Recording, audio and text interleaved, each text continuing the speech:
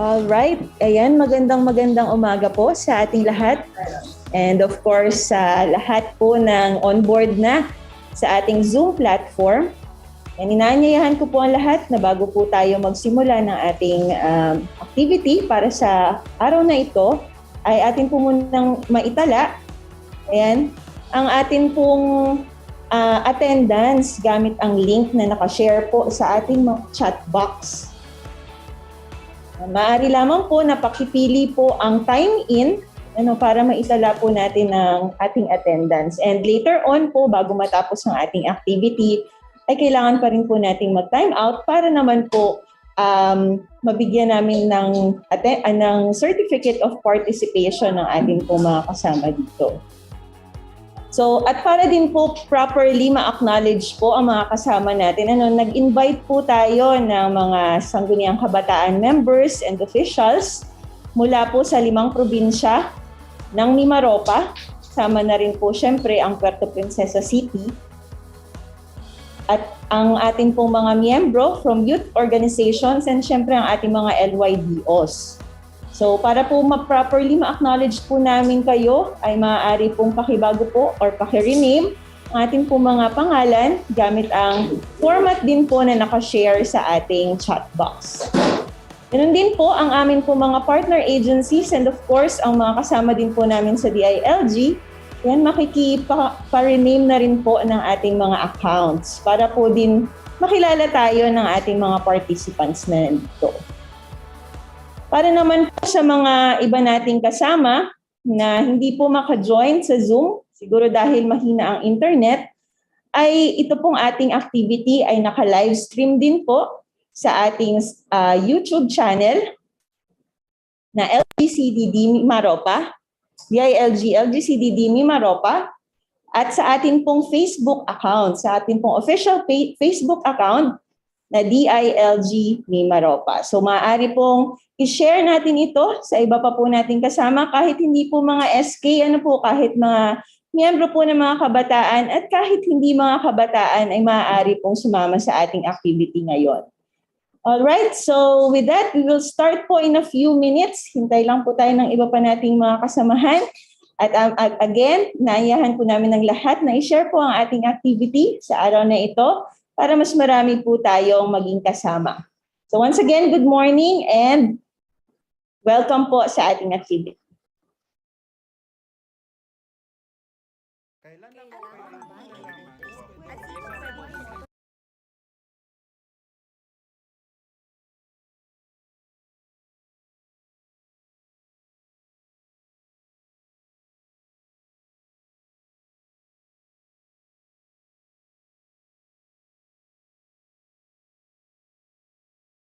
Kailan lang mo Ay, grabe nga yun! Napakaraming tanong. May mga botante kasing naguguluhan dahil mga tanong nila minsan, naiiwang walang sagot. O kung may sagot man, puro sabi-sabi, fake news, daming marites. Kaya nandito ang inyong COMELEC sa kanilang Voter Care Campaign para magbigay ng tamang sagot sa mga tanong ng bayan.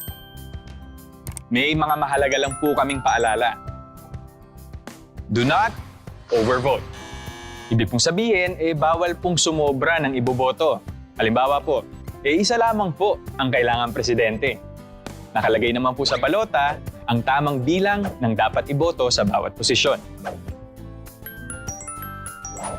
Nako! Bawal pong magkamali dahil isang balota, isang botante lamang po. Kaya ako, magdadala na ako ng listahan o kodigo ng mga napupusuan kong kandidato para iwas pagkakamali. Yun! Huwag pong kalimutang bumoto ng party list na nasa likod po ng inyong balota. Kapag naipasok na po ang balota sa VCM, mahalagang hintayin at i-check po ninyo ang voter's receipt. Dahil kung may mali, kailangan pong ipaalam agad-agad sa Electoral Board para maitala agad ang pagkakamali o ang tinatawag nating discrepancy. Ayos! Tandaan po natin ang mga paalalang to para walang masayang na boto. Dahil every vote counts. COMELEC cares, I care, we care. Ang bawat boto ay mahalaga. Nakasalalay dito ang ating kinabukasan. Kaya inaanyayahan namin kayo na bumoto ng maaga. Pag maaga, iwas abala. Salamat po.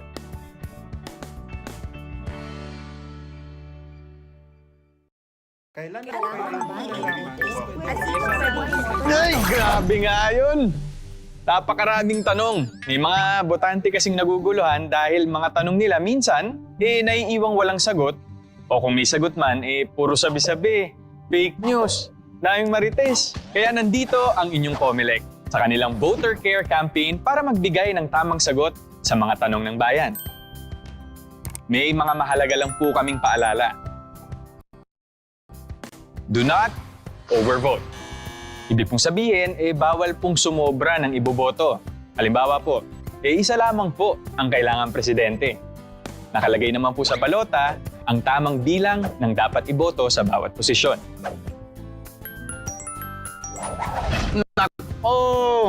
Bawal pong magkamali dahil isang balota, isang botante lamang po. Kaya ako, magdadala na ako ng listahan o kodigo ng mga napupusuan kong kandidato para iwas pagkakamali.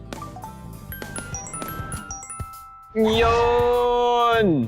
Huwag pong kalimutang bumoto ng party list na nasa likod po ng inyong balota.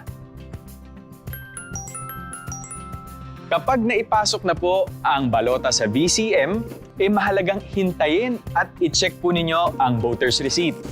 Dahil kung may mali, kailangan pong ipaalam agad-agad sa Electoral Board para maitala agad ang pagkakamali o ang tinatawag nating discrepancy. Ayos! Tandaan po natin ang mga paalalang to para walang masayang na boto. Dahil every vote counts. COMELEC cares, I care, we care. Ang bawat boto ay mahalaga. Nakasalalay dito ang ating kinabukasan. Kaya inaanyayahan namin kayo na bumoto ng maaga. Pag maaga, iwas abala. Salamat po.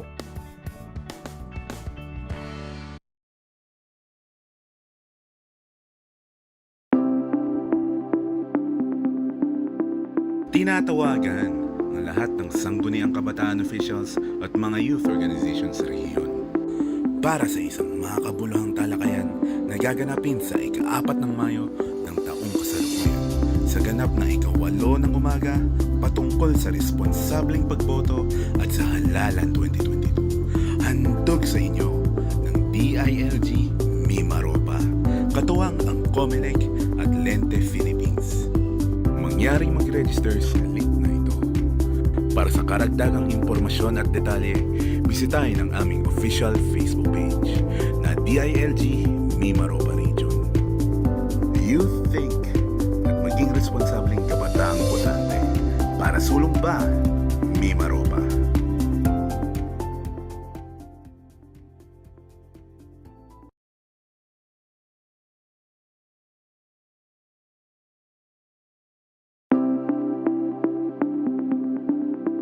Tinatawagan ang lahat ng sangguniang kabataan officials at mga youth organizations sa rehiyon para sa isang makabuluhang talakayan na gaganapin sa ika-4 ng Mayo ng taong kasalukuyan sa ganap na ika-8 ng umaga patungkol sa responsableng pagboto at sa halalan 2022. Handog sa inyo ng DILG Mimaropa, katuwang ang COMELEC at Lente Philippines.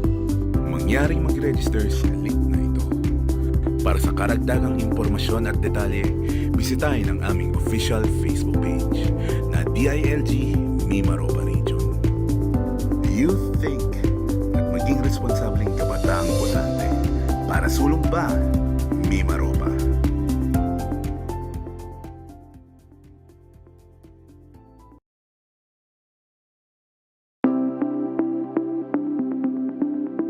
Tinatawagan ang lahat ng sangguniang kabataan officials at mga youth organizations sa rehiyon para sa isang makabuluhang talakayan na gaganapin sa ika-4 ng Mayo ng taong kasalukuyan sa ganap na ika-8 ng umaga patungkol sa responsableng pagboto at sa halalan 2022. Handog sa inyo ng DILG Mimaropa, katuwang ang COMELEC.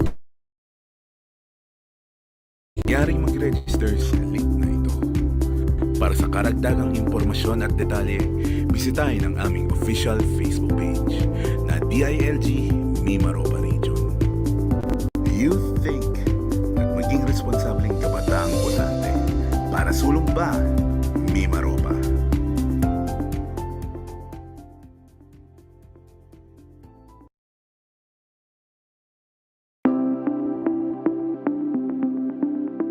Tinatawagan ang lahat ng sangguniang kabataan officials at mga youth organizations sa rehiyon para sa isang makabuluhang talakayan na gaganapin sa ika-4 ng Mayo ng taong kasalukuyan sa ganap na ika-8 ng umaga patungkol sa responsableng pagboto at sa halalan 2022. Handog sa inyo ng DILG Mimaropa, katuwang ang COMELEC at Lente Philippines.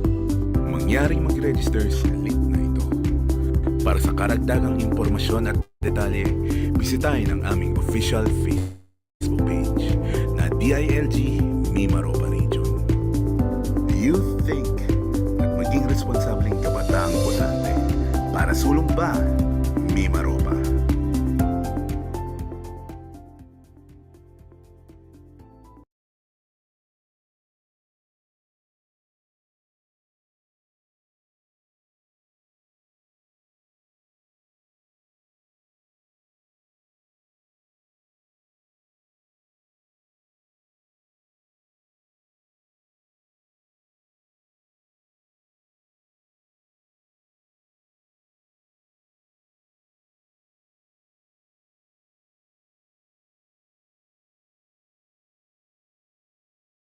Botante kasing naguguluhan dahil mga tanong nila minsan, naiiwang walang sagot o kung may sagot man, puro sabi-sabi, fake news, daming marites. Kaya nandito ang inyong COMELEC sa kanilang Voter Care Campaign para magbigay ng tamang sagot sa mga tanong ng bayan. May mga mahalaga lang po kaming paalala. Do not overvote. Ibig pong sabihin, bawal pong sumobra ng iboboto. Halimbawa po, isa lamang po ang kailangang presidente. Nakalagay naman po sa balota ang tamang bilang ng dapat iboto sa bawat posisyon. Nako! Bawal pong magkamali dahil isang balota, isang botante lamang po. Kaya ako, magdadala na ako ng listahan o kodigo ng mga napupusuan kong kandidato para iwas pagkakamali. Yun! Huwag pong kalimutang bumoto ng party list na nasa likod po ng inyong balota. Kapag naipasok na po ang balota sa VCM, mahalagang hintayin at i-check po ninyo ang voter's receipt. Dahil kung may mali, kailangan pong ipaalam agad-agad sa Electoral Board para maitala agad ang pagkakamali o ang tinatawag nating discrepancy. Ayos! Tandaan po natin ang mga paalalang to para walang masayang na boto. Dahil every vote counts. COMELEC cares, I care, we care. Ang bawat boto ay mahalaga. Nakasalalay dito ang ating kinabukasan. Kaya inaanyayahan namin kayo na bumoto ng maaga. Pag maaga, iwas abala. Salamat po.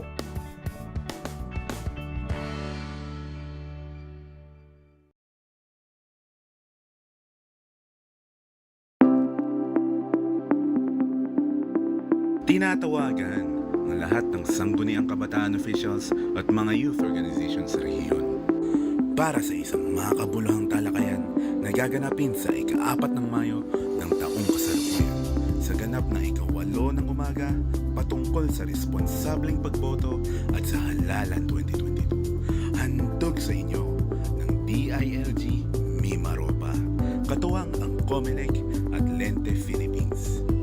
Mangyaring mag-register sa link na ito. Para sa karagdagang impormasyon at detalye, bisitahin ang aming official Facebook page na DILG Mimaropa Region. Do you think at maging responsableng kabataang botante para sulong ba Mimaropa?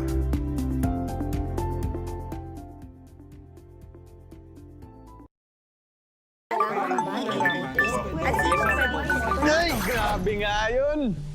Napakaraming tanong. May mga botante kasing naguguluhan.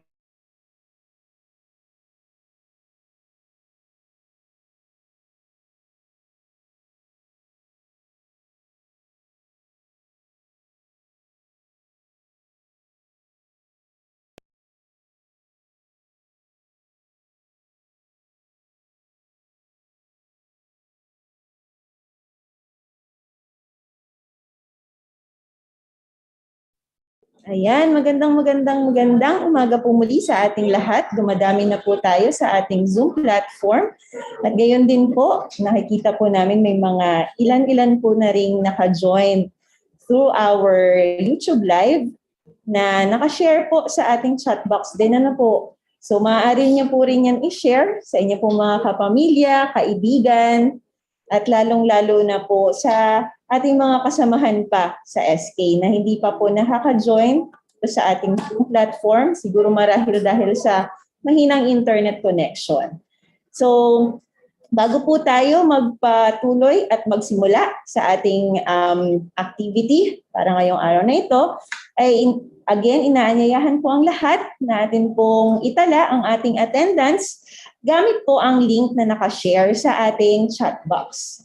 So yan, throughout the activity po ay isi-share namin po ang link na ito para po dun sa mga papasok pa later on. At sana po ay lahat po ng naka-admit na dito sa ating Zoom ay makapag-attendance na po bago po tayo magsimula. So, 2 beses po tayo mag-attendance para sa activity na ito. So, meron po tayong time in at time out. At mahalaga po na tayo ay parehong makapag-attendance sa dalawang mode na ito para po makareceive tayo ng ating mga Certificate of Participation.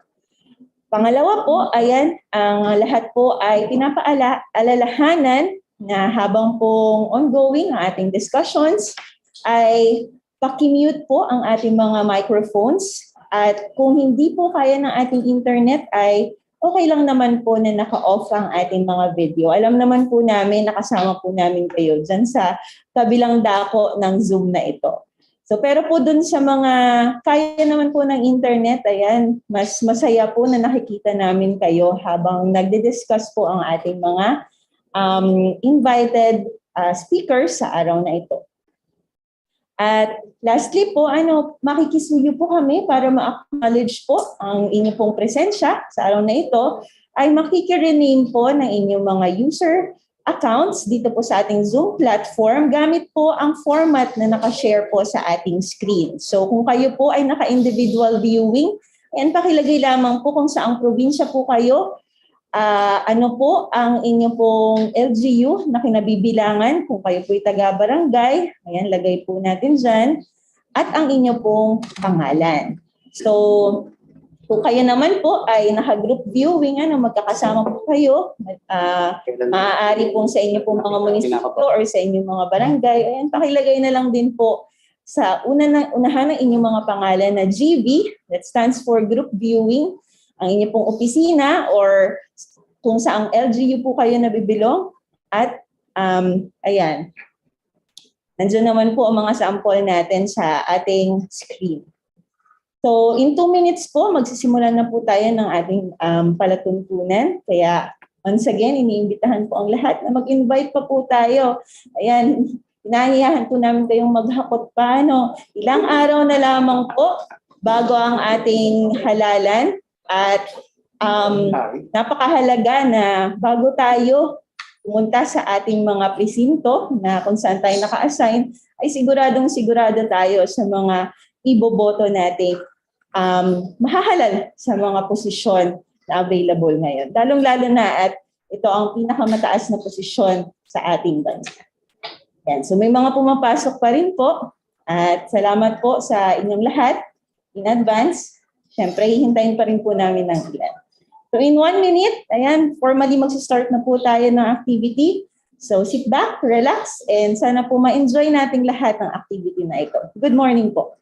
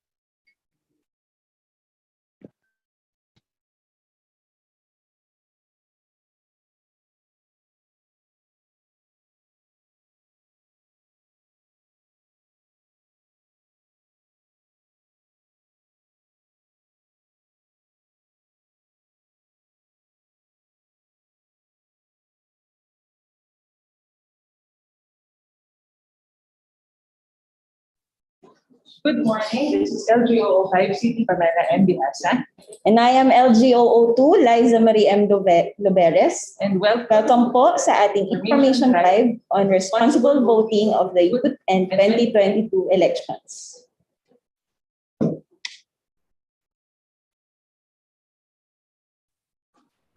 and before we start our program, may we request everyone to please stand for the opening prayer to be followed by the singing of the Philippine National Anthem and our numeropathy.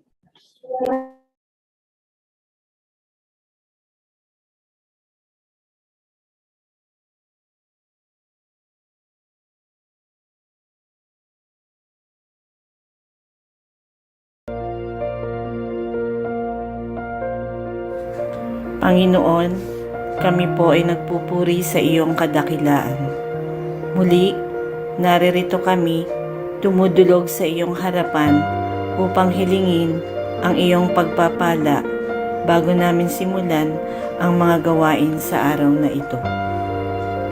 Lubos din po ang aming pagpupuri at pasasalamat para sa mga biyayang patuloy mong pinagkakaloob sa amin, sa kalakasan ng katawan, sa kasaganaan ng mundo, sa katalinuhan ng isipan, at sa pangako mong buhay na walang hanggan. Maraming salamat po sa panibagong araw na ipinagkaloob mo sa amin upang patuloy naming magampanan ang aming tungkulin sa loob at labas ng aming tahanan at sa bawat mamamayan na aming pinaglilingkuran. Patawarin mo rin po kami sa aming mga pagkakasala, kalabisan at sa aming mga pagkukulang, dala ng makamundong kaginhawahan. Ganun pa man, patuloy pa rin po kaming nananalangin upang kami ay iyong gabayan, kasabay ang kahilingan na iluyo mo kami sa mga tukso na maaaring magsadlak sa amin sa pagkakasala. Kami ay nagsusumamo na maligtas sa lahat ng uri ng sakuna at mga karamdaman, lalo na sa COVID-19 na bumawi na ng maraming buhay at patuloy nating nilalabanan. Isinasamo rin namin na huwag mong pabayaan ang mga frontliners na patuloy na nagsisilbi para sa iyong mahal na bayan.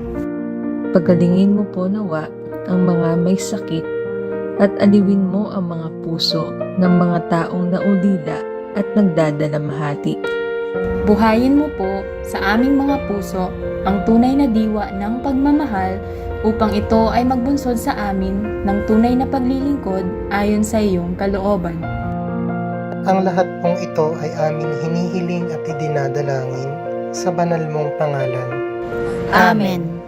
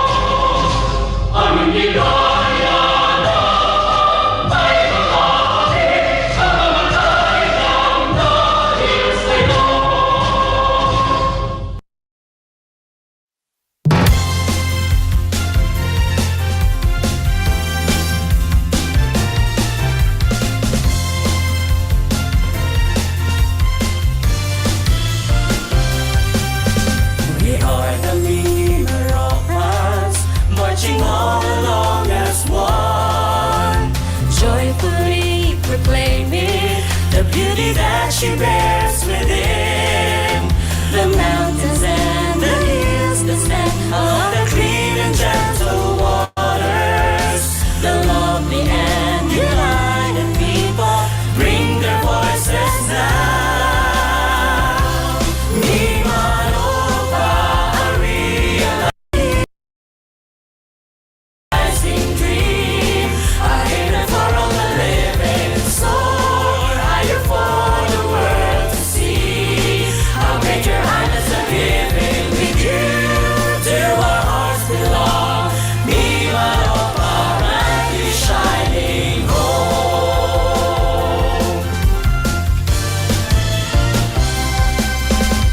Every ray of the golden sun brings a bountiful tomorrow.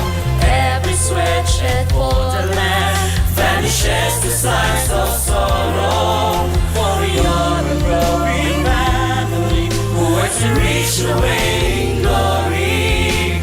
We share the love this world to reach and Ni Maropa our home.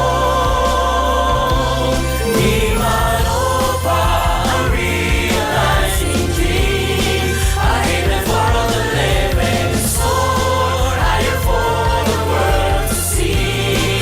How great your hands are given with you to our hearts belong. Ni Maropa, brightly shining home.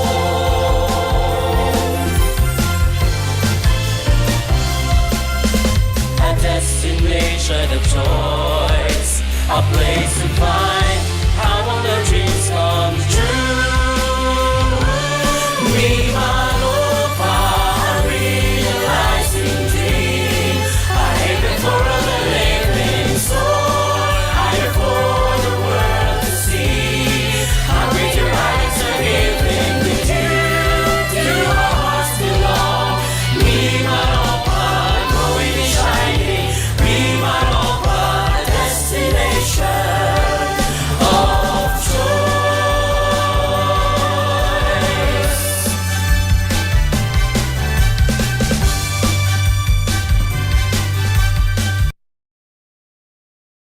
Alright, maaari na po maupo ang tayong lahat. Ayan, at para naman po ma-acknowledge ang ating mga kasama. Ayan. Siyempre, hindi na po natin iisa-isahin. Medyo marami din po tayong nandito sa ating Zoom platform as 66 na po and meron pa mga nasa waiting room. Of course, as mentioned earlier, nag-imbita po tayo ng mga participants mula sa lahat ng probinsya ng Mimaropa, kasama na po ang Puerto Princesa City. So, unang-una po, amin pong ina-acknowledge, ayan, atin po mga kasama mula sa DILG. Ayan, good morning po sa ating lahat. Nandyan po, syempre on board ang ating pong Assistant Regional Director, at ang mga kasamahan po naming provincial offices and municipal offices. Of course, narito rin po on board ang ating po mga partners. Unang-una from COMELEC, we have Attorney Nina. Ayan, siya pa lang po yung nakikita ko.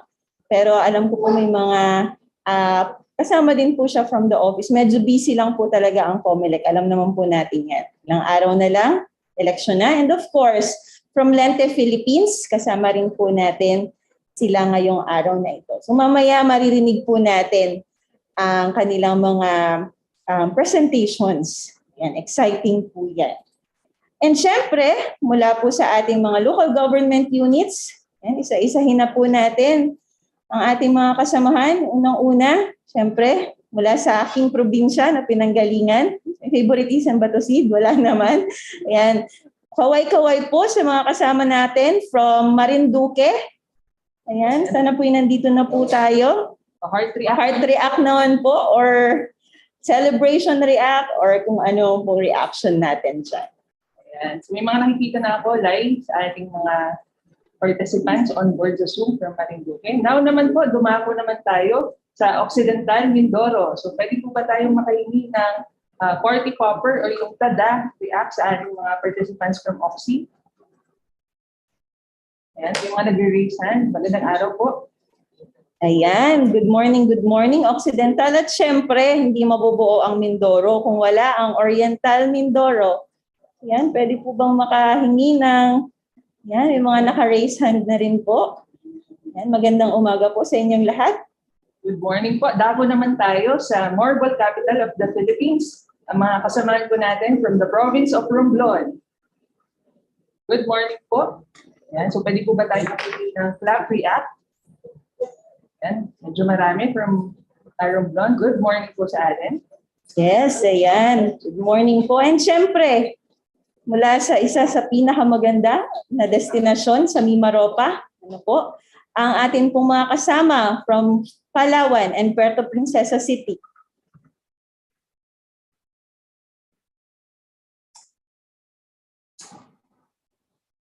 Ayan, may mga naka-raise hand na rin. Ayan. Magandang umaga po sa inyong lahat. Welcome po.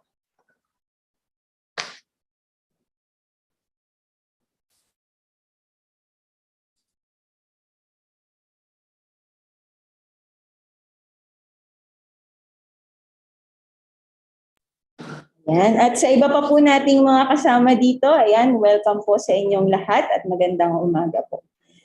Alright, so to proceed with our activity, ayan, maaari po ba naming maimbitahan habang fresh pa po, 8:42 in the morning, medyo hindi pa po tayo haggard and it's a Wednesday, po ngayon, ay maaari po ba makapag-open cam muna saglit para po sa ating photo opportunity?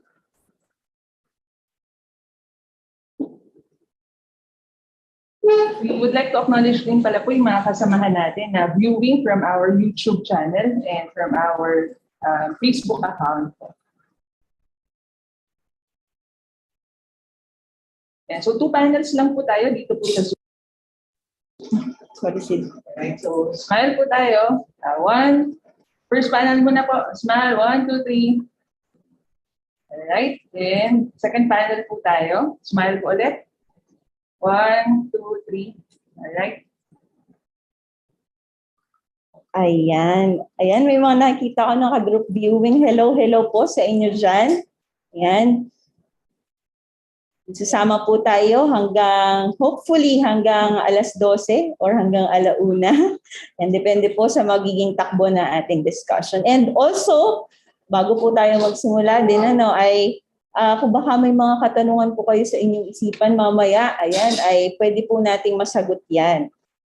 Right, so to give us an overview, ano itong activity na ito? Ano po ba mga i-discuss? Baka narinig na rin po natin yan. Ay akin pong tinatawagan ang aking pong partner para sa araw na to, si Ma'am Sydney Pamela Bihar, give us the overview of our activity. Alright, sige po.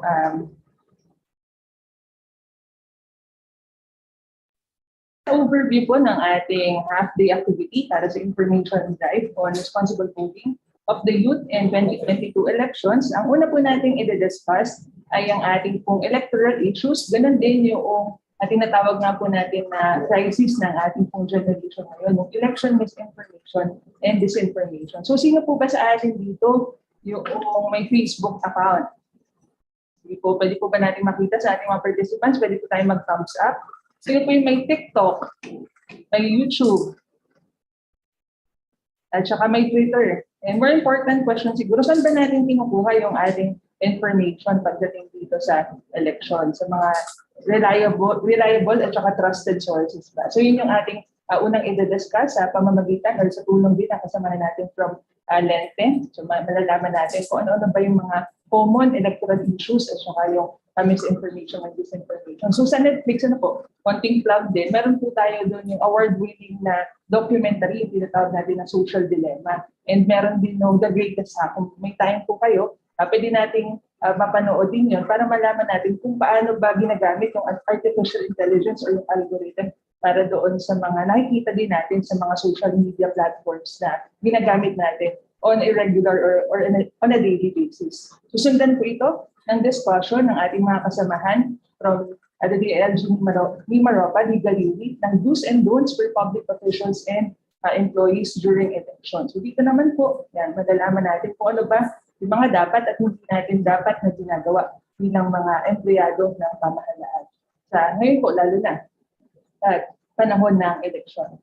At ganun din, magkakaroon tayo ng discussion dun sa COMELEC Resolution 10732 at ang iba pang mga pertinent guidelines pagdating nga dito sa eleksyon. At ang pinakamalaga para sa akin na topic, yung demonstration ng ating vote counting machine. Marami po sa atin, di ba? Hindi yung mga first-time voters. So malalaman natin mamaya kung paano ba using the technology ng ating VCM, paano natin siya, paano makakount din yung ating vote at paano natin siya gagawin. Para during election day, ay hindi tayo magbago pag nakita natin yung ballot at saka pag nakita natin yung VCM kung saan ay marirehistro yung ating mga boto. At nasabi nga ng ating partner na si Liza kanina, yung open forum para doon sa mga questions pagdating doon sa mga topics na madidiscuss. And also baka may mga na-encounter na rin kayo ng mga electoral issues na gusto nyo rin i-read. So nandito po ang ating mga kasamahan kung COMELEC Mineropa, DLG, and of course Lente para tugunan or para sagutin yung ating mga questions. So ito po yung ating overview na ating activity. And now to welcome us in our activity, maybe call on our Assistant Regional Director, Sir Ray S. Maranan. Sir, over to you po. Thank you, Sydney. Good morning, Sid.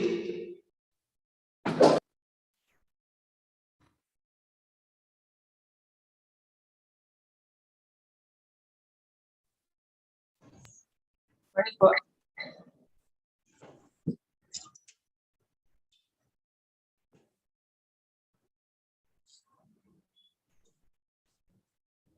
Good morning. Good morning po. Ayan, thank you, Sid, and everyone else. Isang Napakagandang umaga sa ating lahat.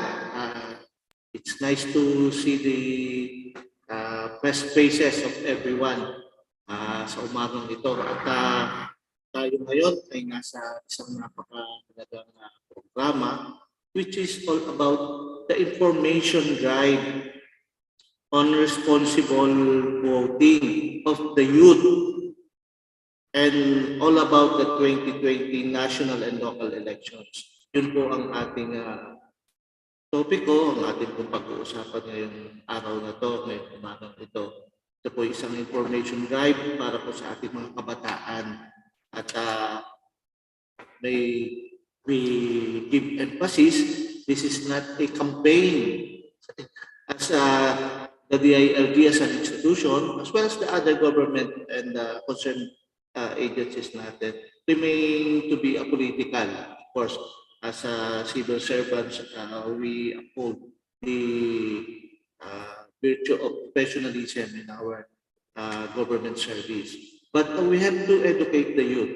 We have to educate all the other voters natin na gustong malaman ang mga halaga, pertinent information, regulations, policies, and everything else para sa kanilang guidance about what we have this May 9. And it is all about the national as well as the local elections. National, because we would be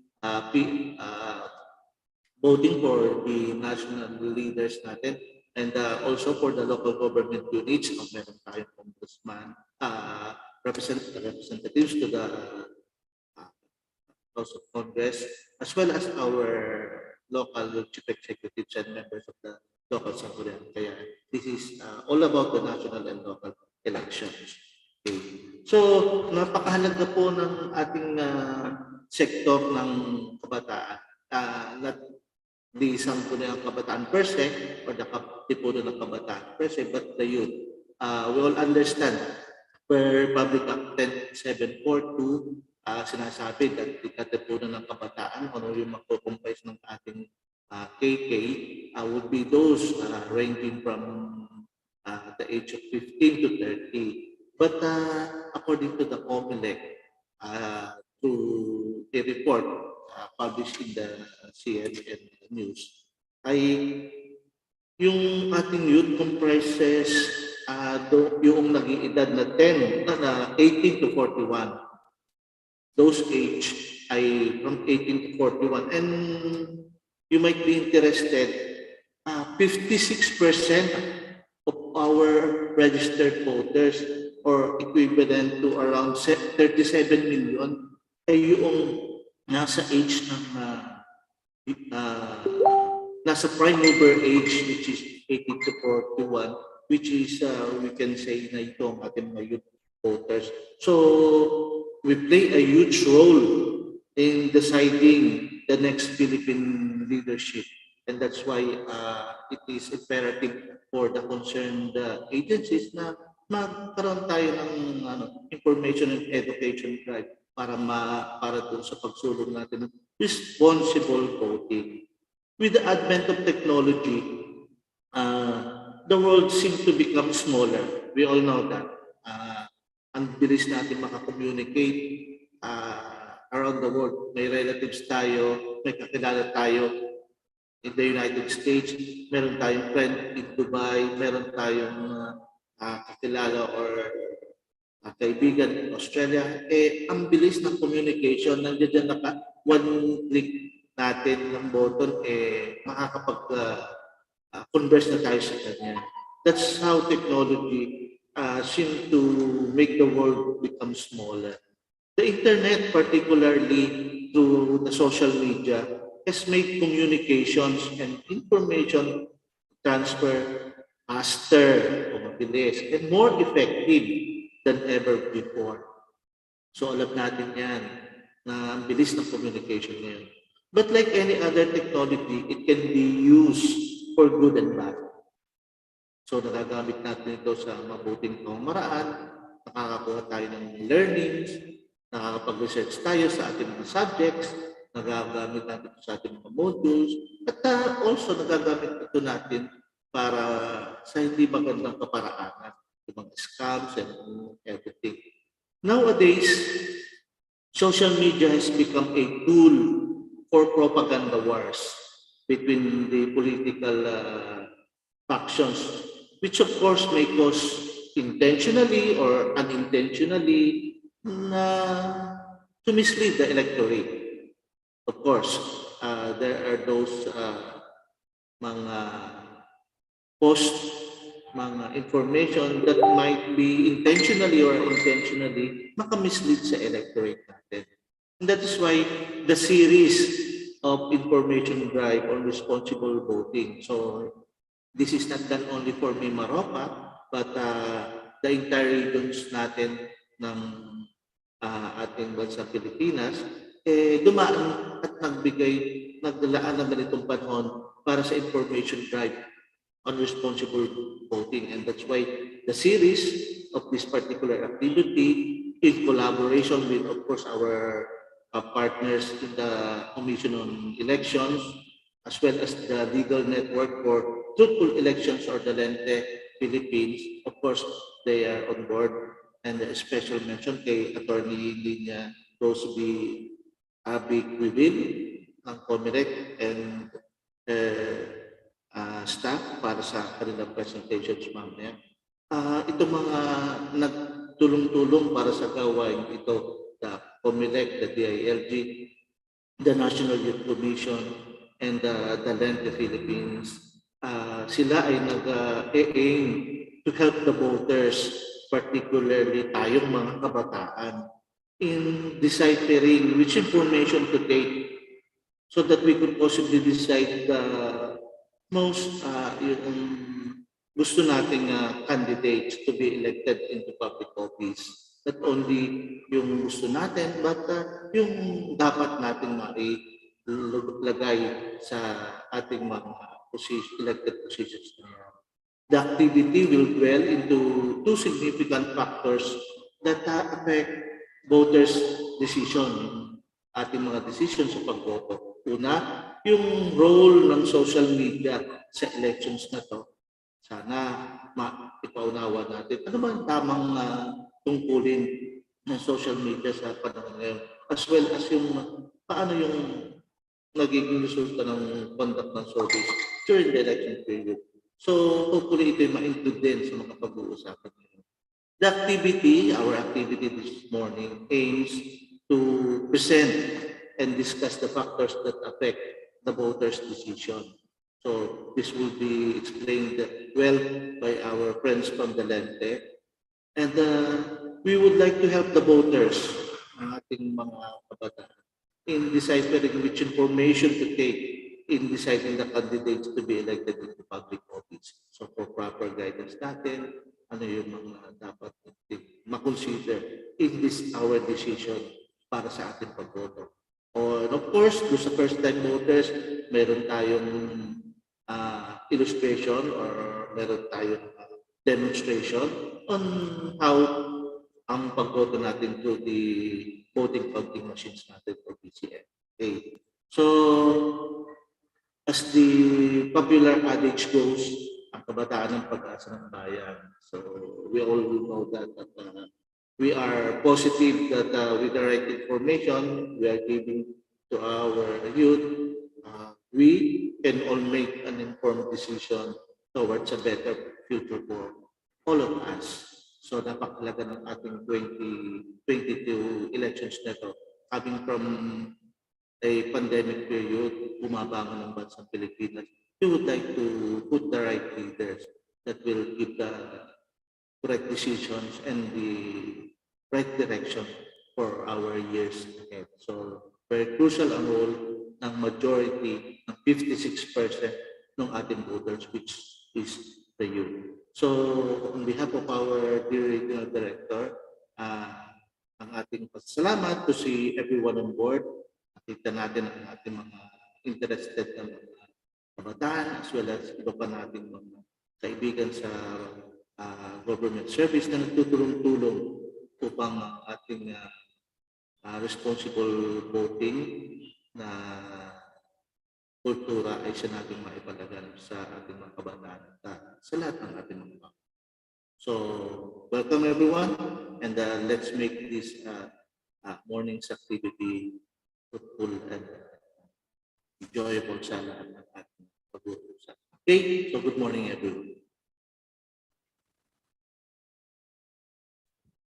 All right. Thank you very much po, ARD Ray, for that very on point na message, our welcome message, which is really very true. Alam naman po natin yan. As we observe since the start of the campaign period, the social media has been very, very noisy. And usually, kahit po naman din tayo, member pa din naman po personally. Member pa naman po ako ng KK. Pero malapit na rin pong mag-jump over.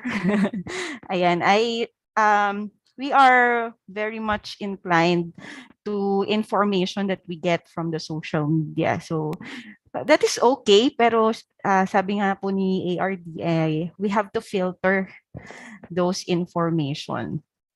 So with that, once again, thank you, ARD Ray, for being with us today and welcoming all of us for this activity. All right.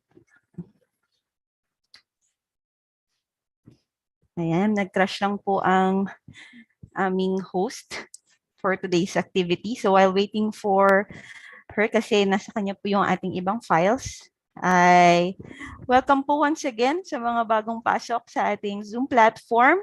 Ayan, nire-remind ko lang po ulit. Ayan, pasensya na po kayo ulit-ulit na tayo po ay itala natin ang ating attendance through the link na nakashare po sa ating chat box.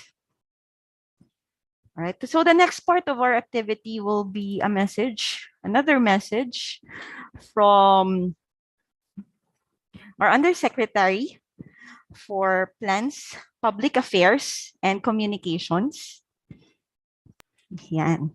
So, to deliver his keynote message through an AVP, unfortunately, he can't be with us today due to an equally important activity. Pero, ayan, nagpadala po siya ng AVP na message for us. So let us all welcome to our platform, Yusek Jonathan E. Malaya of TILG.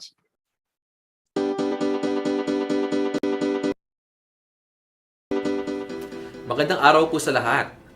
My warmest greetings to all our guests and participants. Welcome to the regional series of Information Drive in Responsible Voting of the Youth and the 2022 elections. Allow me to thank our partners from the COMELEC, Legal Network for Truthful Elections or LENTE Philippines, and the National Youth Commission for sharing their time and knowledge on the significance of this voters' education campaign, as well as the important role played by the youth in responsible voting. Thank you for joining us in our shared task of promoting fair, honest, and safe national and local elections during this time of pandemic. Let me also acknowledge the participation of the regional offices of this department, our Sangguniang Kabataan, youth organization leaders, civil society organizations, and other partner agencies. It's always a delight and honor to be speaking in front of the youth with this kind of activity. Ang kaibahan nga lang po ngayon ay nasa virtual natin po ito ginagawa. This is truly a significant time to gather and talk about your valuable role in shaping our nation's future. As a cornerstone of our democratic ideals, we have the inherent responsibility to take part in the elections. We had successfully launched the series last April 4, 2022 here in Metro Manila, and it was interactive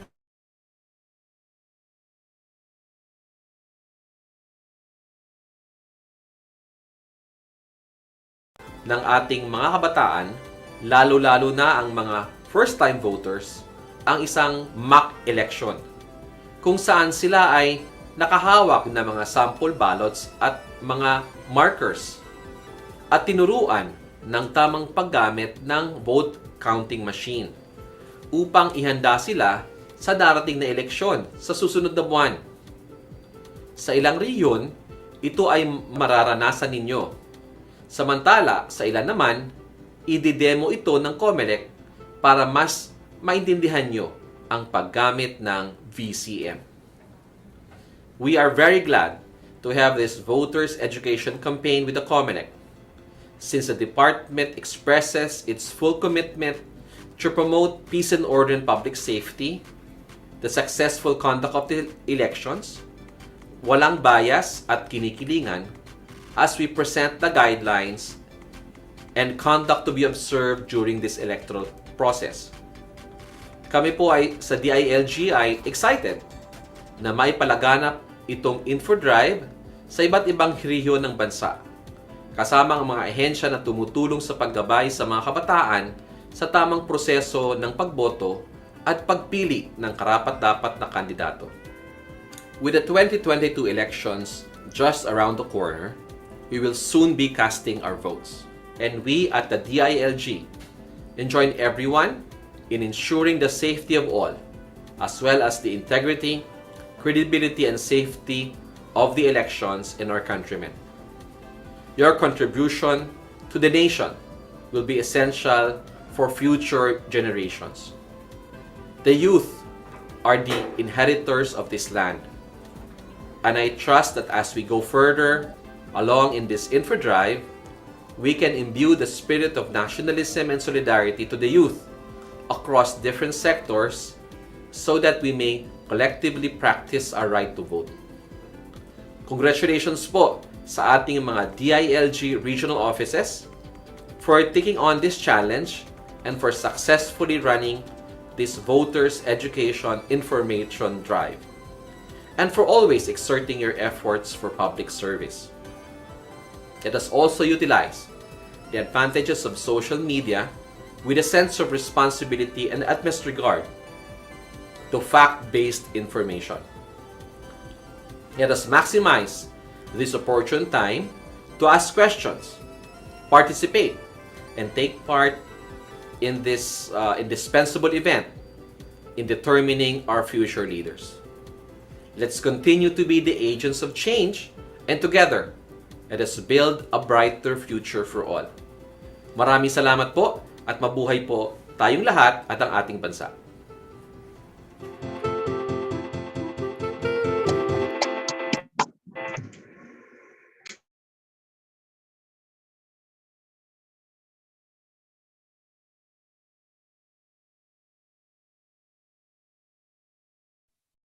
So that is the message of our Undersecretary Jonathan Malaya. And now para po sa ating first topic for this morning, ang ating resource speaker ay a graduate of Bachelor of Science in Economics and Juris Doctor degree at Manuel S. N. Vergara University Foundation in Lucena City, Quezon Province. She was also the head of the Lente chapter in the Quezon Province, and now she is the director of the Legal Network for Truthful Elections, or Lente. So, ladies and gentlemen, may we call on our first speaker, Attorney Ma'am Brisa Rosales from the Program Director of Lente Philippines, to discuss the electoral issues and election misinformation and disinformation. Ma'am Brisa, over to you.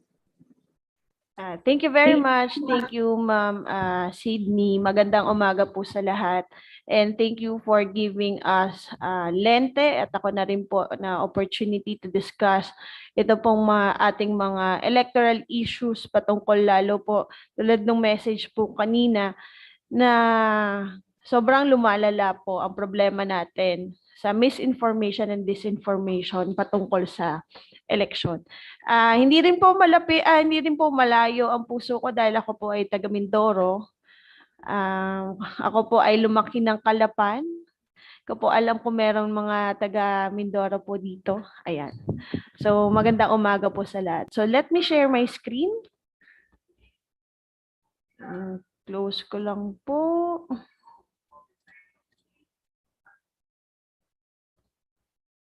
Ayan.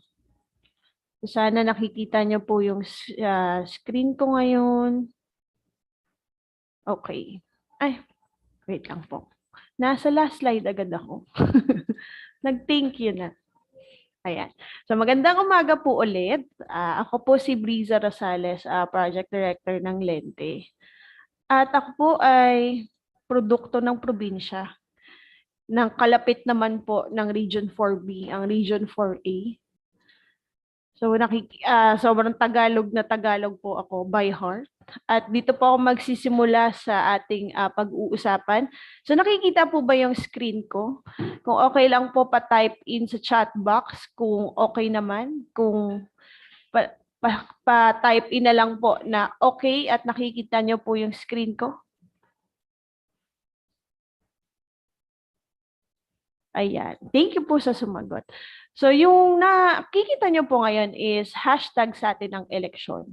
At ito pong hashtag na to ay hindi lang po branding ng aming organisasyon, pero hashtag sa atin meaning safe, accountable, transparent, inclusive elections which inspire national public confidence. So yan po ang ibig sabihin ng hashtag sa atin. Yan po ba ay nilagay lang namin bigla? So hindi po. So ito pong atin originally, ito pong accountable, transparent, inclusive, national public confidence.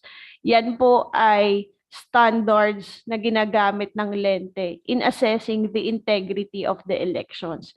At dahil po may pandemic, so may added po na letter. Yan yung letter S.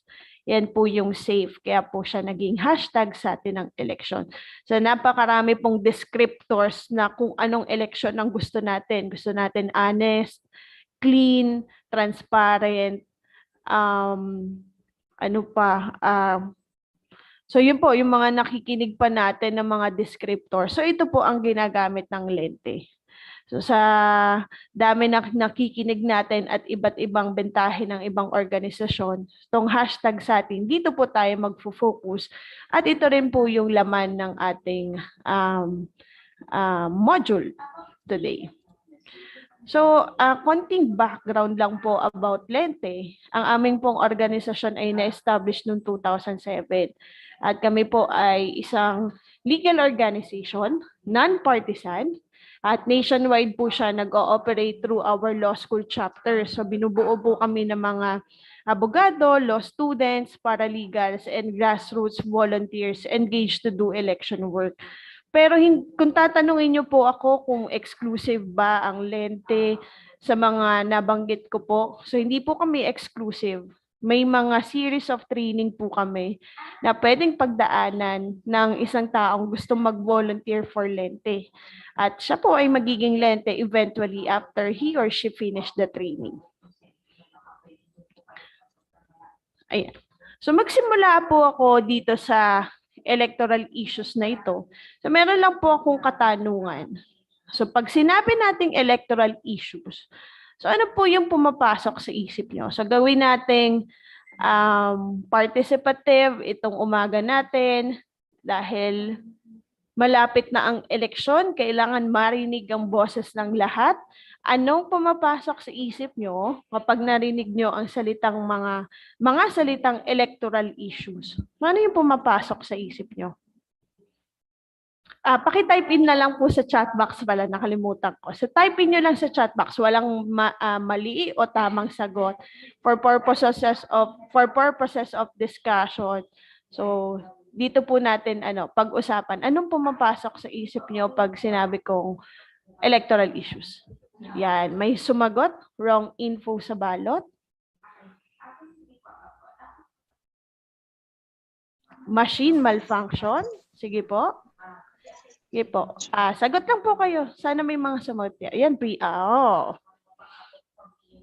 Okay. Tingin ko malilinaw din po ito ng COMELEC mamaya para mag-increase ang confidence ng ating mga kababayan para bumoto. May brown out. Sige, isa pa po. Sige pa para mas tayo. Yan, brain exercise. Sabi nga nila parang mental calisthenics.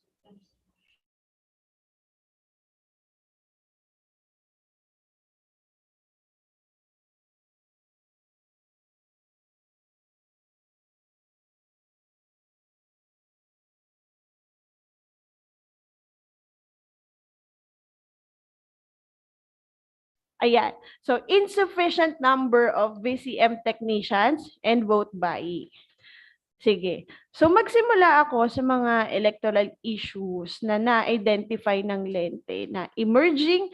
Actually nga ngayon, itong mga i-discuss natin na electoral issue, maging guide sana sa pagpili ng tamang kandidato. Lalo kayo mga nasa SK, 'di ba, mandato na pati ang mga barangay, whether elected or appointed, you shall remain non-partisan.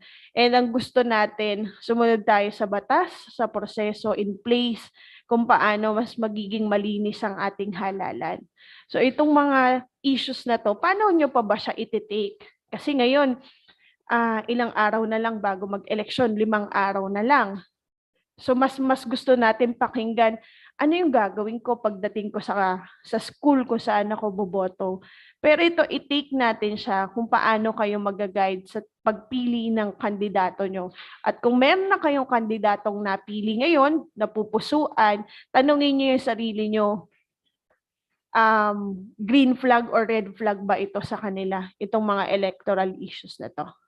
Okay, so magsimula ako sa premature campaigning. So, layo na, di ba? Parang 3 araw na lang tapos na ang kampanyahan. So, premature campaigning. So, ano ba itong konsepto ng premature campaigning? So, sabi dito, ang mga kandidato ay nagiging opisyal lamang na kandidato pag start ng campaign period. So, dati, meron pang tinatawag na premature campaigning na election offense. Nasa Omnibus Election Code to. Kaya lang nung napasa ang Revised Automated Election Law or yung RA 9369, so nabago yung definition ng candidate.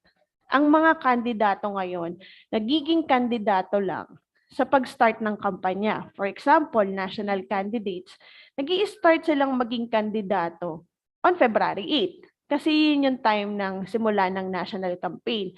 Pero hindi pa sila candidate kapag nag-file sila ng Certificate of Candidacy. Noon, ganon ang treatment natin.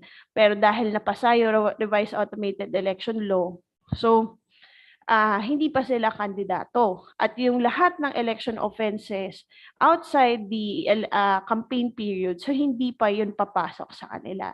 So this follows yung Supreme Court ruling, yung Peñera versus Comelec, na yung mga aspirants are not considered to be doing premature campaigning kasi technically, hindi pa sila kandidato. So anong implication nito? Bakit ko pa ba dinidiscuss to? Yung sinabi kong green flag at red flag. So dapat isipin natin, anong effect nito doon sa governance kapag nakaupo na sila? Parang anong klaseng kandidato yung gusto mong iloklok kung hindi kayang rumespeto or yung tinatawag nating delikadesa na hindi pa naman start ng campaign period, bakit ako sobrang mangangampanya? So aside dun sa governance, syempre ang pangangampanya or yung pagtakbo, hindi naman yan sila tatakbo na walang usapang pera. So laging kakabit yan, pera at politika. Dito sa usapang pera at politika, may effect yan doon sa dami ng ginagastos nila. Lahat ng nire-report out nila, magsisimula yan doon sa start ng campaign period. Outside the campaign period, hindi yan kasama sa nire-report nila sa SOSE. And it is one of the identified loopholes pagdating sa campaigning laws natin dito sa Pilipinas. So yan ang premature campaigning. Okay. So, diretso ako dito kasi ito kapatid ng premature campaigning. Napunta na ako sa pera at politika eh. So, kanina na-mention ko, di ba, na yung ginagastos ng mga kandidato, syempre, magsisimula lang siya dun sa campaign period, yun lang yung ire-report nila dun sa tinatawag na SOSE. So, anong ibig sabihin ng SOSE? So, yung Statement of Contribution and Expenditures. So, itong SOSE na to, so nilalagay niya sino yung mga natanggap o kanino galing yung mga kontribusyon o donasyon, tapos paano nila ginastos siya. Yun yung letter E. So yung limit, actually yung usapang campaign finance, so yung magkano ba yung pwedeng gastusin ng isang kandidato pagdating sa isang pangangampanya? So nakalagay dito, yan. So, tandaan nyo, balik lang muna pala ako. Pagdating sa political party finance, di ba ang issue natin dyan ay transparency. Where do they get the money kapag tatakbo ka? And actually, walang limit ang donasyon sa Pilipinas. So, for individual, so syempre wala siyang limit. Pero pagdating sa mga korporasyon, so may prohibition sa mga foreign corporations to donate. Pero pagdating sa mga domestic corporation, yung mga kumpanya na nag-ooperate at dito na gawa ang kumpanya na yan. So meron tinatawag na reasonable corporate donation. So pagdating dito, nakalagay yan doon sa revised corporation code. So kakapasa lang ng resolution ng COMELEC a month ago siguro. A month ago nga po na dinedefine niya magkano ano yung reasonable at magkano lang yung dapat i-donate ng isang korporasyon na domestic corporation, hindi po foreign ha kasi prohibited yan. So, babalik ako doon sa sinasabi ko na walang limit ang contribution. Doon lang sa domestic corporation na sinasabi reasonable lang ang dapat i-donate. Siyempre, imagine nyo, sa isang korporasyon, kaya niya magpatakbo o magpapanalo ng isang kandidato kung walang limit yan. So, yun yung usapan pagdating sa donation. So, ngayon naman, ipapakita ko yung expenses. Sa donation, walang limit. May limit lang doon sa domestic corporation na reasonable lang ang dapat i-donate. Tapos, sa pagdating sa expenses, so ito yung limit. So, per registered voter in a constituency, so, gusto ko yung 3 o 3 piso para sa individual candidate na sinusuportahan ng political party. So, 5 piso sa mga individual candidate na hindi sinusuportahan or hindi na-nomina ng political party. Para sa political parties, pwede silang gumastos ng 5 piso. 10 piso lang sa tumatakbong presidente o vice-presidente. Okay, so mag-math tayo, konti lang. Ilan ang registered voters sa Pilipinas ngayon for 2022? Sige nga po. Bawal po sumagot ang COMELEC. Ilan ang registered voter ng natin ngayon. Kaya boboto sa May 9. So, sino gustong humula? Sino mabilis mag-Google? Pa-type in na lang sa chat box.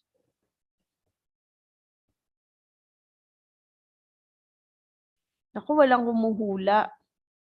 So, sa 90 na tao dito sa Zoom room, ilan ang registered voter ng ngayon, ng Pilipinas?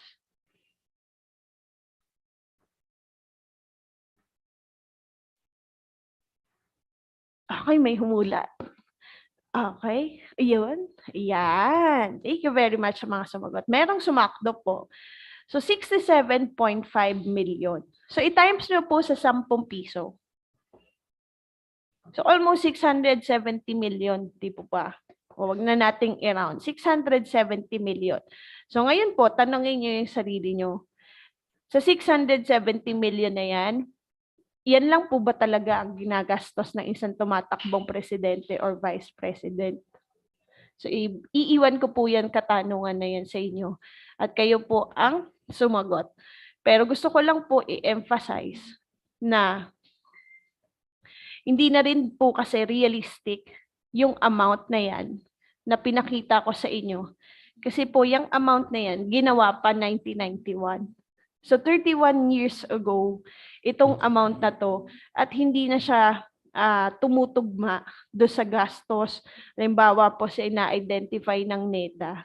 Kaya po sa pagre-report ng SOSE, nakikita natin na creative na rin ang mga tumatakbo para mapakita nila na pasok lang sila dun sa campaign expenditure limit.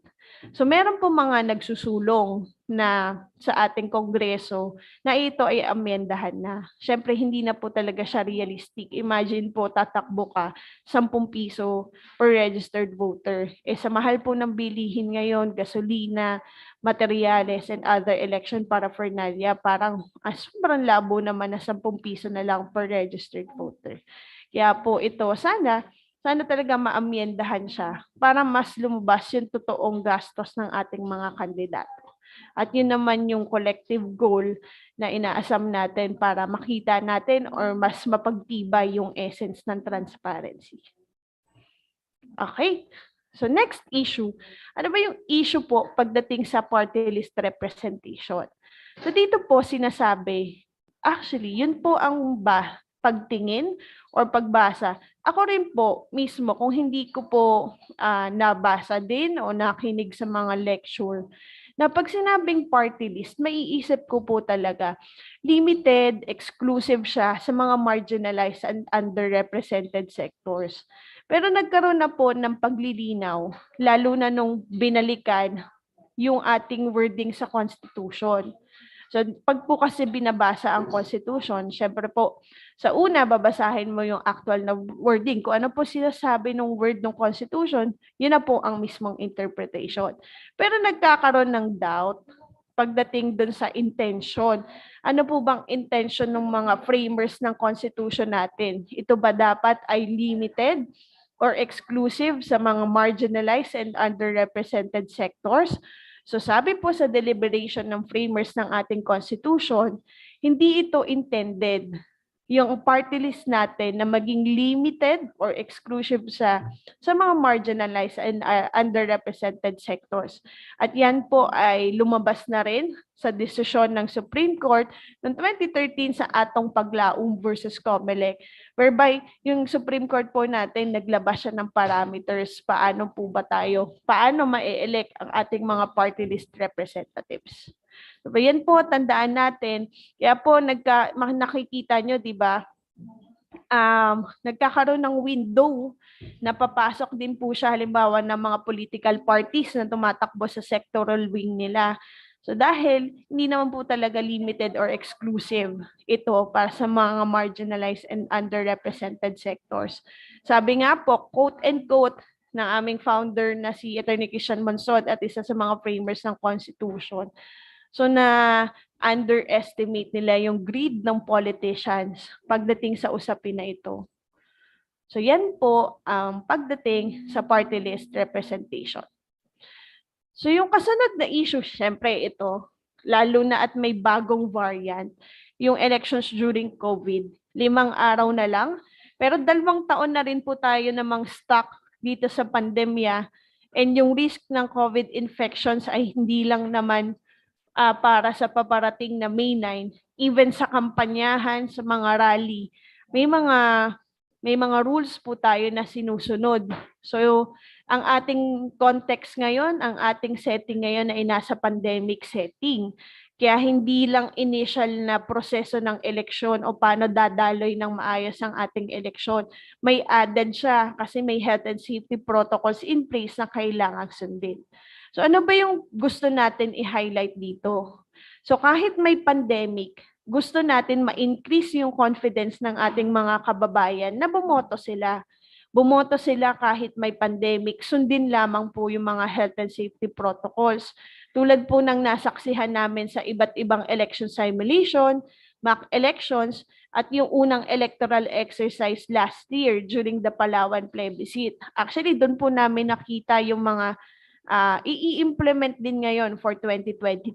For example, yung mga isolation polling place na kapag nag-register ka ng 37.5 pataas at symptomatic kang botante, so hindi ka boboto sa regular polling place mo. Pero please take note, hindi ka po pauuwiin.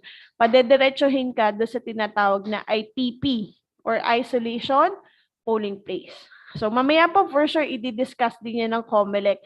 Pero I would just like to emphasize na posible ang eleksyon, lalo na kunin natin yung mga experiences ng iba't ibang bansa. So yung mga good practices, takeaways, paano nila pinatakbo ang eleksyon sa setting ng isang na may pandemya. Okay? Yan. So next issue, electoral competitiveness. Alam niyo po ba na pataas ng pataas yung number ng mga uncontested positions? Or halimbawa po, tumatakbo pero wala ng kalaban. So dahil wala ng kalaban, lalabas yung isang problema ng dynasty or yung political dynasty dahil nako-consolidate na po kasi yung power, yung opportunity. Sasabihin natin, mahirap na kabanggain yan eh. 20 years na yan 20 years na yan nagsisilbi dito sa aming bayan. Paano pa kami tatakbo? So as of March 2022, so dun sa 42,046 na barangay, merong ang taas na po pala, 5.7% na. 2,389 ang walang SK officials. So napakalaking number po yun. Please take note na ang kasunod na SK election ay ngayon pong December.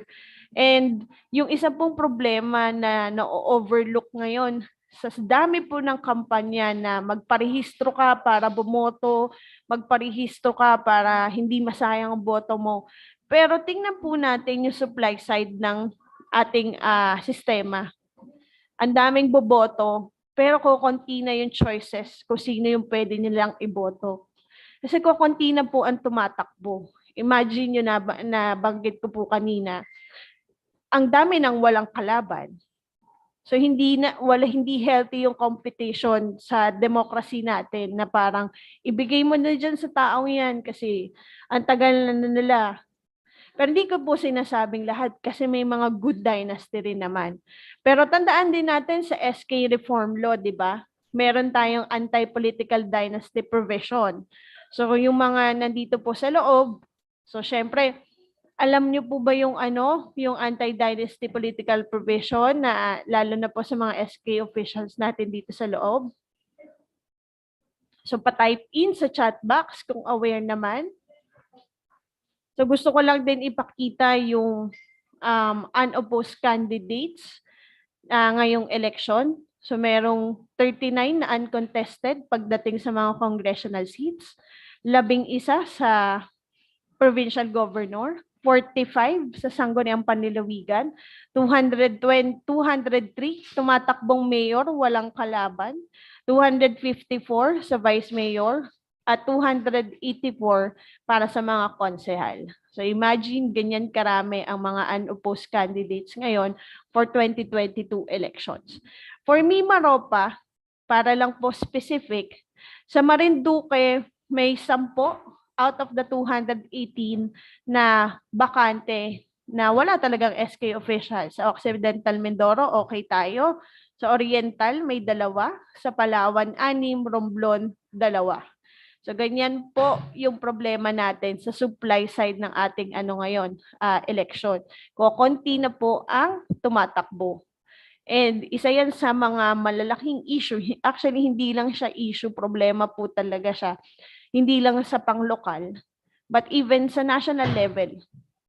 So yan po yung isa sa ating mga problema, solusyon na pwede niyong pag-isipan at pag-usapan. Paano nga ba natin mas mahihikayat given na meron tayong December barangay and SK election. So every December na siya based dun sa huling batas na naipasa. So skip ko na yon kasi nahihiya ata silang mag-type in sa chat box. Pero punta ako doon sa huling issue po, yung election misinformation and disinformation kasi ito talaga yung medyo talamak at gusto natin na mas makatulong tayo na mag-spread tayo ng mga tamang impormasyon. Okay. So social media. Usapang social media. So noong 2016, so na tinawag ang 2016 national and local elections na social media election sa Pilipinas. So itong social media election na to, napakadami. Doon natin mas napaigting yung trabaho ng mga troll farms, and nahihirapan tayo actually, hindi nga sobrang solusyonan, pero on how to effectively curb itong election misinformation, disinformation. Noong 2019, actually 2018 ito, so nag-promulgate ng COMELEC ng RESO. So sinasabi dito na lahat ng mga registered na political party, kandidato, i-register nila sa EID, sa COMELEC, Election Information Department ng COMELEC, yung mga website, web address, official blog, at saka mga social media pages ng mga political party or candidate. Kasama na dyan yung mga pages na when taken as a whole, so yung primary purpose niya, endorsement pa rin ng candidate kahit hindi siya directly maintained or administered ng mga kandidato or ng representative nila. Pero i-consider pa rin yan na official campaign blog or social media pages kasi attributable siya dun sa particular candidate. Pero syempre, itong reso na to ay walang ngipin pa rin. Parang ang tanong natin, ano naman kung ni-register nila? So kung talagang tututukan mo araw-araw, 'di ba? Para masundan mo yung virality, yung engagement sa comment section. So dito mo makikita na saan yung mga nanggugulo or yung nang iinis sa'yo kasi yun naman ang trabaho ng mga trolls, 'di ba? So andito tayo sa pagkakaiba-iba. Ano bang ibig sabihin pag sinabi mong misinformation? Ano din ibig sabihin pag sinabi mong disinformation? At yung isa naman, malinformation. So sa misinformation, so meron kang maling impormasyon, pero binahagi mo siya na wala ka namang masamang intensyon. Sa disinformation, maling impormasyon yung binahagi mo at may kasama kang masamang intensyon. Sa malinformation, so tunay na impormasyon yung binahagi mo, pero ginamit mo rin siya sa mali o masamang intensyon. So ito ang pagkakaiba ng mis, dis, at malinformation. So tingnan nyo na lang yung intention or yung intent to deceive. So makikita nyo yan doon sa mal at sa dis. Doon naman sa misinformation, mali yung information. Tapos wala ka ring masamang intention. Talagang na-lost ka lang. Yan. So yan yung yun yung pagkakaiba-iba nung mis, dis, at mal. So ano-ano ba yung klase? So nandito yung information disorder. So di ba ito yung sinabi ko sa inyo kanina. So yung false connection at misleading content, papasok yan dito sa misinformation. Pero yung intent to harm, andyan yan sa disinformation and malinformation. Kasi makikita mo yung iba't ibang klase. May false context ka, imposter content, manipulated, fabricated content, at yung sa malinformation, papasok dyan yung some of the harassment, hate speech na isa sa mga community standards ng social media platforms. Yan. So, uri ng misinformation and disinformation, isa-isahin natin. O, satire or parody. So, yung paggaya ng mga lehitimong balita upang magpahayag ng katatawanan. Kasi nga, parody. So, nabalitaan nyo ba itong pag-develop ng app na CBCP? Pero sinabing para makatulong sa mga Kristiyano to track their ligtas points. So, nabalitaan nyo ba to? Okay. So, itong klase ng balitang ito. So, yung paggawa nyo ng mga simpleng meme na gagawin yung katatawanan. So, pumapasok kayo dito sa gawain ng mga troll. So, nakikita nyo rin, itong sa example na to, hindi lang kasi umiikot ang misinformation, disinformation, hindi lang siya problemang pang-eleksyon. Mas na-amplify siya kasi ang taas ng competition, ang active ng mga tao sa social media. So, tandaan natin na itong problemang to, hindi lang siya pang-eleksyon. Parang sinabi mo pag problemang vote buying. Vote buying sobrang na-amplify dahil eleksyon. Pero kung titingnan mo yung root cause, babalik ka sa ekonomiya natin, poverty at yung environment. So, ganun din ang pagbasa natin sa misinformation and disinformation. Yan. So, pangalawa, false connection. Clickbait. So, yung headline o litrato o yung caption, hindi siya tugma sa laman ng balita. So, yan yung false connection. So, ito medyo gets nyo na to. Kapag click kayo ng click. Yan. Misleading content. So, nakikita nyo ba sa picture si Prince William? So, yung misleading content, paggamit ng impormasyon upang ikaw ay iligaw dun sa tunay na impormasyon. Nakikita nyo sa picture na nagda-dirty finger dito si Prince William. Pero dun sa totoong picture, hindi naman pala yun yung gusto niyang gawin. Or yung ginagawa niya. Naman pala naka-number 3 siya. So, misleading. Diba? So, napakadaming headlines or balita or sumulat dito na ganito yung ginagawa ni Prince William. Pero sa totoo, hindi naman pala. False context. Ito, paborito to natin to ngayon. Lalo na sa mga rally. Diba? So, yung false context, ang tunay na nilalaman o content ay ginagamit ng wala dun sa original na context. So, nakikita nyo po dito sa isang example na isa po sa mga sinusog.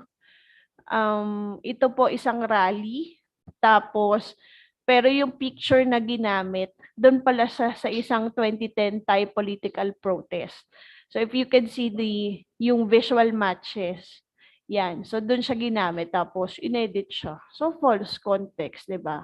So, yung ginamit ito outside the original na context ng gusto mong mensahe. Ayan. Ito, ang dami rin ito. Nako.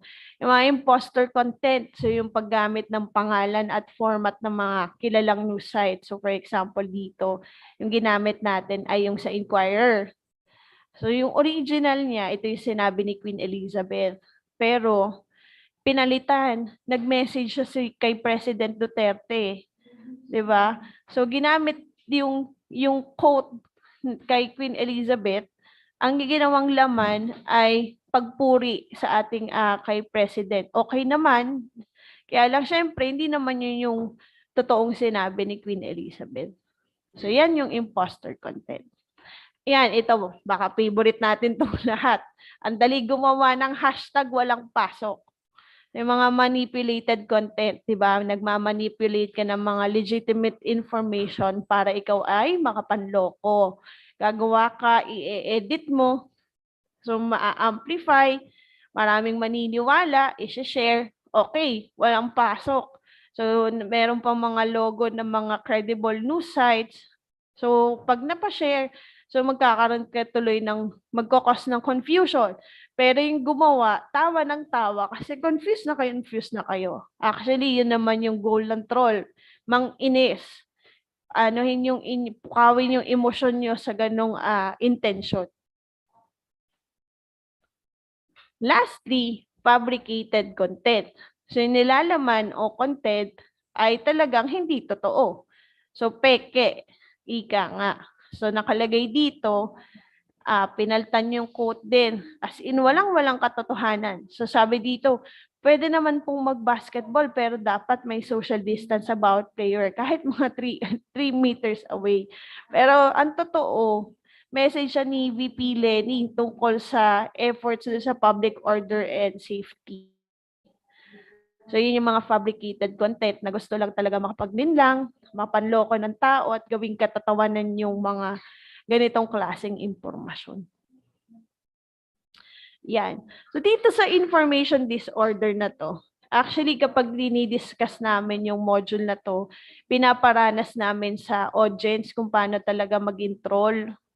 So, matutuwa sa ibang sigurong pagkakataon pag nira natin yung overall na module. Pero ngayon, i-discuss ko lang ito yung mga tinatawag nating information disorder. Di ba may 3 elemento siya? Yung agent, yung mensahe, at interpreter. So, imagine, yung creation, yung paglikha. Nag-post lang ng video si X na video ni Y na gumagamit ng alcohol habang nangangandidato at sinabi ni Y niya na si Y ay nandidiri sa ibang tao. So ginawa na siyang basehan din ng iba't ibang pages. So nagkaroon ng instant production and then na-amplify na madali siyang ma-share. Kasi yan naman ang trend ngayon. Share ko lang, wala naman mawawala sa akin. Share lang ako ng share. So may ikot na yung maling impormasyon. Diba? Hindi lang sa isang social media platform. Ang mahirap pa dyan, mahirap mo i-track pag sinare mo na sa Messenger kasi private na yan. Unlike nung pag nakashare siya as post or nasa iba't ibang pages. So, maraming tao na yung nagagalit.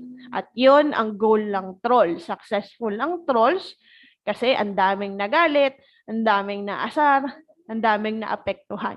Andun yung intention to deceive o manloko man lang ng tao. Yan. So, tanongin niyo yung sarili niyo na rin, ano bang election disinformation yung na-encounter niyo so far na talaga naman pinahirapan kayo or baka kasama kayo sa mga tumawa. Pero syempre yung effect niyan sa mga naging biktima ay hindi maganda. Lagi ko nga po sinasabi na okay lang naman din maging marites, yung share ka ng share, pero gagamitin mo yun sa magandang paraan. Kasi meron namang good way on how to be a good marites. Okay. So, ang huling tanong, ano bang magagawa ng ating kabataan para makatulong sa pag-curb sa misinformation and disinformation? So ngayon, syempre 56% ng 2022 voting population ay kabataan. At kasama din pala, nasa henerasyon pa rin naman ako ng kabataan na siyang magdidesisyon kung anong direksyon ang gusto mo sa ating bansa sa susunod na 6 na taon. So ganoon naman tayo dapat mag-isip at laging tandaan na tuwing eleksyon, kahit anong estado mo sa buhay, mayaman ka, mahirap, matanda ka, bata ka pa, pero tandaan nyo yung boto nyo pantay-pantay. Hindi ibig sabihin pag mayaman, 10 boto yung entitled sa kanila, 1 boto lang din yung pwede na lang bitawan sa isang kandidato. Kaya tandaan nyo, yung pagkakapantay-pantay na yan, nangyayari yan dito sa electoral exercise na ito. Okay? So, konting paalala lang po sa araw ng eleksyon. Dala kayo ng ballpen kasi may pipirmahan kayo para ma-minimize yung inyong mga mahahawakan. Mag-sanitize ng kamay. Huwag na huwag kakalimutan mag-face mask. Hindi po kasama ang face shield. Ano ba yan? mali yung impormasyon na to, i-delete nyo po itong face shield. Wala na pong face shield. Pero pwede nyo gawing optional kung talagang doon kayo i-increase yung confidence nyo para pumunta sa voting center. And i-maintain yung 1 meter physical distancing, tapos frequent disinfection, and proper cough and sneezing etiquette. So lagi nyo pong tandaan, ito naman po hindi na yan bago. Tulad ng sinabi ko kanina, 2 taon na yan natin pinapractice. Ipapractice lang ulit natin pagdating sa voting center sa election.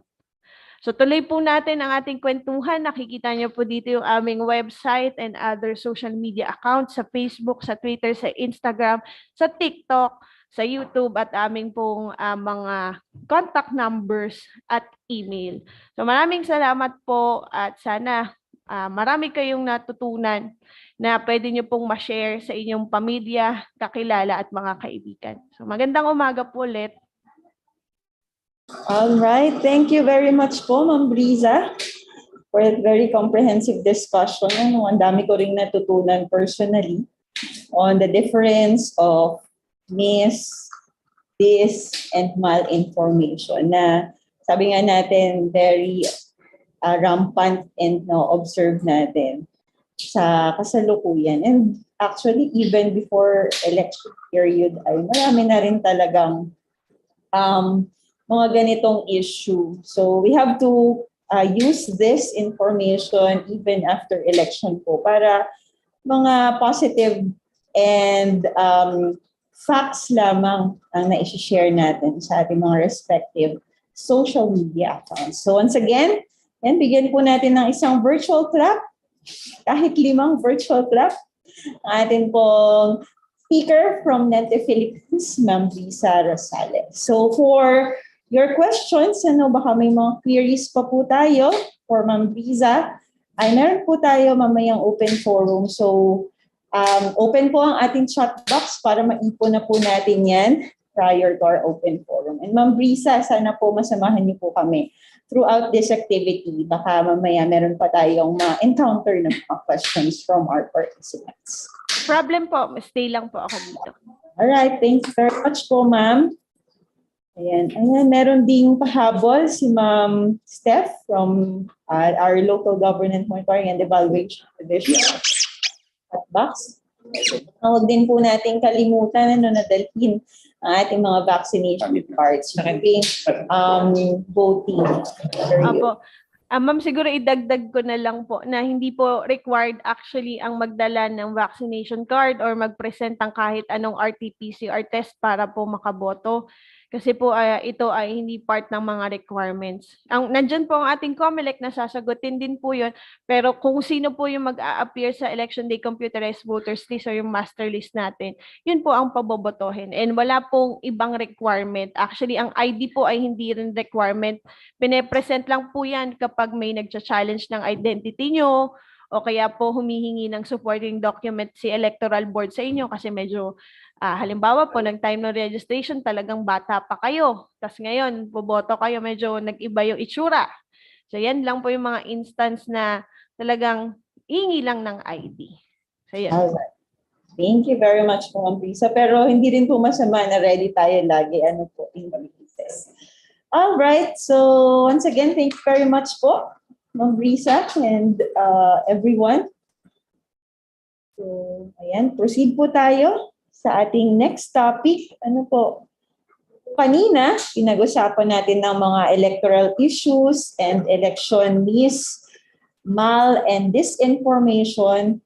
Ngayon, bilang mga public officials, karamihan po sa atin ng onboard ngayon ay mga public officials or public employees, ay alamin naman po natin kung ano yung mga pwede at di natin pwedeng gawin during the election period. So to discuss the do's and don'ts for public officials and employees during election, kasama po natin ang ating full force po, ang legal office ng DILG Mimaropa. So andito po ang dalawa sa ating mga attorneys from the DILG Mimaropa Regional Legal Office. So first we have dalawa po sila, so mamaya mag-alternate po sila sa topic na ito. So Una pong magdi-discuss si Attorney Irvin Palangka, the Legal Committee member of the DILG Mimaropa. And we also have Attorney Raymond Mendoza, our Regional Legal Officer. So with that, I turn over the virtual floor to our attorneys. Yan, magandang umaga po, Attorney Irvin and Attorney Ram. Hello, Ma'am Liza. Thank you po for that introduction. Okay naman po yung audio ko, no? Good morning po sa ating mga youth sector.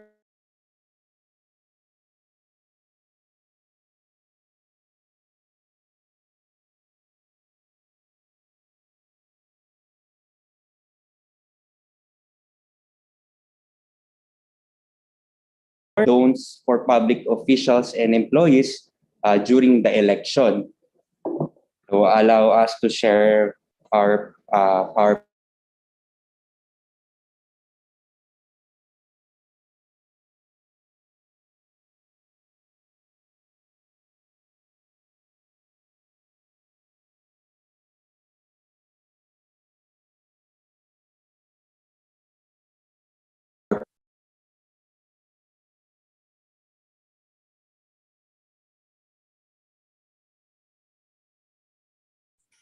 Ayan. Sorry po, nagkaroon lang po kami ng very light na technical issue.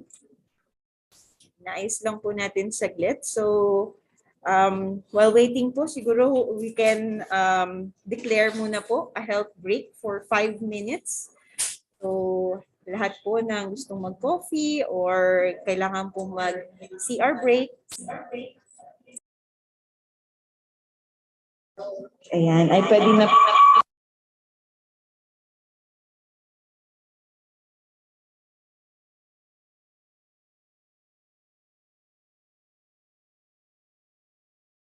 9:57.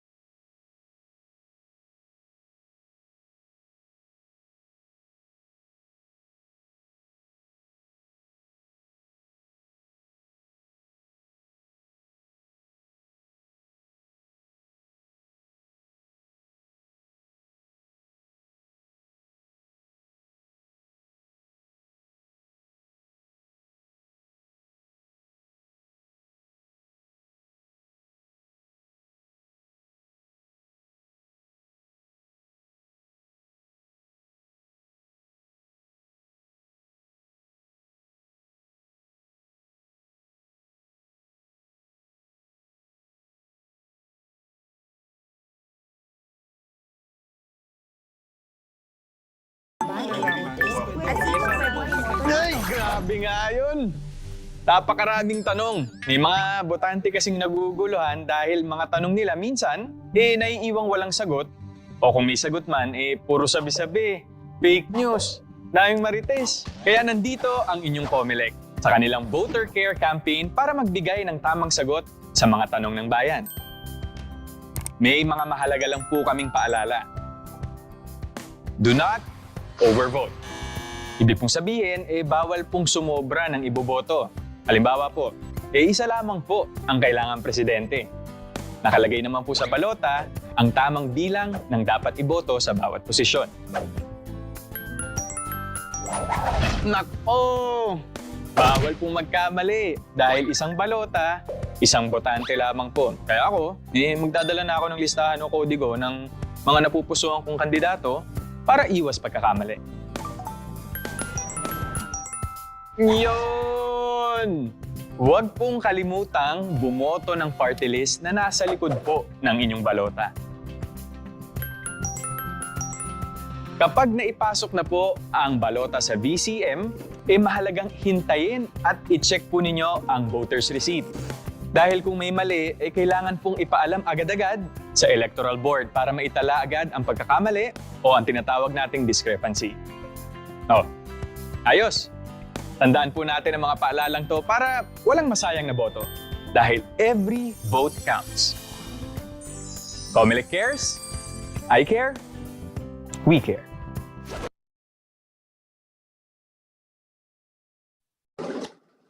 Welcome back, everyone. It's exactly 9:57 and okay na po ang mga technical issues namin ay na-address na po namin dito sa aming end. So to continue, kahit di pa nag-start, and to continue the discussion on the do's and don'ts for public officials and employees during election, let's all welcome back to the virtual floor, Attorney Irvin Palangka. Hello po uli at good morning po uli sa ating youth sector at sa ating mga participants. I am Attorney Irvin Lim Palangka, Legal Committee Member of the DALG Mimaropa Regional Office. And this morning, I will be discussing about the do's and don'ts for public officials and employees during election.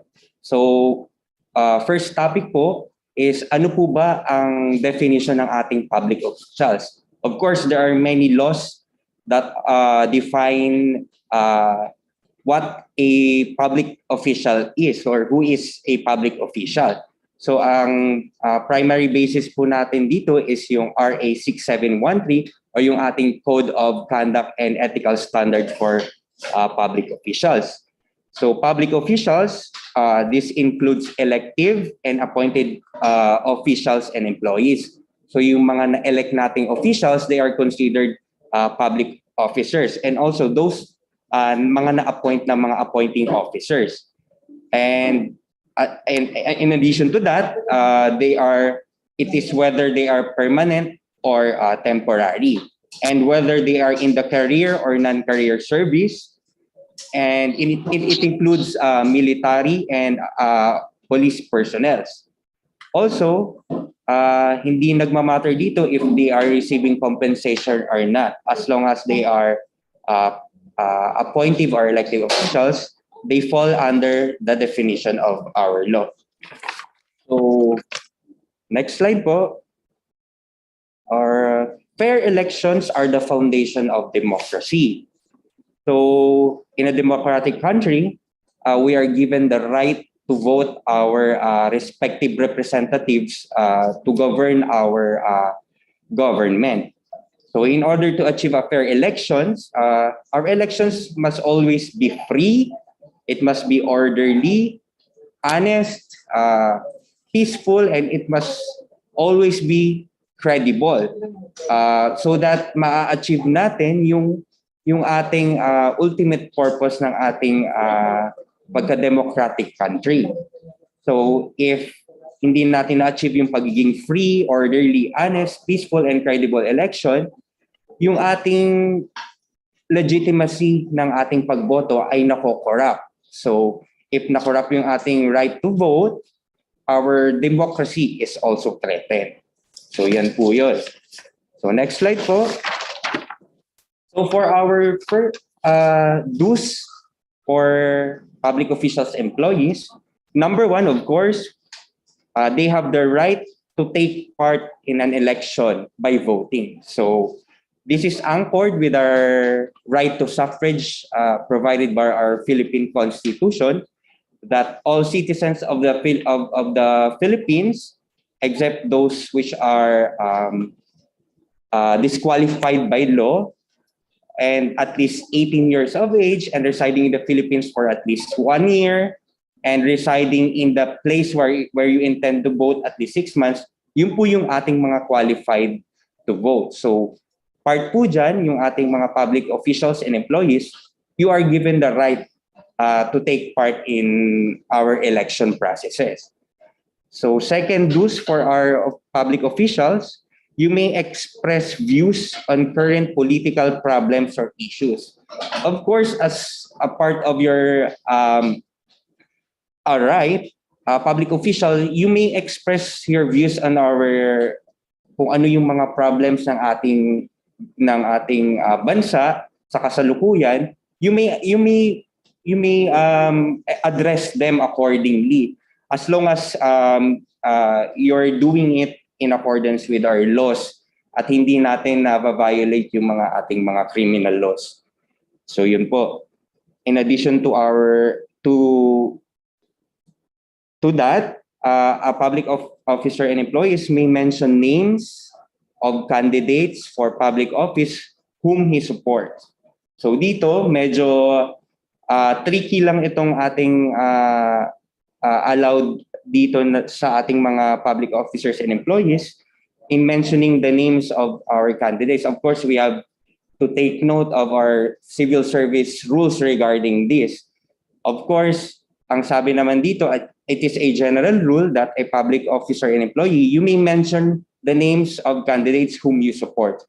As long as hindi siya mag-appear that you are already campaigning for him or her or you're already soliciting votes para doon sa kanyang position na tinatakbo.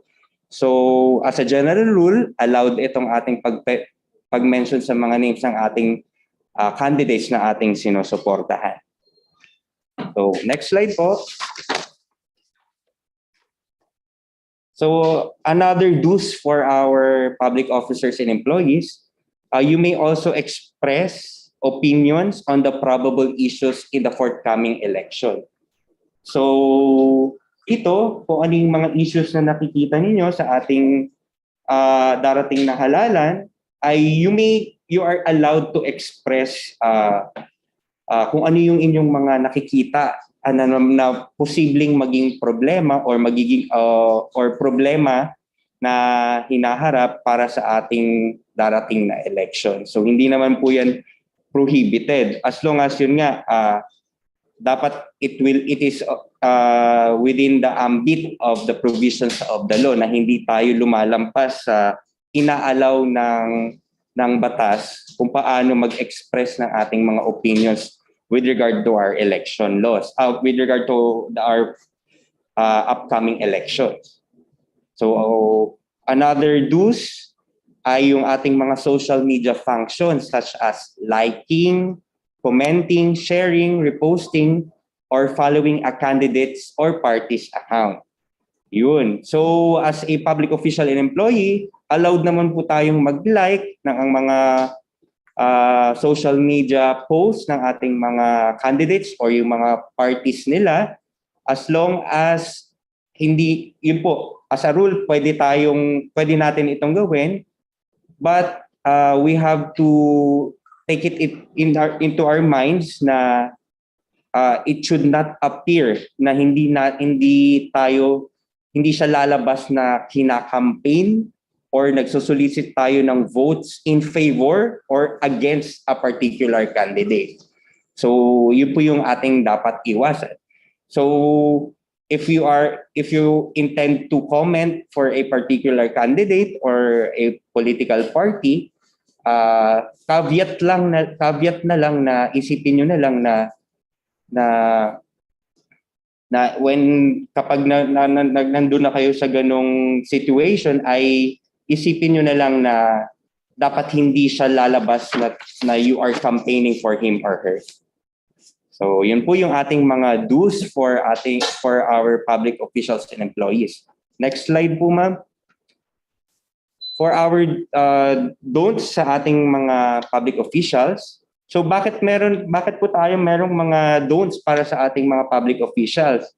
Of course, the law imposes this in order to ensure that the members of the civil service and the armed forces ay makapag-perform ng kanilang functions without any hindrance. So dapat nakafocus lang sila sa kanilang service in the government.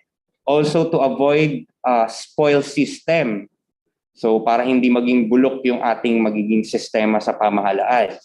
And lastly, to shield them from vagaries of politics. So para malabas tayo sa politika sa ating government service.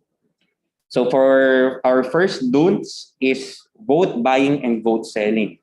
So ito ay madaling intindihin na bawal sa isang public official ang mag-vote buying or sabihin na natin it is the giving or offering or promising money or anything of value or promise any office, employment, franchise, grant, public, or private in exchange for a vote in favor or against a candidate. So itong vote buying, hindi lang siya in favor sa isang candidate. Pwede ka rin mag-vote vote buying against a particular candidate. So yun ay prohibited sa ating mga public officials. In addition, we are not allowed to solicit or receive any expenditure or promise of any office or employment. So hindi tayo pwedeng makatanggap ng mga funds coming from our government except yung ating mga salaries. So second, don'ts ay coercion of subordinate. So ibig sabihin lang nito ay pinipilit mo yung mga subordinates mo. For example, ikaw ay isang head of agency. Meron kang finifavor ang isang candidate. You cannot coerce your subordinate to vote in favor of that candidate. So hindi mo rin pwedeng i-coerce yung iyong subordinate na huwag botohin yung isang candidate. Kasi ang naka-provide sa ating provision ay in favor of or against any candidate. So in addition, we are not allowed to dismiss or threaten to dismiss also a particular subordinate.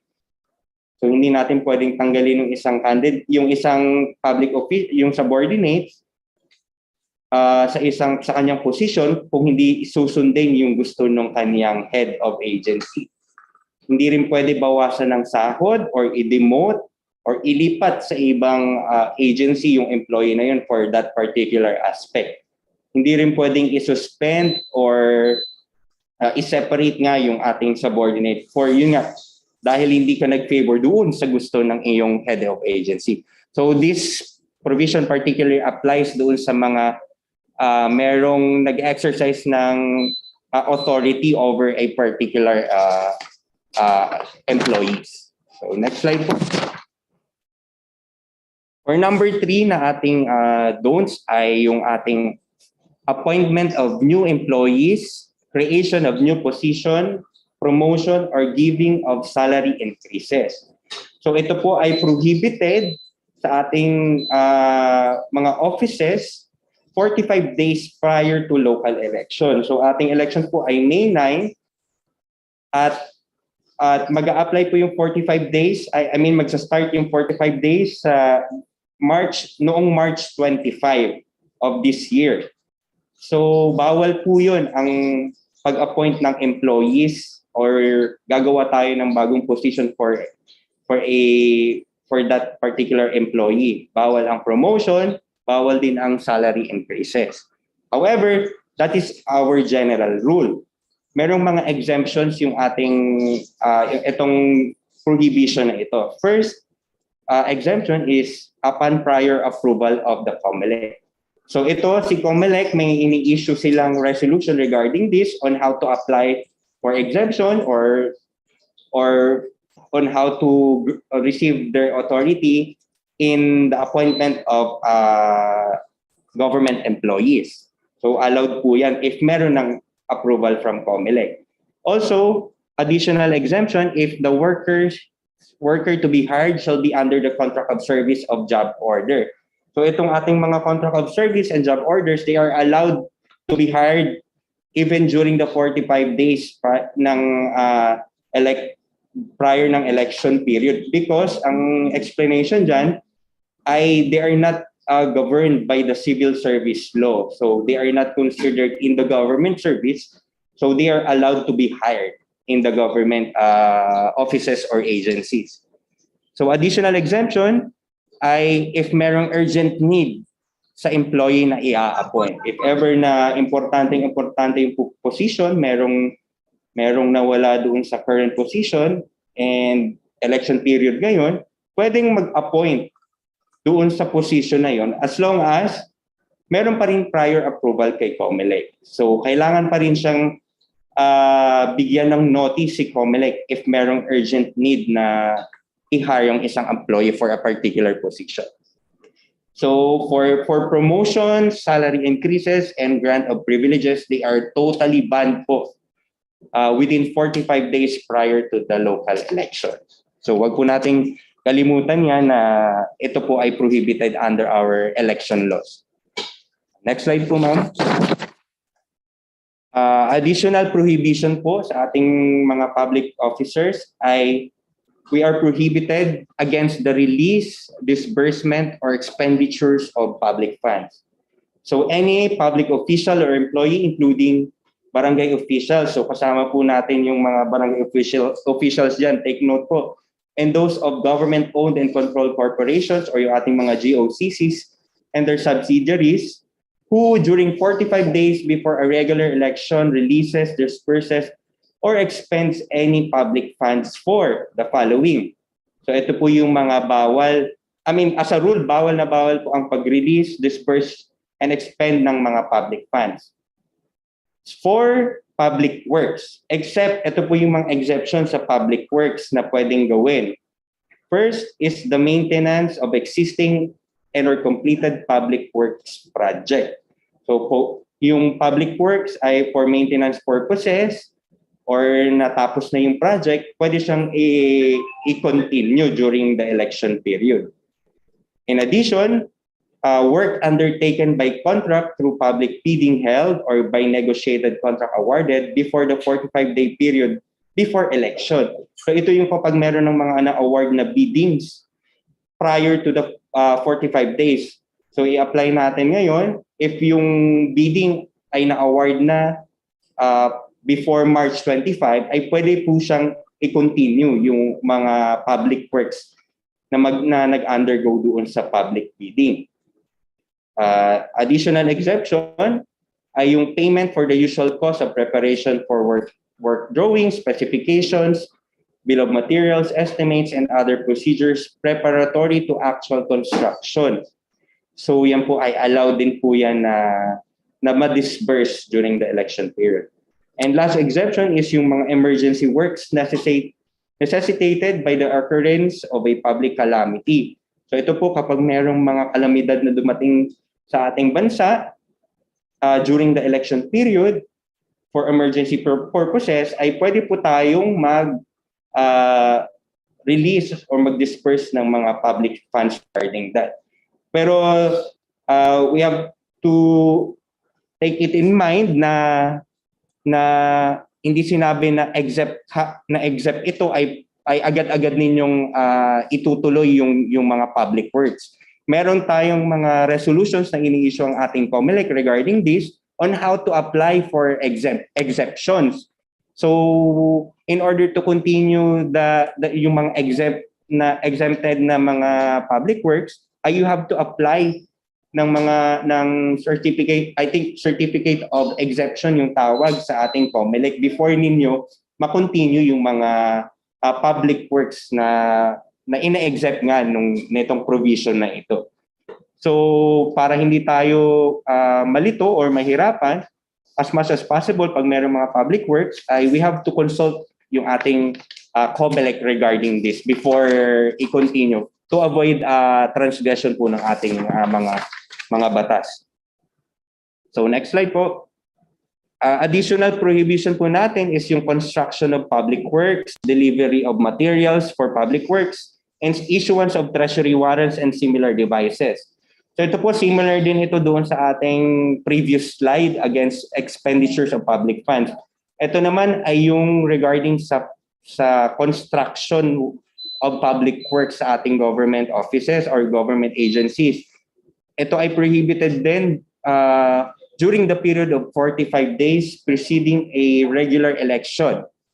So ito po yung mga following acts ay yung undertaking the construction of any public works except for projects works exempted in the preceding paragraph. So yun nga, yung mga exempted ay pwede silang in-continue as long as meron silang authority from our COMELEC.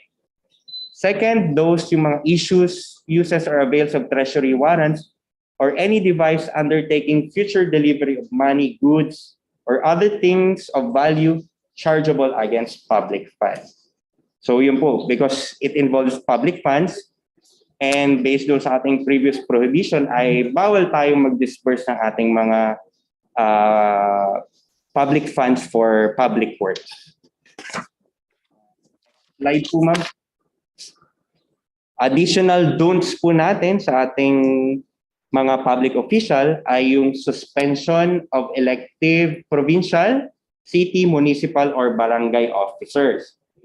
So the provisions of law to the contrary notwithstanding during the election period, any public official who suspends without prior approval of the commission, ito po yung COMELEC, any elective provincial, city, municipal, or barangay officer, unless said suspension will be for the purposes of applying the Anti-Graft and Corrupt Practices Act in relation to the suspension and removal of elective officials, in which case the provisions of these sections shall be inapplicable.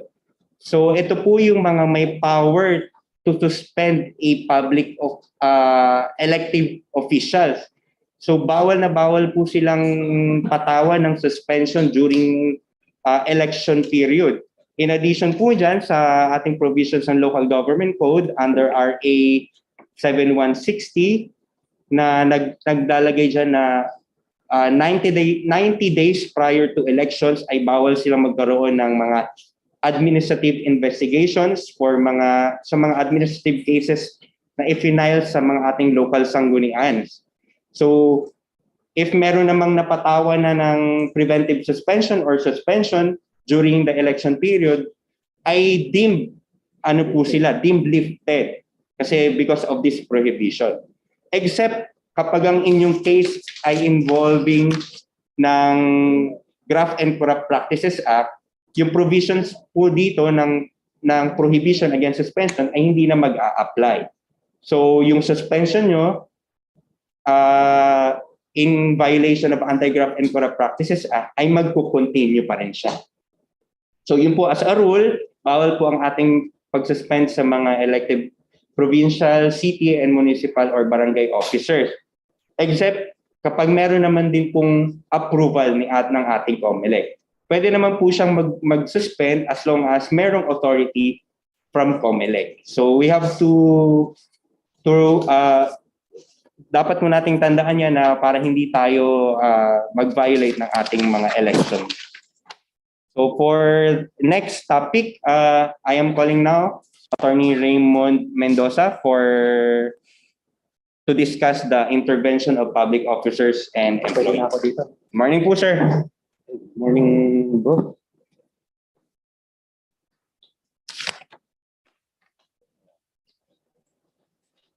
Morning, everyone. Coming in loud and clear po ba? To continue itong discussion ni Attorney Ervin, another prohibition is the intervention of us public officers and employees. It states that no officer or employee in the civil service, except those holding political office, shall directly or indirectly intervene in any election campaign or engage in any partisan political activity, except, of course, our right to vote or to preserve public order with respect to those employees in the security sector. Next slide, please. What do we mean by electioneering or partisan political activity? Madali naman po maintindihan. It refers to any act that is designed to promote the election, the winning or defeat of a specific candidate for public office. Now, what are those considered as prohibited activities? It includes forming organizations or associations that is geared towards the campaigning of a specific candidate or party. The holding of political rallies, caucuses, that is self-explanatory naman, and making speeches or announcements, commentaries, or holding interviews in favor or against a specific candidate for public office. The displaying or publishing of campaign materials that is designed to oppose the election or to boost or to bolster the chances of a specific candidate or party. Solicitation of votes is also included. Now, let us see those individuals who are covered by the prohibition and those who are not. Next slide, please. Those who are covered on your left are the members of the civil service in all branches, including us, definitely in the department. GOCCs, SUCs, whether in a permanent or temporary capacity, contractual and even casual. Career officers in the uniformed service. And take note, even those who file their leave of absences during the said period is still covered by the prohibition. Now, for the excluded persons, obviously the president and the vice president, members of the cabinet, other elective public officials such as the governor, the members of the Sangguniang Panlalawigan, mayor, except barangay officials. And when we say that except barangay officials, obviously covered kayo na mga members ng Sangguniang Kabataan. Personal and confidential staff of the above-mentioned officials, meaning yung mga immediate staff ni Presidente, ni Vice, ni Secretary, they are excluded. And members of the Reserve Corps of the AFP. Now, why do you think that on the left column, there are several members who are excluded or are covered by the prohibition? Sino po kaya nakakala? Bakit kaya? Obviously, doon sa nasa right column natin, the excluded persons are holding political offices, and by the nature of their office, it is imperative or it is inevitable upon them to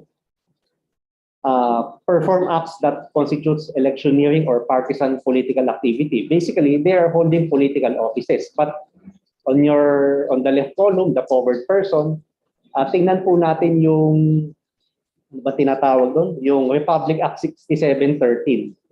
Kung hindi po ako nagkakamali, nasa section 4 po nun, dun sa norms of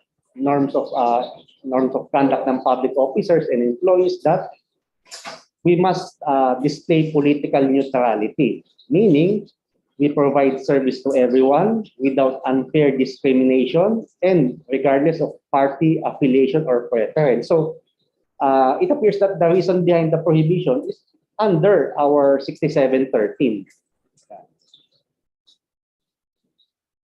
Next slide, please.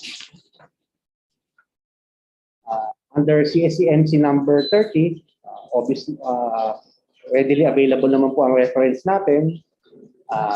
These are acts that constitutes election campaign or partisan political activity. One, being a delegate to any political convention or any member of any political committee or directorate. Receiving any contributions for political purposes, either directly or indirectly. Becoming publicly identified with the success or failure of any candidate or political parties. Now, Let us say candidate A will hold a political caucus or a political gathering in a specific area within the LGU, and it appears that they will not attain the number of participants, so lalangawin. Can you as SK officials or barangay officials join that political gathering just to fill out the crowd? Mamaya malalaman natin, pero syempre hindi. But there are certain exceptions. Next slide, please. Ito. It also includes the other prohibited acts, wearing of t-shirts, pins, caps, or similar election paraphernalia. So kung tayo, nagsusuot tayo ng t-shirt, but not necessarily just any t-shirt. It must bear the names of the candidates or political parties. Kagaya namin, we are wearing a certain t-shirt for certain days. Eh nagkataong yung mga ibang suotin namin ay nilalaban. Eh nagkataon nakapagsuot ako ng dilaw. Is that prohibited? Siyempre hindi, as long as it does not bear the name of the candidate or political party. Being a watcher for a political party or candidate during election. Sa mga lawyers, during election period, ginagawa nila, rumaraket yan in favor of a certain candidate acting as poll watcher for a certain amount. Medyo malaki bayad yan. But for us, since we are in the government, we are prohibited to do that. And of course, we also want to exercise our political right to suffrage. Kaya, di bali na yung hindi muna kami makaraket as long as we can exercise that sacred right guaranteed by the Constitution. Giving personal, financial, or other monetary contributions, supplies, equipment for the benefit of a candidate or party. Eh, kinakapos ng pondo si candidate B, lumapit sa inyo, nagsosolicit ng contribution, pampagawa ng additional tarpaulin or other campaign materials, that is prohibited. Utilization of government resources, such as personnel, including JOs or contract of service, time and properties for political purposes. Let us say in a certain municipality, a specific candidate would like to hold a motorcade, but the vehicles to be used for such motorcade is insufficient. So may tatlo pang hindi maisasakay or makakahakot na grupo. And it was suggested to use a specific government vehicle bearing red plate. Tingin nyo pwede yun? Obviously naman, hindi. Kasi under this MC from CSC, utilization of government resources, time and properties for political purposes, bawal po yan. Next slide po. Ayun, nakakalimutan ko, balik po tayo dun sa dati. Consistent presence in political rallies, caucuses, and continuous companionship with certain political candidates. Obviously, days leading to the elections, there are several political caucuses, rallies, assemblies, gatherings led by certain candidates and supporters. But as you can see, the prohibition pertains to consistent presence. So when we speak of consistent, that is a factual issue to be resolved. It may amount to single or two or even several presence, but there is no specific quantity as regards the consistent, di ba? Pero kung mangyayari naman dyan, 10 beses ka na lagi nakita sa isang political caucus, malamang consistent yun, di ba? To the detriment of your service to the public. Mayat niya, attend ka ng rally. Yung pala, uma-absent ka. So, malamang consistent presence yun. Pero yung a single instance na, siyempre, umattend ka, you want to hear the platforms, the plans of a specific candidate for you to be properly informed, to be properly guided in your choice. Tingin ko naman, hindi consistent yun. Isang beses lang eh. Diba? Next slide, please.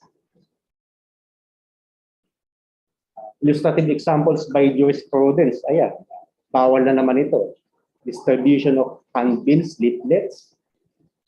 Again, attendance at political meetings and caucuses.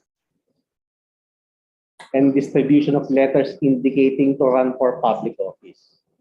Now, to continue with my discussion, since the title of our activity refers to voters' education for responsible voting, it appears that we have a duty to properly guide or inform you regarding your choice of candidate to give you ample information that will make you discern or decide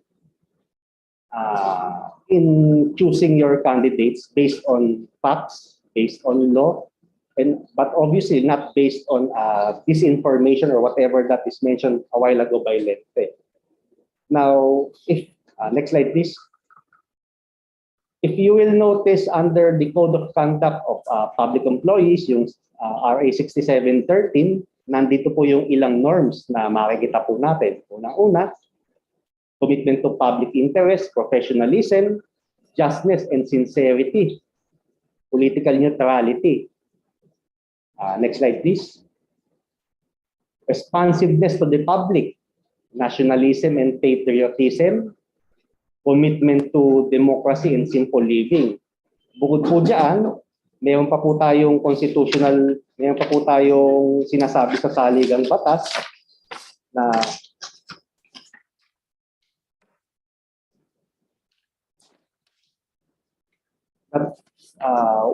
what we have to look for public servants is una, honesty and integrity. Bakit po? It is expressly stated in the 1987 Constitution that the state shall maintain honesty and integrity in public service. Siyempre, ayaw naman natin na yung mga pipiliin natin ay hindi honest, di ba? Ayaw natin ng sinungaling. Ayaw natin ng hindi nagsasabi ng totoo, di ba? Tayo nga, even in our application for a job, hinahanap ng employer natin is that we must be of good moral character. And what more, that the Constitution requires public officers to maintain honesty and integrity. Bakit po kaya? If we do not exact or demand honesty or integrity from our choice of public servants, we might end up voting for fake or pretenders who are dishonest and will betray public trust for personal gain. Kaya tandaan po natin, nasa saligang batas, the state shall promote honesty and integrity in public service. Ito naman po, isang magandang katangian din for our discernment. They must be responsive to the public. Paano po ba tayo nagiging responsive? We should extend prompt, courteous and adequate service to the public, di ba? Mabilis, magalang, sapat na serbisyo sa publiko. Di ba? Hindi pwedeng tayo ay pawala-wala, hindi pwedeng pa-absent-absent. Saka syempre, hindi naman po pwede na being public servants ay doon lang tayo uma-attend sa mga gatherings, kamukha ng mga birthday, fiesta, kasal, binyag. Naka-emphasize po doon sa letter E on how to be responsive, lalong-lalo na po yung yung nandoon sa last phrase. In our choice of candidates, maganda guided tayo nitong last phrase na ito that they must have an understanding and appreciation of the socio-economic conditions prevailing in the country, especially in the depressed and urban areas, di ba? Maganda yung sa mga choices natin, titingnan natin present ba lagi sila. Hindi lang dun sa taas, kundi dun sa mga nasa depressed and rural areas. Yung sabi nga nila, nasa laylayan. Diba? So, how can they serve the public when they do not have an understanding of the socio-economic conditions prevailing, lalo na yung mga nasa baba, na mas kinakailangan ng atensyon ng pamahalaan.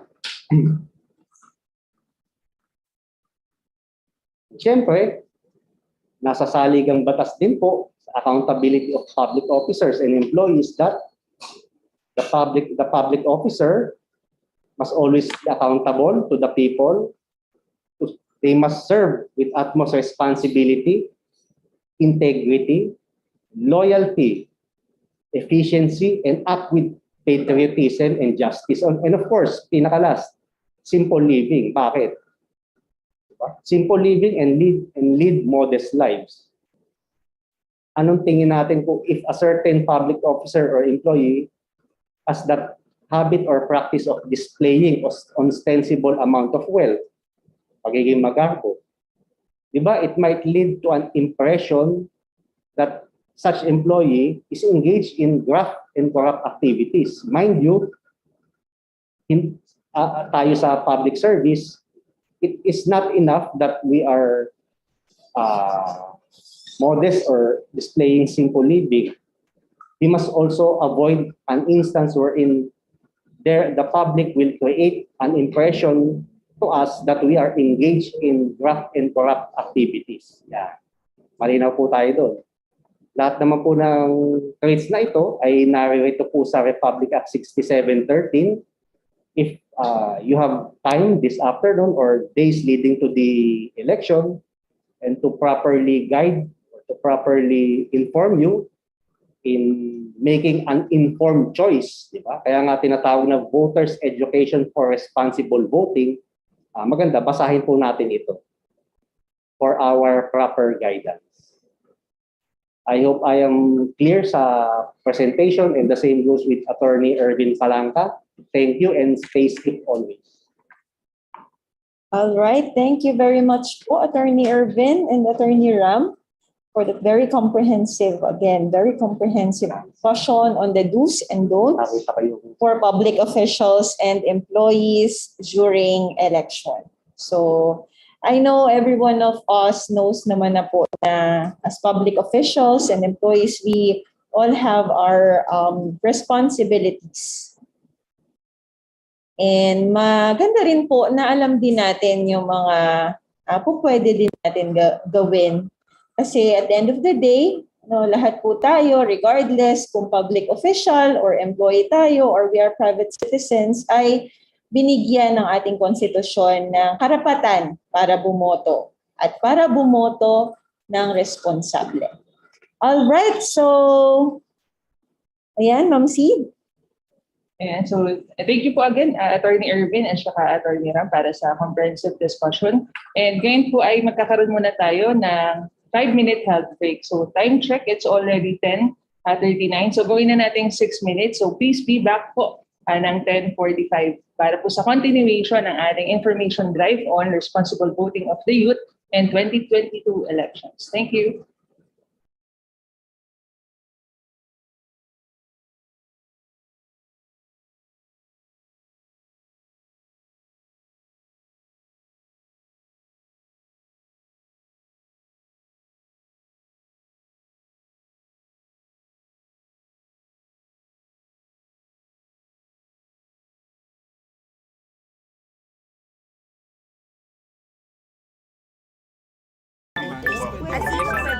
Ay, grabe nga yun. Napakaraming tanong. May mga botante kasing naguguluhan dahil mga tanong nila minsan, naiiwang walang sagot. O kung may sagot man, puro sabi-sabi, fake news, daming marites. Kaya nandito ang inyong COMELEC sa kanilang Voter Care Campaign para magbigay ng tamang sagot sa mga tanong ng bayan. May mga mahalaga lang po kaming paalala. Do not overvote. Ibig pong sabihin, bawal pong sumobra ng iboboto. Halimbawa po, isa lamang po ang kailangang presidente. Nakalagay naman po sa balota ang tamang bilang ng dapat iboto sa bawat posisyon. Nako! Bawal pong magkamali dahil isang balota, isang botante lamang po. Kaya ako, magdadala na ako ng listahan o kodigo ng mga napupusuan kong kandidato para iwas pagkakamali. Yun! Huwag pong kalimutang bumoto ng party list na nasa likod po ng inyong balota. Kapag naipasok na po ang balota sa VCM, mahalagang hintayin at i-check po ninyo ang voter's receipt. Dahil kung may mali, kailangan pong ipaalam agad-agad sa Electoral Board para maitala agad ang pagkakamali o ang tinatawag nating discrepancy. Ayos! Tandaan po natin ang mga paalalang to para walang masayang na boto. Dahil every vote counts. Comelec cares, I care, we care. Ang bawat boto ay mahalaga. Nakasalalay dito ang ating kinabukasan. Kaya inaanyayahan namin kayo na bumoto ng maaga. Pag maaga, ay iwas abala. Salamat po.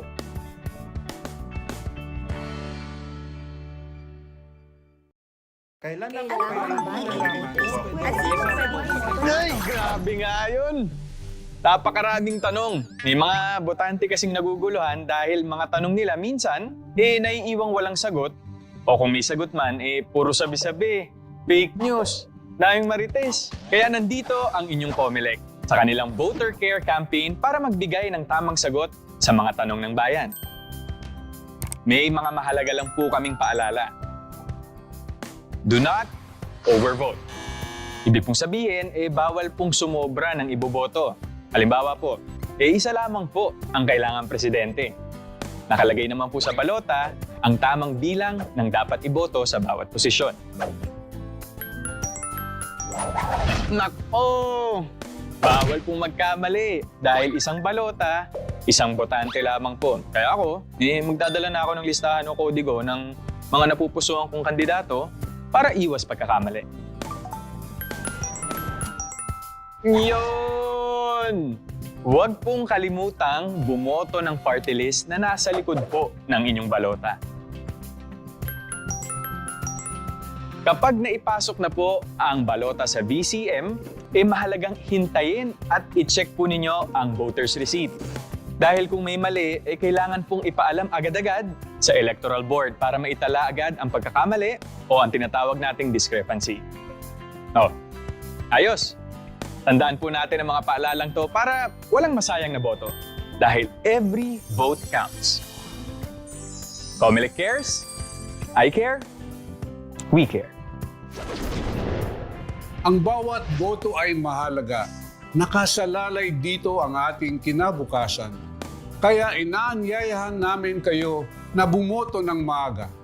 Pag maaga, iwas abala. Salamat po.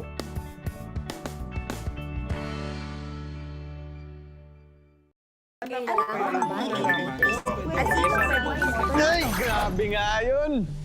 Napakaraming tanong. May mga botante kasing naguguluhan dahil mga tanong nila minsan, naiiwang walang sagot. O kung may sagot man, puro sabi-sabi, fake news, daming marites. Kaya nandito ang inyong Comelec sa kanilang Voter Care Campaign para magbigay ng tamang sagot sa mga tanong ng bayan. May mga mahalaga lang po kaming paalala. Do not overvote. Ibig pong sabihin, bawal pong sumobra ng iboboto. Halimbawa po, isa lamang po ang kailangang presidente. Nakalagay naman po sa balota ang tamang bilang ng dapat iboto sa bawat posisyon. Nako! Bawal pong magkamali dahil isang balota, isang botante lamang po. Kaya ako, magdadala na ako ng listahan o kodigo ng mga napupusuan kong kandidato para iwas pagkakamali. Yun! Huwag pong kalimutang bumoto ng party list na nasa likod po ng inyong balota. Kapag naipasok na po ang balota sa VCM, mahalagang hintayin at i-check po ninyo ang voter's receipt. Dahil kung may mali, kailangan pong ipaalam agad-agad sa Electoral Board para maitala agad ang pagkakamali o ang tinatawag nating discrepancy. Ayos! Tandaan po natin ang mga paalalang to para walang masayang na boto. Dahil every vote counts.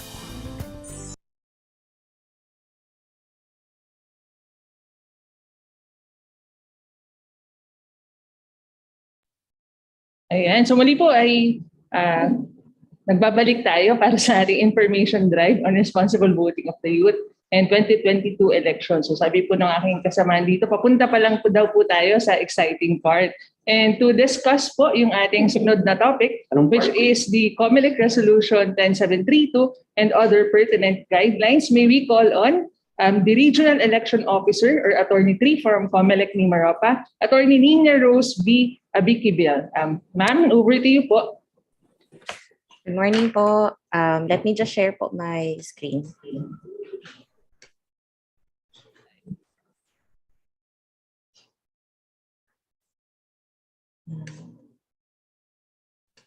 Go ahead, ma'am.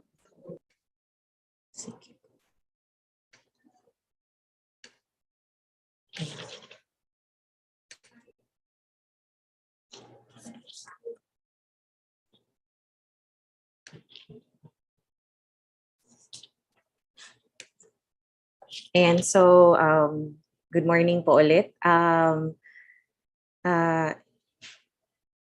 DILG po ay in-invite kami to this very important information drive. And among sa na-request po ng mga topics is COMELEC Resolution 10732 and yun nga pong VCM demonstration. So, first part po ng presentation ng COMELEC will be my lecture on 10732 as amended. And later on, meron po tayong recorded VCM demonstration. So, let's start po with COMELEC Resolution 10732. So, ano ba ito? So, ang 10732 po ay guideline siya for the conduct of in-person campaign, rallies, caucuses, meetings, and conventions, motorcades and caravans, and meeting the avance under the new normal in connection with the May 9, 2022 national and local elections.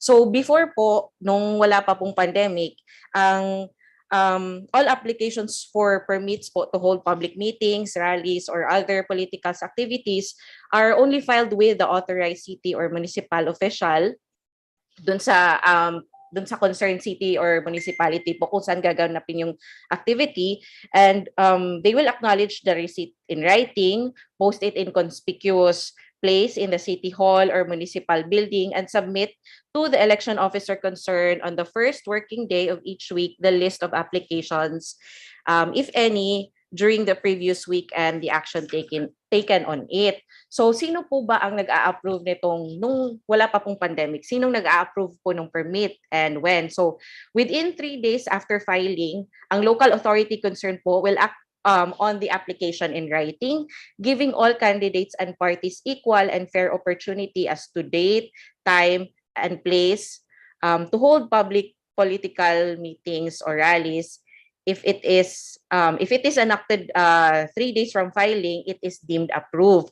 Ngayon po, yung mga applications before, pwede ba siyang ma-deny or ano bang ground na magkukos na ma-deny siya? So, it can only be denied on the ground na may prior written application filed by another party or candidate na na-approved. So, ito naman pong denial ng application can be appealed to the provincial election supervisor dito sa Mimaropa po sa ating mga PES. And sa case po ng National Capital Region, sa Regional Election Director po. So, it will be decided within 48 hours after filing up of the appeal and notifies decision to parties which is final and executory.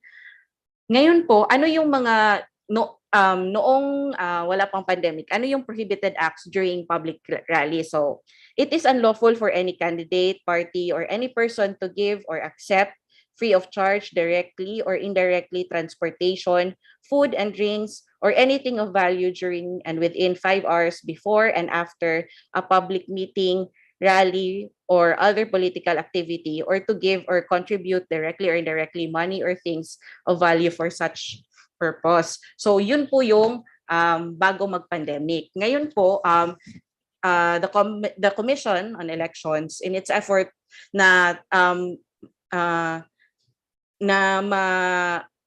to ensure na safe naman po yung pag-conduct ng mga campaign activities natin, ito po yung kaya po na-promulgate itong COMELEC Resolution 10732. So, Ayan. So, first is we define sino ba yung candidate. So, kanina po na-discuss na din po ito ng ating representative from Lente, but let me just go over it po. So, a candidate refers to any person seeking an elective public office who has filed his or her certificate of candidacy. So, for this purpose, any person who files his or her certificate of candidacy shall only be considered as a candidate at the start of the campaign period for which he or she filed his or her certificate of candidacy. So, yung campaign period po is for national positions. Ito po yung president, vice president, senator, and yung ating party list. So, that's from February 8 to May 7, 2022. So, dyan lang po, sa Feb 8 lang po siya mako-consider na kandidato. Ngayon naman po for local positions, that's district representatives, governor, vice governor, members of the Sangguniang Panlalawigan, mayor, vice mayor, and yung members ng Sangguniang Panglungsod. Magsa-start po sila March 25 to May 7, 2022. So, important thing to remember lang po na noong ito lumipas na naman na po, pero yung April 14 and 15 wala po dapat na naging campaigning doon. Prohibited po ang campaigning during Monday, Thursday, and Good Friday. So for the purpose of 10732 po, as amended, the nominees of a party list group seeking a seat in the House of Representatives through the party list system of representation shall be considered as candidates. So ito po ay nag-go over din kanina ng representative natin from DILG, but let me just go over it again po. So yung election campaign or partisan political activity refers to an act designed to promote the election or defeat of any particular candidate or candidates to a public office and shall include any of the following. So, holding political caucuses, conventions, meetings, rallies, motorcades, or other similar assemblies or gatherings or in-person campaigns for the purpose of soliciting votes and or undertaking any campaign or propaganda for or against a candidate. Number 2, making speeches, announcements, or commentaries, or holding interviews for or against the election of any candidate or for public office, or distributing campaign materials designed to support or oppose the election of any candidate.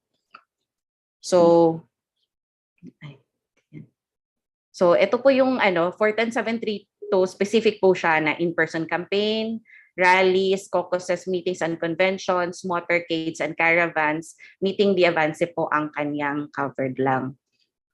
So for purposes of the campaign po, all candidates and their campaign support staff of voting age who are going out of their residence to participate in election campaign shall be considered as authorized persons outside of residence or APOR, regardless of the alert level system and vaccination status.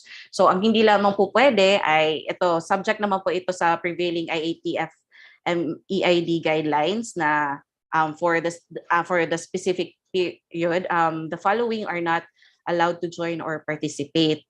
1, yung any person below 18 years old and those over 65 years old.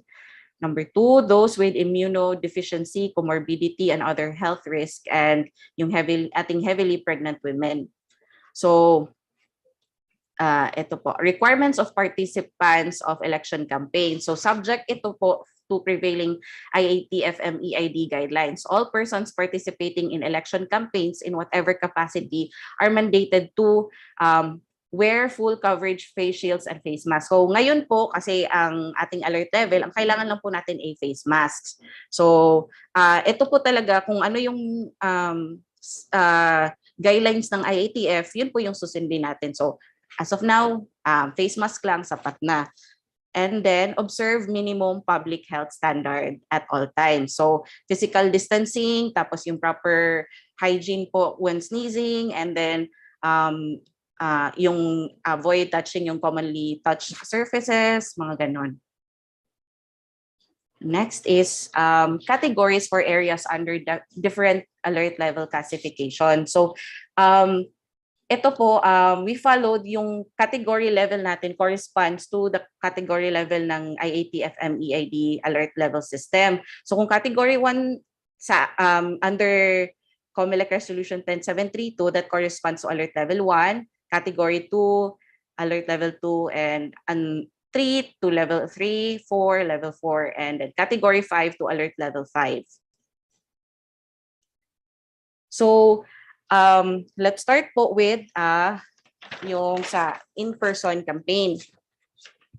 So, sa in-person campaign, ang nire-regulate natin dito is yung number of support staff who na sumasama po doon sa ating kandidato. So, kung category 1 po tayo, wala pong limit as to ilan yung kasama support staff. Again, subject na dapat pa rin nilang pina-follow yung minimum public health standards. Kung category level 2 na po, 5 campaign support staff ang pwede. Category level 3, 3 campaign support staff. So, pag alert category level 4 and 5 tayo, hindi na po allowed yung in-person campaigning.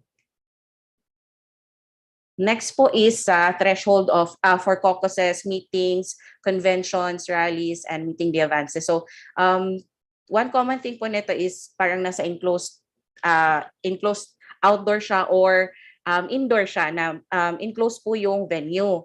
So, dati po ang ito din, may mali. 10732 po ito. So, nung unang promulgate po yung sa 10732, ito po yung kanyang mga percentage na ang threshold po ng pwedeng mag-attend. However, this was amended po ng 10769. So, dati po kung alert level 1, allowed po ang 70% operational capacity of the venue, indoor man yan or outdoor.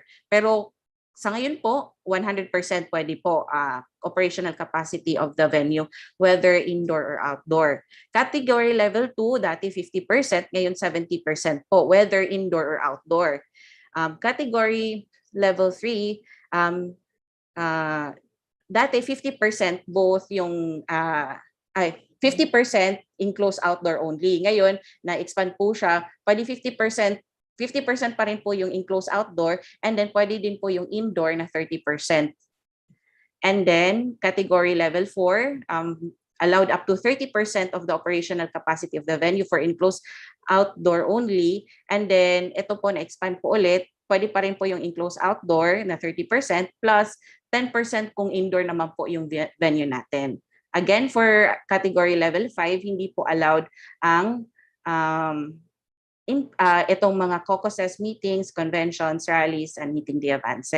So, kanina po I mentioned na before nitong pandemic, ang mga prohibited acts po is yung it is unlawful for any candidate, party, or any person to give or accept free of charge, directly or indirectly, transportation, food and drinks, or anything of value during and within 5 hours before and after a public meeting, rally, or other political activity, or to give or contribute directly or indirectly money or things of value for such purpose. So, ngayon po, ito po ay nadagdagan since kailangan natin i-consider yung mga health protocols natin. So, for the in-person campaigns in all category levels na allowed ang in-person campaigns, bawal po ang entering any private dwelling during house-to-house campaigning, even with the express permission of the homeowner. Kahit po pumayag ang may-ari ng bahay na pumasok kayo, bawal po yan. Next is crowding or allowing there to be crowds that violate minimum public health standards around the candidate and his or her companion. So it is upon them po na i-ensure na hindi mababiolate yung upon the candidates na hindi mababiolate yung ating minimum public health standards. And as you will learn po later, meron po silang ina-accomplish na affidavit of compliance with the minimum public health standards na ina-accomplish after po nila i-conduct yung kanilang campaign activities. So, another po, bawal po handshakes, hugs, kisses, going arm in arm, or any action that involves physical contact among the candidate, their companions, and the public. And ito po, taking selfies, photographs, and other similar activities that require close proximity between the candidate and their companions and the public. So ito po, clarification lang. taking selfies per se, hindi siya bawal. Pero ang ano dito is, kapag yung nagte-take kayo ng pictures na very close kayo to each other, yung candidate, mga companion, and the public, doon, yun po yung bawal. So, pwede kayong mag-take pa rin ng pictures, just keep your distance, ganun po. And then, bawal pa rin po syempre yung distribution of food and drink and all other goods or items. Saka pa din po yung na-mention ko earlier. During conventions, meetings, meeting the events, and rallies in all category levels, same po, bawal handshakes, hugs, kisses, going arm in arm, or any action that involves physical contact among the candidate, their companions, and the public. Yung taking po ng selfies, photographs, and other similar activities that require close proximity between the candidate and their companions and the public, and distribution of food and drink and all other goods or items.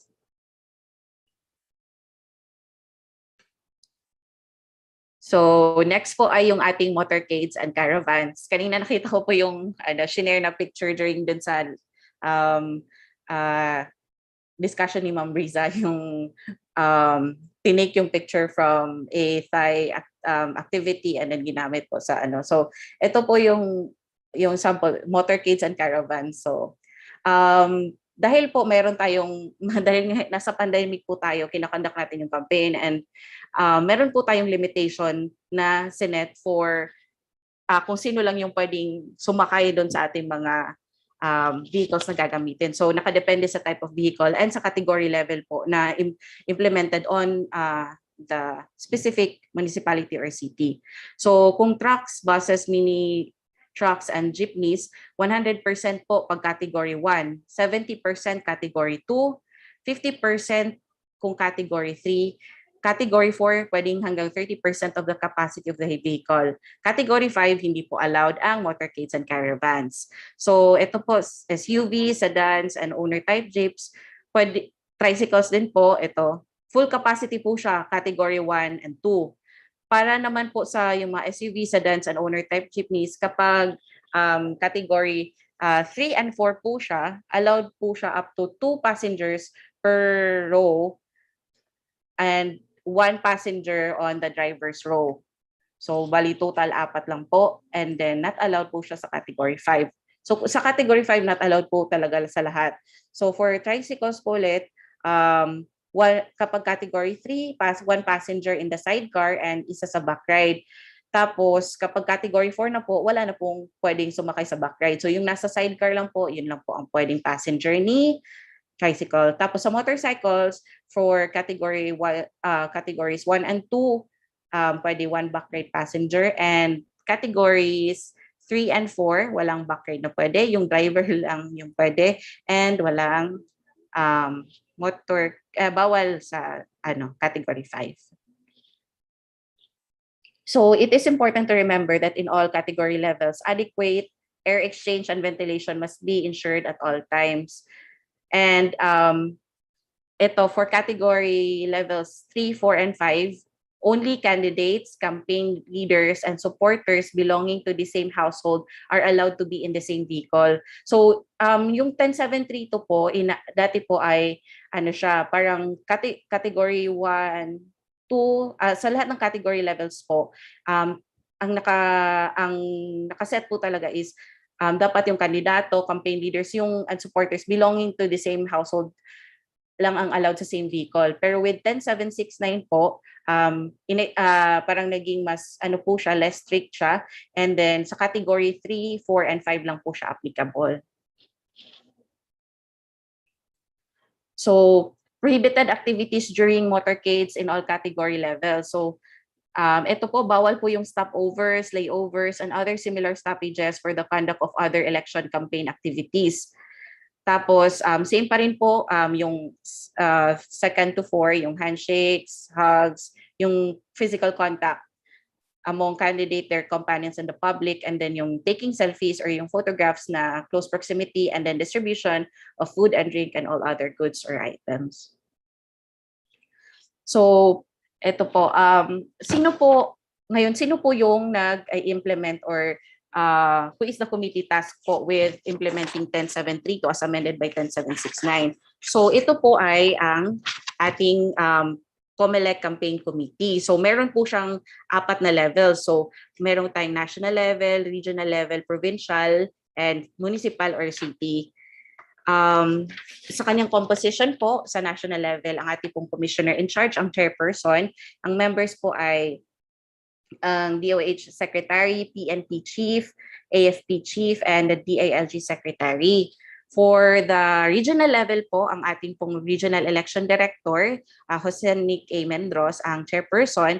And then ang mga members po ay ang DOH Regional Director, PNP Regional Director, Division or Brigade Commander with the highest rank designated by the AFP, and then ang ating pong DILG Regional Director.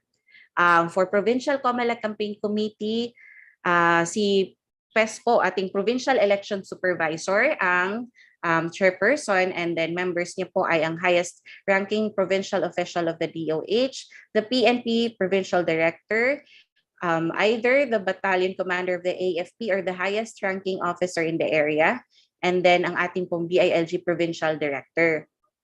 For Municipal or City COMELEC Campaign Committee, ang election officer, ang chairperson, and members po ay ang city or municipal health officer, the PMP chief of police, the highest ranking officer in the area as may be designated by the AFP, the DILG city director, or highest ranking officer in the area. So ang kanilang duties and functions po are as follows. They classify category levels in their respective areas of jurisdiction, accept, approve, or disapprove applications for the conduct of election campaigns under these guidelines, monitor the conduct of aforesaid election campaigns, prepare reports as regards the conduct of aforesaid election campaigns, implement the provisions of these guidelines, and perform other functions as may be determined by the Commission. So going to the first function, so ito po yung procedure on, to classify the category levels in their respective areas. So the NCCC shall have the authority to classify the category levels of each region, province, city, and municipality, and shall be reviewed every 14 days or as it may deem necessary. So ito po kasi yung classification natin nakadepende din po kasi kung tataas yung mga cases, tapos kung may ilalabas po na bagong category level ang IATF doon sa ating mga sa ating covered areas. And then once po na may na-classify na po yung ating national NCCC, the Municipal City COMELEC Campaign Committee po may at their own initiative by unanimous vote raise category level of its area of jurisdiction if the circumstances so warrant. So taking into consideration yung number ng cases and rate ng transmission of COVID-19 doon sa city or municipality. But please remember na hindi po sila pwedeng mag-lower. Pwede po silang erase yung level, pero hindi po pwedeng babaan. So any candidate or any accredited political party, party list, or coalition may request for reconsideration of our reclassification. Kasi ito naman po ay admittedly, ito po ay additional na parang requirement sa kanila, whereas dati kailangan lang nila mag-secure ng permits from the local government. Ngayon, kailangan pa po nila, after nila makapag-secure ng permits, kailangan pa nilang isubmit ito sa COMELEC Campaign Committee na kung saan sila dapat na mag-file. So, depende po doon sa elective position ng candidate. So, such written requests shall be filed with the Provincial COMELEC Campaign Committee having authority over the city or municipality. So, doon po nila ifa-file ang kanilang reconsideration, request for reconsideration. So, procedure for applications for the conduct of election campaigns. So when to file, application shall be filed at least 72 hours prior to the intended schedule. So ito po ay where to file for presidential, vice presidential, senatorial, and party list candidates. Ito po ay fina-file sa Regional COMELEC Campaign Committee at the Office of the Regional Election Director. for gubernatorial, vice gubernatorial, district representative, and sangguniang panlalawigan candidates sa Provincial COMELEC Campaign Committee, sa Office of the Provincial Election Supervisor, and then for mayoralty, vice mayoralty, and sangguniang bayan panglungsod candidates sa municipal or city COMELEC Campaign Committee doon sa concerned office of the election officer. So, ito po ngayon, except for category levels 1 and 2, no election campaign activity under this guideline shall be conducted without first obtaining the prior approval from the corresponding CCC. So, bago po yung 10769, bago po yung amendment, dati, kahit alert level, category level 1 and 2, kailangan pong mag-apply pa ng mga candidates bago nila makonduct yung kanilang campaign activity. So, nagkaroon po ng konting clamor from the candidates kasi again burden siya, and then sa kanila siguro napapatagal yung kanilang o-organize ng kanilang activities. But with the 10769, pag category levels 1 and 2, no need for securing the prior approval ng concerned COMELEC Campaign Committee, sa 3, 4, 5 na lang po. So, in all category levels, a permit duly issued by local government unit shall be required. So, iba po ito yung sa local government. Kailangan pa rin po nilang i-secure yon. Pero ang hindi na lang po nila kailangan i-secure pag levels 1 and 2, yung galing sa COMELEC Campaign Committee. A unit shall be required subject to provisions of Batas Pambansa Bilang 880 and sections 87 and 88 of Batas Pambansa Bilang 881. So, the CCC concerned, upon due evaluation, either approve or deny the application within 48 hours from receipt. So, in action of the concerned CCC shall be deemed an approval of the application. So, yung sa ating pong regional COMELEC Campaign Committee, meron na pong kasi 48 hours from receipt, and wala siyang distinction if, for example, na-receive siya on a Saturday or on a Sunday. So, 48 hours will start from receipt. So, kami po ay nakaantabay naman po sa aming email, and agad-agad po namin itong sinesend sa ating mga counterparts after checking the completeness of the applications. So, who may apply? So, pwede po mag-apply yung candidate or his or her duly authorized representative and the duly authorized representative of accredited political party, party list, or coalition. And duly authorized representative must present the special power of attorney executed by the respective principal on his or her behalf at the moment of filing. So, kapag representative po, which is usually the case, so kailangan po namin yung special power. So, what are the requirements to be submitted? So, all applicants must submit duly accomplished application form, yung Annex A po natin, with a copy to be furnished to every city or municipality where the applicants intend to hold its election campaign activity.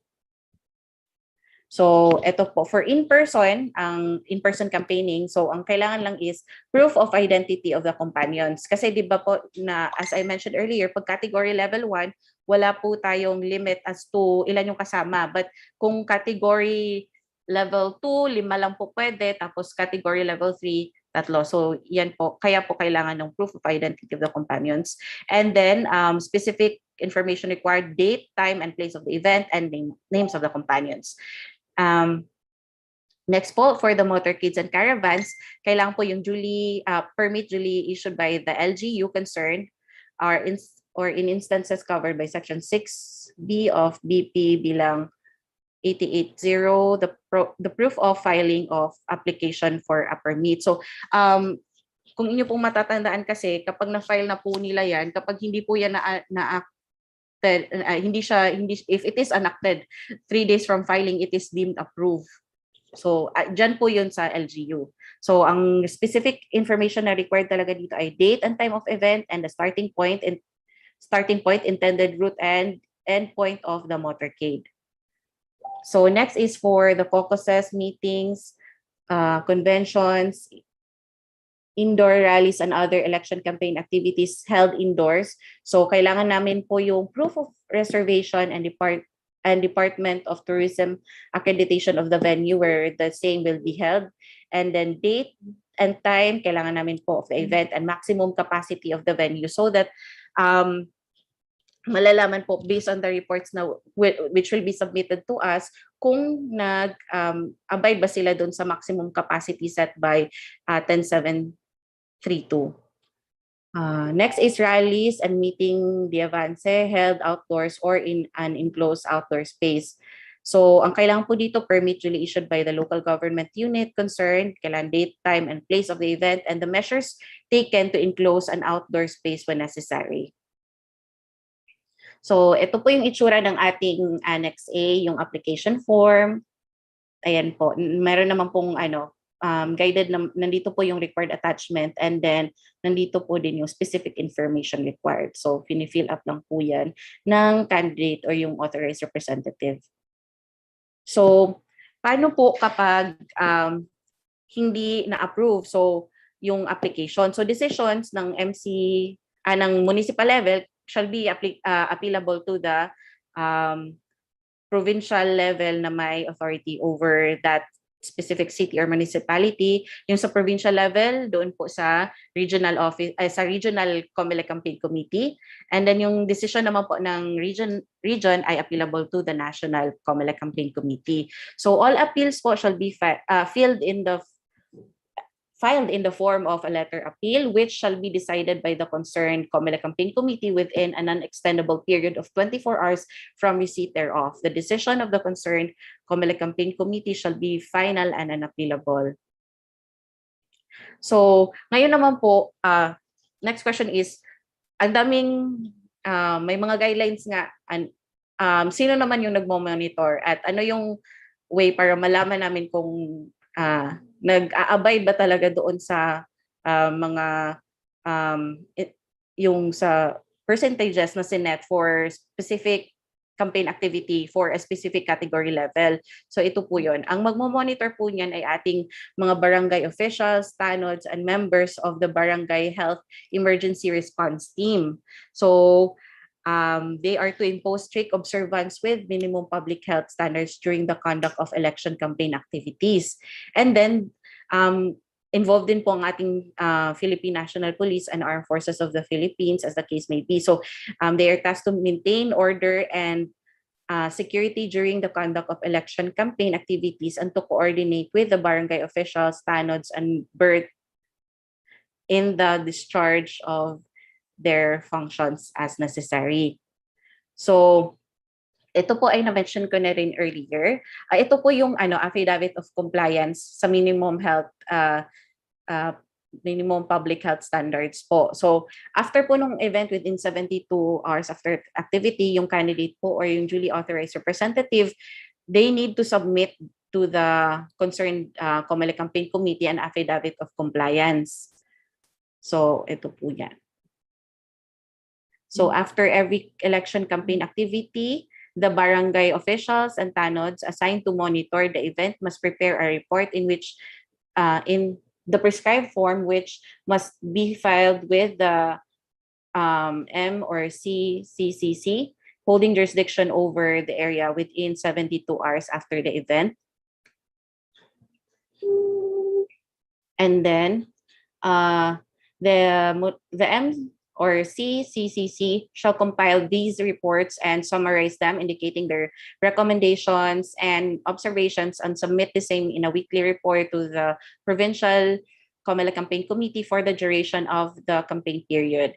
This report shall include any reclassifications made to the category levels, indicating the reasons for such a reclassification therein. The PCCC shall compile the reports ng municipal level within their jurisdiction and isasubmit po yun sa region. And then yung region naman po i-compile yung mga reports na galing sa provinces within the region and submit the same to the National COMELEC Campaign Committee every month for the duration of the campaign period. So ano po yung sanctions or penalty for election offenses um, ano po yung mga sanctions under 10732. So any person committing an act constituting a violation of sections 87, 88, and 89 of Batas Pambansa Bilang 881 or the Omnibus Election Code as amended shall be prosecuted under section 262 of the Omnibus Election Code. So if proven guilty, he or she shall be punished with imprisonment of not less than 1 year but not more than 6 years and shall not be subject to probation. In addition, the guilty party shall be sentenced to suffer disqualification to hold public office and deprivation of right of suffrage. And if he or she is a foreigner, he or she shall be sentenced to deportation after the prison term has been served, and any political party found shall be sentenced to pay a fine of not less than 10,000 pesos, which shall be imposed upon such party after criminal action has been instituted in which their corresponding officials have been found guilty. Ngayon po, kung ang na-violate naman po ay yung minimum public health standards, ito po yung applicable. The DOH or its local counterparts as member of the CCC shall closely monitor the compliance of all concerned with the minimum public health standards and shall, with knowledge of the CCC, take action in order to prosecute violators thereof under, doon naman po sa Section 9D of Republic Act 11332 or the mandatory reporting of notifiable diseases and health events of Public Health Concern Act and Section 1F Rule 11 of its 2020 revised implementing rules and regulation and under relevant laws and rules. So, ito naman po ay since ilang araw na lang ay election na, and our campaign period ends May 7 po ang last day ng natin. The commission may modify the guidelines, pero baka hindi na po din wala ng modification, but the commission may modify the guidelines set forth in COMELEC Resolution 10732 as the circumstances may warrant, depending on the rules to be issued by the national government or the IATF MEID. Ngayon po, since as I mentioned, wala na pong end na po ng campaign period ay May 7. Ang question po is, paano po yung mga magsusuot ng mga t-shirts na may mukha ng mga kandidato during election day? So hanggang doon. So ano pong maka-classify po ba yun as a form of campaigning? Ang sagot po ay yes. Ganito po yan. You can wear po any color of shirt. Pwede kayong mag-yellow, red, blue, or pink.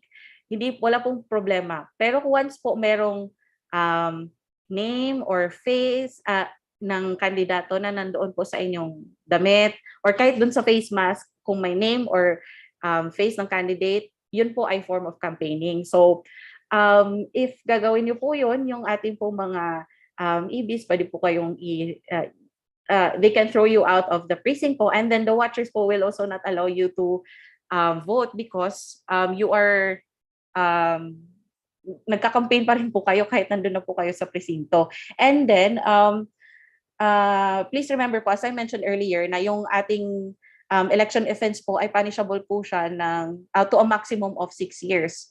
So posible pong nakakulong pa rin po kayo, pero yung inyo pong kandidato na yung nasa damit niyo po na kandidato ay nakadalawang terms na po. So, wag po kayong magsuot ng mga damit na mayroon pang mga mukha or name ng kandidato.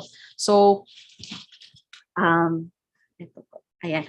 Meron pa po akong pahabol bago po yung sa demonstration. So, ito po yung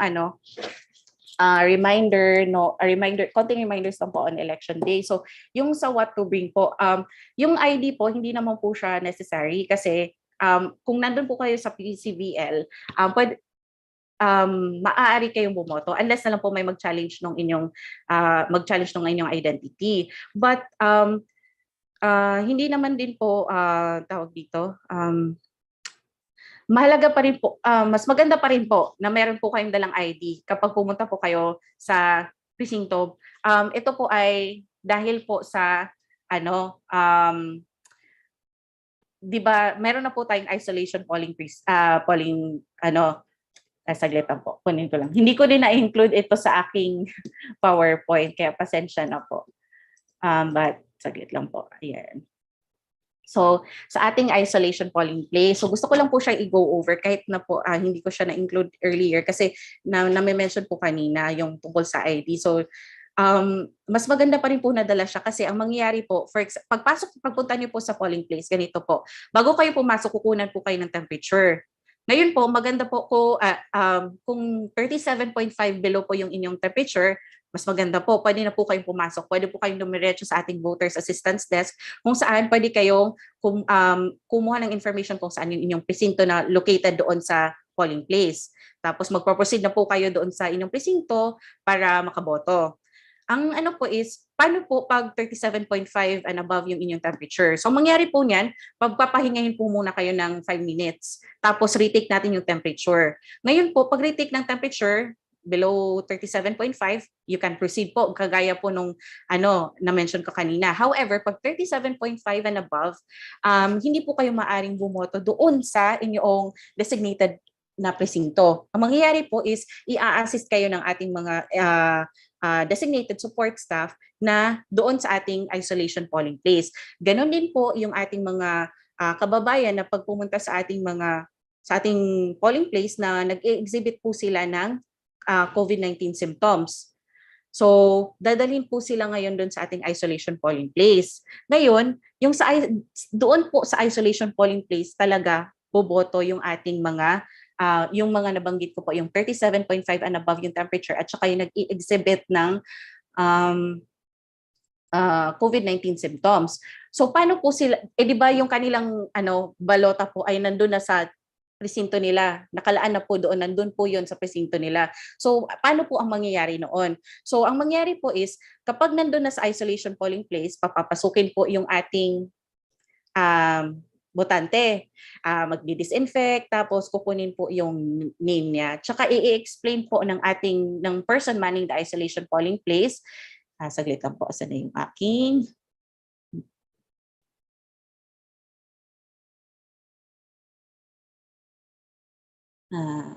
ito po.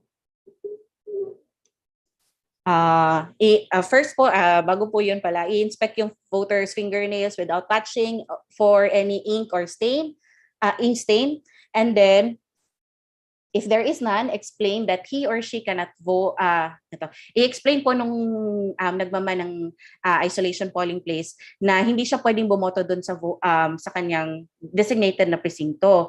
But pwede po siyang mag-cast ng vote doon sa IPP. So if the voter, pumayag po siya, nagbigay ng approval, pwede po siyang mag-vote following this instruction. So i-explain muna po sa voter na mawi-waiver yung kanyang right to feed the official ballot doon sa VCM. Second po, hindi din po siya ma-issuehan ng voter's receipt. Na-mention po yun kanina ni Alden. Yun po ang voter's receipt po natin is once ma-feed mo po yung VCM, sa VCM yung iyong balota, yung filled up balota mo, may lalabas po na voter's receipt. Nandun po, i-check nyo po yun kung tama ba, in accordance ba, kasi baka hindi naman po yun yung binoto nyo, pero iba yung lumabas. So i-check. So mangyayari po, i-waiver yun nung nasa isolation polling place kasi hindi nga siya pwedeng kailangan nga po na isolated siya while nakavote kasi meron po siyang sintomas ng COVID-19.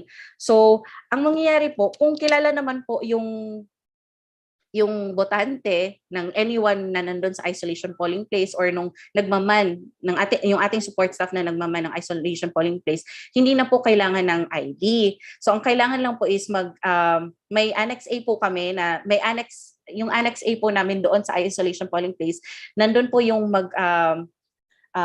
i-identify under oath nung mga anyone, yung any registered voter doon or yung safety protocol officer namin or IPP support staff, yung ating botante. But pag hindi po siya kilala, hindi po siya known doon sa mga na-mention ko ng mga tao, kailangan po yung i-request namin yung voter's valid ID. So except po, hindi po pwede yung community tax certificate. So ang purpose po kasi nun, kasi di ba sa PCVL, nandun po yung ating picture tsaka signature. So kailangan po namin, kapag dating po doon sa EB, kailangan din po i-check ni EB na hindi kasi pwedeng name lang tapos pag meron pong yung Annex A, okay na yon kasi under oath naman po yun. Pero kung wala yung Annex A, walang nakakakilala talaga sa kanya, we need proof na itong person na nandoon sa isolation polling place is the same person as doon sa nasa PCVL natin. So, i-compare yung picture and then yung signature. So, yun po. Kaya po, mas maganda pa rin po na may dala tayong ID. Tsaka yung pong na-mention na kanina na hindi po necessary, hindi po kailangan na meron tayong vaccination card. Pero kung gusto niyo pong magdala, wala naman pong masama na magdala ng vaccination card. So, ayun po, yung sa isolation polling place. So, ano pa ba? Meron pa ba akong notes dito? So far po, yun lang po. The next presentation po, yung next po is actually recorded na po siya. We apologize po as much as we want to make this yung parang live talaga, yung demonstration ng ating vote counting machine. Meron po kasi kaming ongoing activity din po ngayon na magsa-start din po ng 1 p.m. So kailangan po din pong umalis later. So pero ito po yung recorded na ng aming information officer from the COMELEC Education and Information Department. So ma'am, pasuyo na lang po.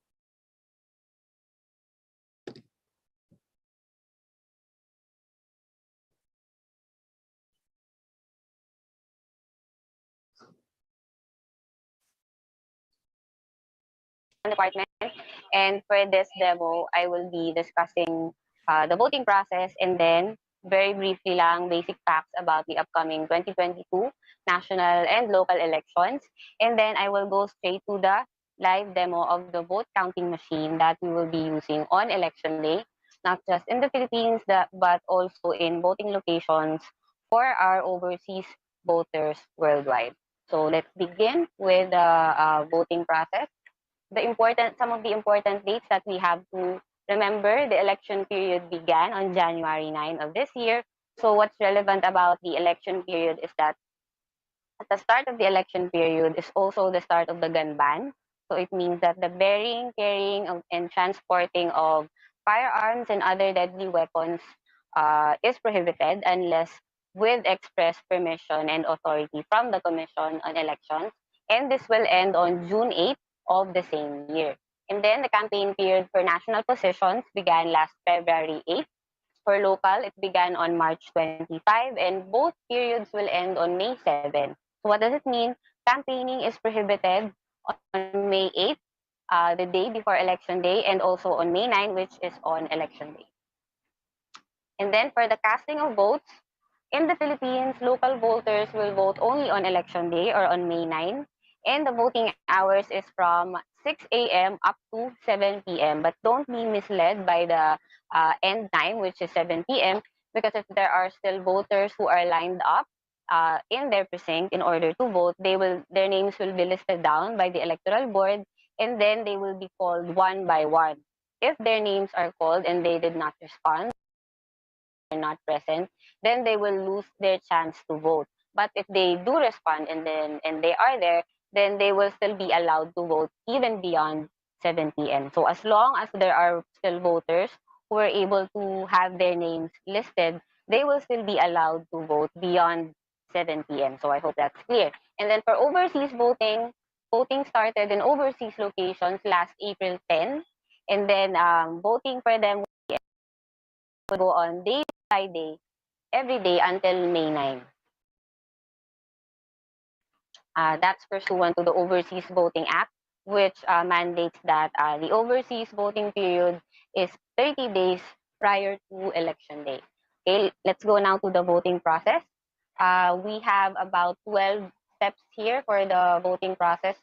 First, since we are in the time of the pandemic, once the voter arrives at the voting center, which is usually located in schools, at the entrance, they will encounter the temperature check.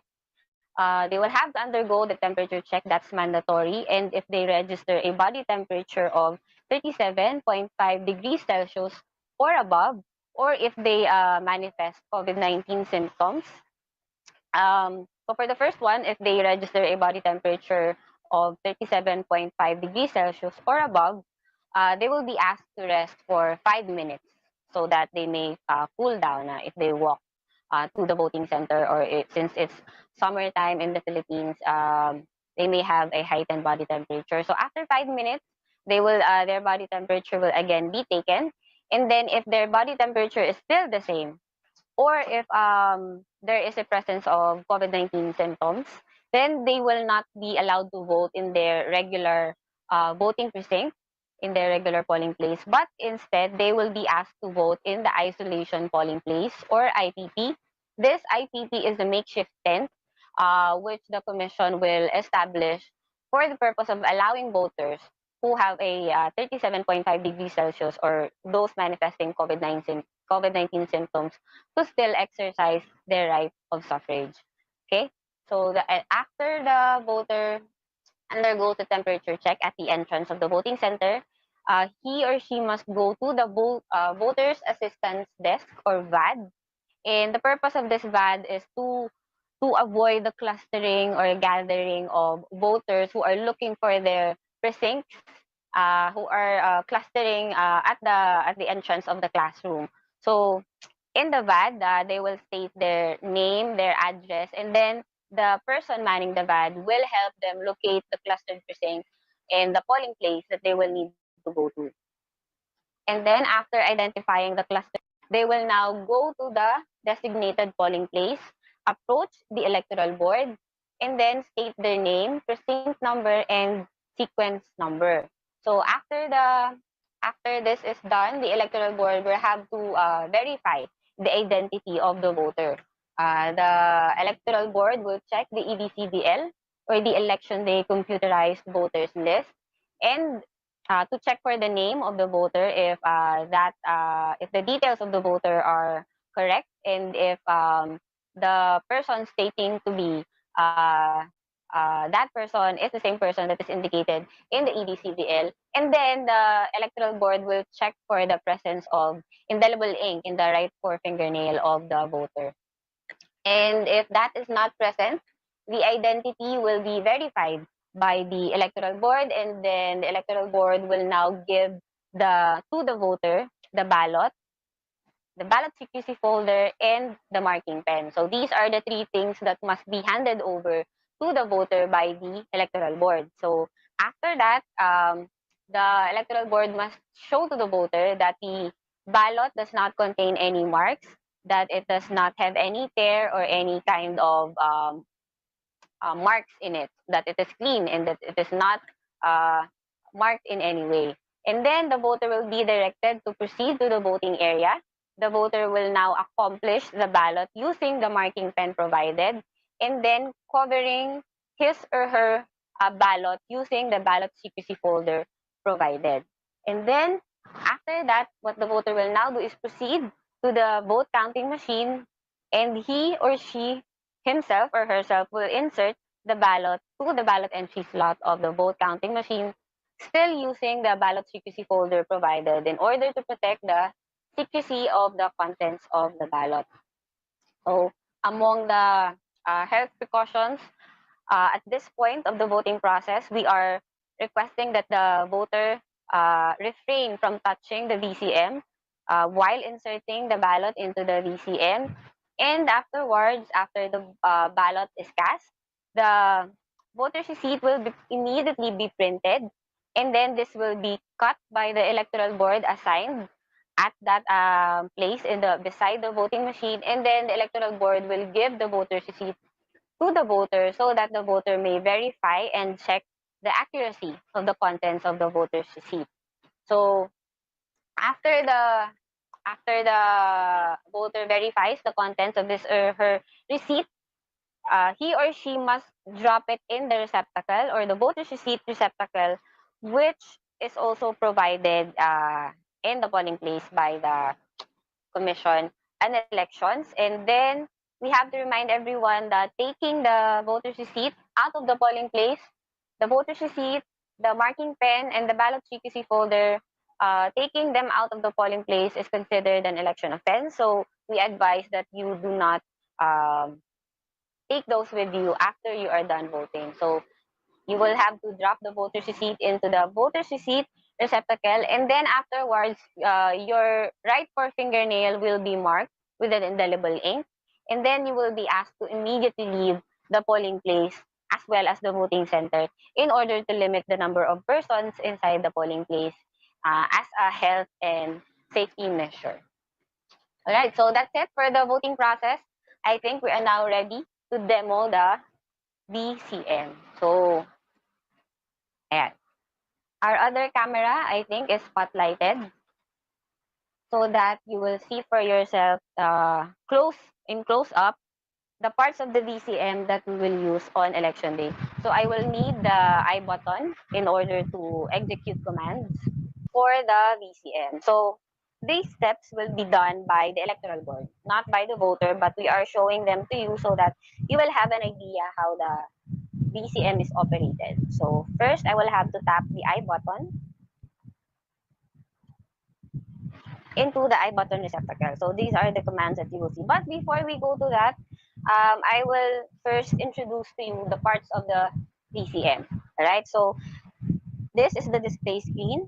As you can see, it is touch screen, but it's only the electoral board which will do these commands.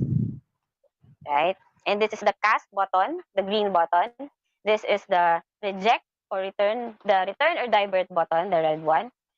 If once you insert the ballot into the VCM, you no longer need to press the cast button because the VCM will immediately, the ballot will immediately be inserted into the VCM. But in cases where the ballot is rejected by the VCM, it will not be dropped inside the ballot box, but instead the machine will prompt that the voter press the return or divert button, and we will show you later how this operates.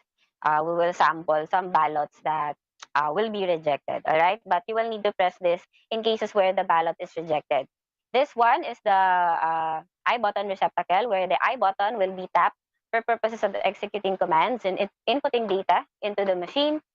And then this below that is the thermal paper compartment. This is where we place the thermal paper. This is how it will look like.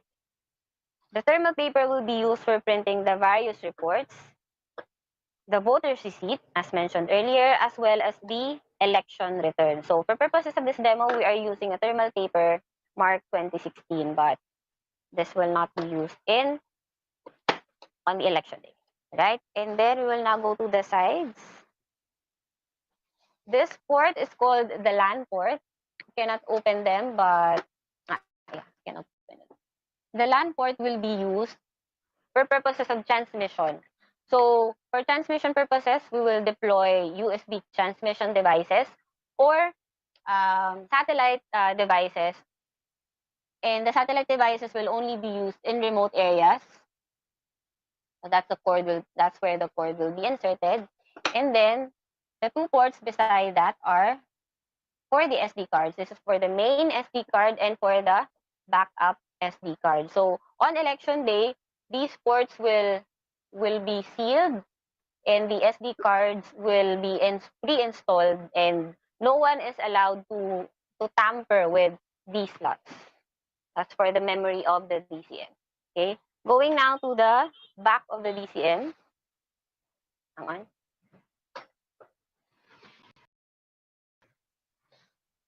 This port is for the backup battery. So as you can see, this is connected to the backup battery that we have here. Right? So this has a capacity of 16 hours. In cases that we have experienced a power outage on election day, aside from the main power outlet, so on the extreme end of the DCM, we have the outlet for the main power source. So this is connected to the power outlet. But aside from that, we have a backup battery. in cases of power outage so that we can still operate the DCM and transmit. All right. And then beside the main power port, we have the on-off button to power up the DCM. Beside that is the USB ports. So there are two ports inside. So the DCM will come with transmission dongles for transmitting the election returns to the various servers. And then these three ports will not be used for purposes of election day. All right. So those are the parts that you need to know. We will now go to, all right. So assuming I am the chairperson, I will have to input a code in order to open the voting. So as you can see here, this is the real time date and time. On election day, the date and time must be properly reflected. And as you can see, the machine state is still not open. I think it would be good to show that while the machine state is not yet open, the DCM will not accept ballots, no matter how we try to insert a ballot into the ballot entry slot. All right. So in order for the machine to start accepting ballots, we will have to open the voting. So the PIN code that I'm using is only for demo purposes. And then one of the new features of the VCM that we will be using for the 2022 elections is that the members of the electoral board, the chairperson, the poll clerk, the third member, as well as the technical support, will have the ability to input their names. For example, right,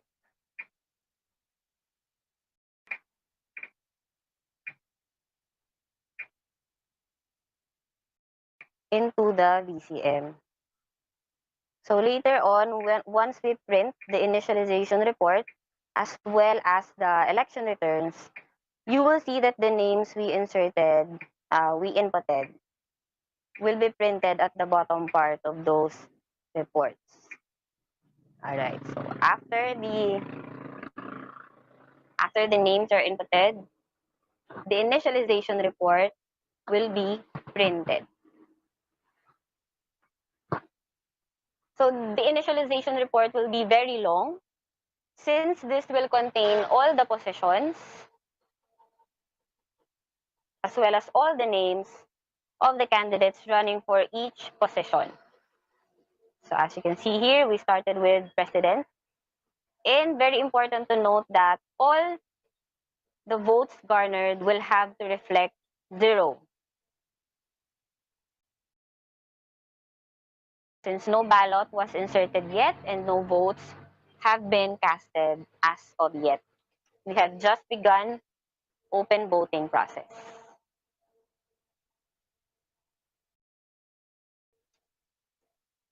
So just for the information of everyone, it is not likely that this process will be witnessed by the voters, but the watchers will be able to witness the printing of the initialization report, which is the one that we're printing now, for transparency, so that they will see for themselves that at the beginning of the voting, there are still 0 votes, no votes registered.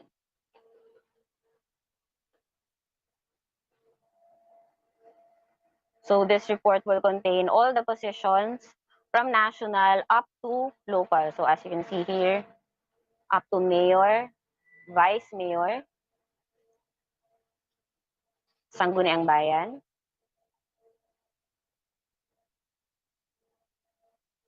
And here is towards the end of the report. As you can see, the members of the electoral board, the chairperson, the poll clerk, and the third member, the names that we inputted are there. So they no longer have to write their name. And then there are spaces for them to affix their signature, their respective signatures, and their thumb marks. And there will also be spaces for the watchers to affix their names and signatures. Right, so that's the initialization report. As you can see in the screen, open polls completed successfully. Afterwards, we will print Next, the status report. So this report is short, just showing that after the printing of the initialization report, the VCM is now ready to accept ballots. All right, so that's how it looks like. Short. And as you can see here, the machine state is now open. We are now ready to accept ballots. But before we go to the demonstration of how to accomplish a ballot, we'll print out, I will try to show you the security features and parts of the ballot. Okay, very important.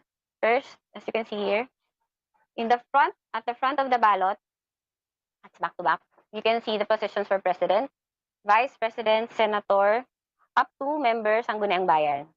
Please take note that for the positions, there are instructions as to how many you should vote for each position. President and vice president, just 1. For senator, up to 12. House of Representative and provincial governor and vice governor, 1. For members ng Sangguniang Panlalawigan, 2. Mayor and vice mayor, just 1. And for members ng Sangguniang Bayan, up to 8 candidates. Alright, so why are we pointing this out? In order to remind the voters not to overvote. Overvoting will result in the invalidation of the votes for a specific position that was overvoted. So for example, for the position of president, we fully shade an oval, and then we shaded 2. Right? So this only asks for 1, but we shaded 2. We shade 1 for vice president. So this is overvoting. I will show you how this will look like in the receipt later if we overvote. This is proper. And then for senator, let's try to undervote. It's asking for 12, but let's only shade, say, 3. All right? Okay. So that's it. So that's for the front. And for the party list, it occupies the entire back of the ballot. All right? And as you can see also, there are bleed marks caused by the marking pen. But this should be no cause for worry because if you notice, the oval that corresponds to the candidate that you will vote for is placed on the left side of the name of the candidate. And if you check the back part, the bleed through will be on the right side of the name of the candidate. It does not affect the oval corresponding to the name of the candidate located at the back. Okay? So, at this point, I think it should be good to point out that the timing marks bordering the ballot, both the front and back, it's important not to make any kind of mark in the timing marks because this is what will be used by the VCM to determine which ovals are marked. Like that, like a graphing paper. Imagine a graphing paper. So that's how the VCM determines which ovals have been shaded. So if the voter makes any mark in the ballot, especially in the timing marks, then the entire ballot will be invalidated. Okay? So even if you overvoted for one position only and you voted correctly for the other positions, if you tamper with the timing marks, the entire ballot will be invalidated. So let's try to insert this now. Since the machine state is now open, the VCM is ready to accept ballots.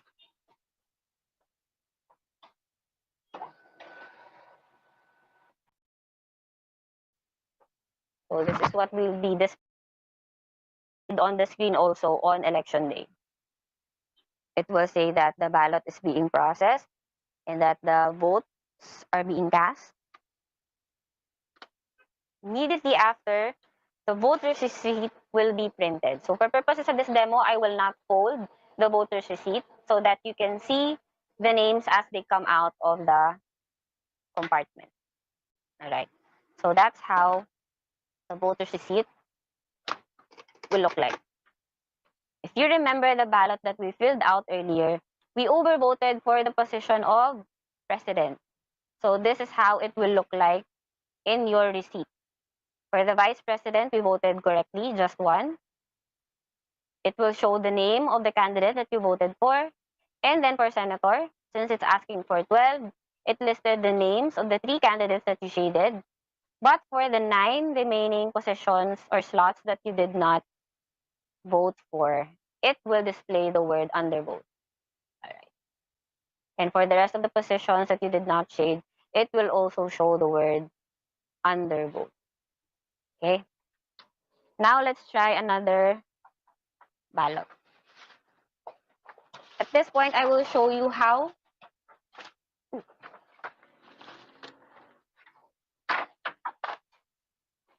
to properly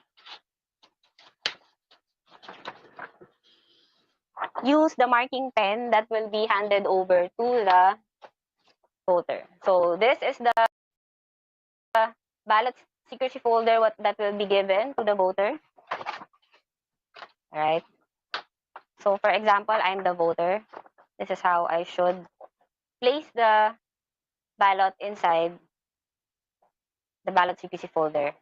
And once I approach the VCM, I should hand over the marking pen to the electoral board. And this is how I should insert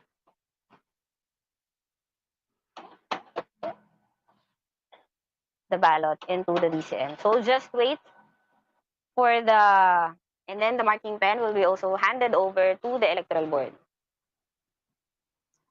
So if you notice, we no longer had to press the cast button.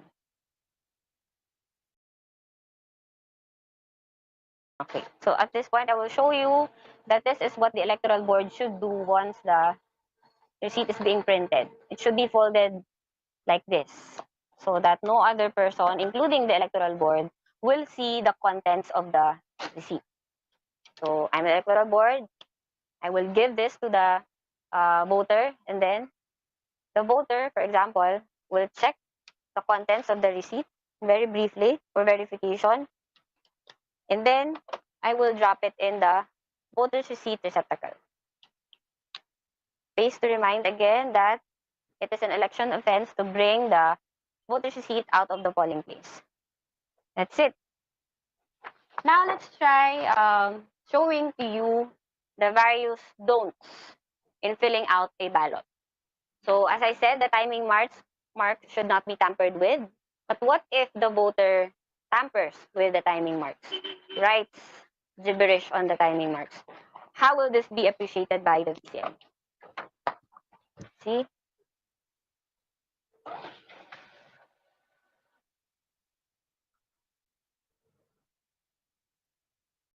Alright, so as you can see, it said that the paper inserted was misread.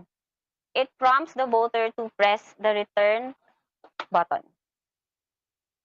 When this happens, the voter will still have 3 more chances to insert the ballot in any other orientation. So it came out like this. We'll try to insert it this way.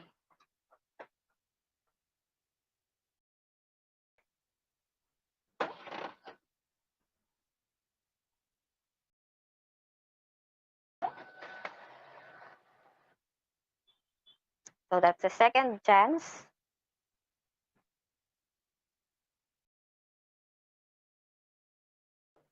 Again, return button. So now we'll try to insert it bottom up.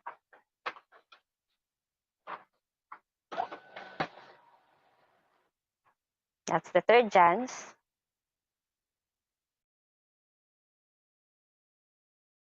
Of course, it was rejected.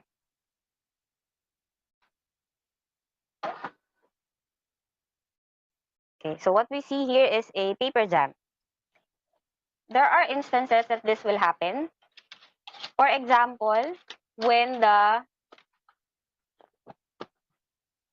ballot box is already full with paper ballots, since the machine has a capacity of up to 800 voters, and in cases that the ballot box is already full with the number of ballots that have been so far inserted, what the electoral board will do is call on the VCM technical support, And the DCM technical support will have to call up the COMELEC Election Monitoring and Action Center, or CEMAC for short, in order to ask for authority to do this. Okay, so what we will do, once the authority is given, please take note that this should not be done without prior authority from the CEMAC. So we will check for paper jam. We are now opening the top cover of the ballot in order to resolve the paper jam. So as you can see here, the ballot jammed inside the DCM. So we will pull this out. There you go. And then we will close again the top cover. And then try to insert again. So this is we are still on the third try, right? So try to insert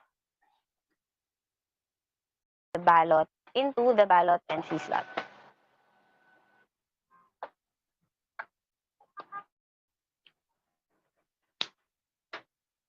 Again, it was misread. So we will press the return button. We still have one more chance. This is the fourth and last chance.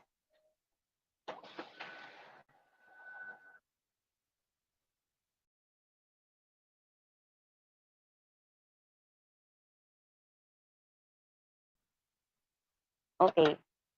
So that's it. What will happen after the fourth chance? So the rejected ballots will not be replaced, especially if it's due to the fault of the voter. We always remind the voter not to make any marks, just to use the marking pen for shading the ovals.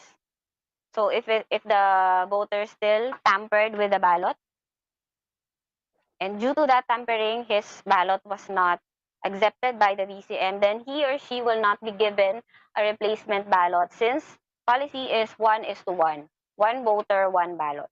Okay, and this rejected ballot will be handed over to the electoral board and will be placed in an envelope dedicated for rejected ballots. All right.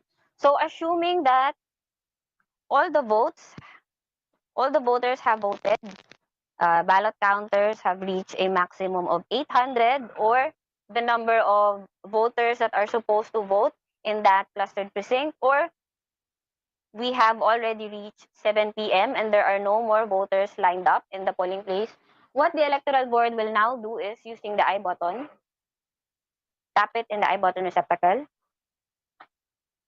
select the position for chairperson, enter the PIN code for the chairperson.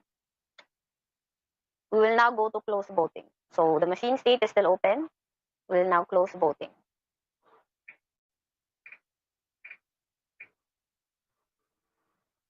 At this point, the machine will prompt for the inputting of the digital signature.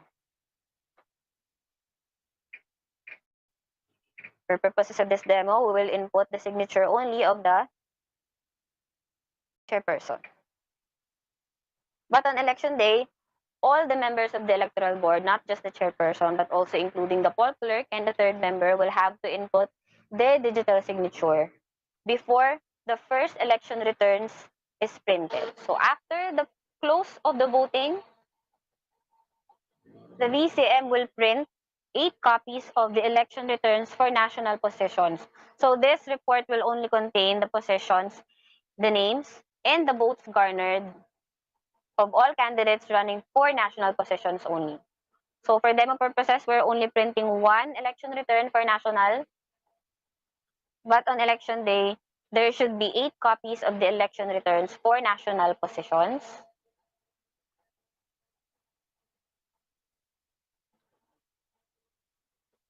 As you can see, we voted for, filled out 1 ballot earlier. This shows 1 ballot or 1 vote for Lim Aurora, the one that we voted for earlier. For senators, we also voted for these 3, so it only reflects 1 vote for each of them. For all the rest, since we did not shade, it shows 0. So just showing you that it will not record any votes that have not been cast. And again, the spaces for the electoral board to sign. Their names are already in there. The last position that you can see here is for the party list. That's very long, right? And this is the end of that election return for national. At the end of that report, you will see that we are now printing the election return for local positions. So on election day, there will also be 8 copies of this election return for local positions, containing, of course, only the names and the votes garnered for the local position. So we begin with House of Representatives up to member Sangguniang Bayan. There you go. And then spaces again for the electoral board and the watcher. So after the 2 sets of 8 election returns have been printed, 8 for national, 8 for local, the machine will now ask, do you want to transmit the election results? Of course, on election day, we will have to click yes, but for purposes of this demo, there will be no transmission. Prior to election day, please take note that there will be any kind of transmission.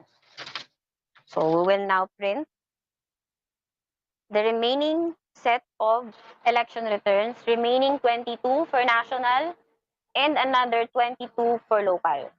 So why are we printing so many election returns? Because under the law, the Commission on Elections is mandated to give copies of the election returns to the accredited citizens arm, to the media, to the watchers present,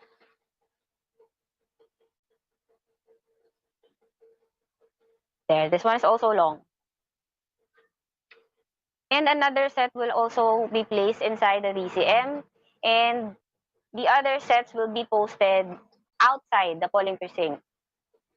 So the voters themselves will be able to check the results of the votes garnered for a specific precinct, because a copy of the election returns will be posted outside your precinct. All right. So for purposes of this demo, we can now interrupt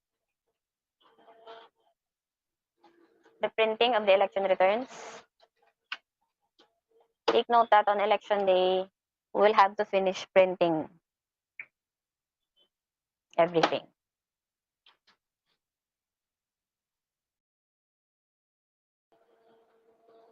Yeah. We'll also interrupt the skip.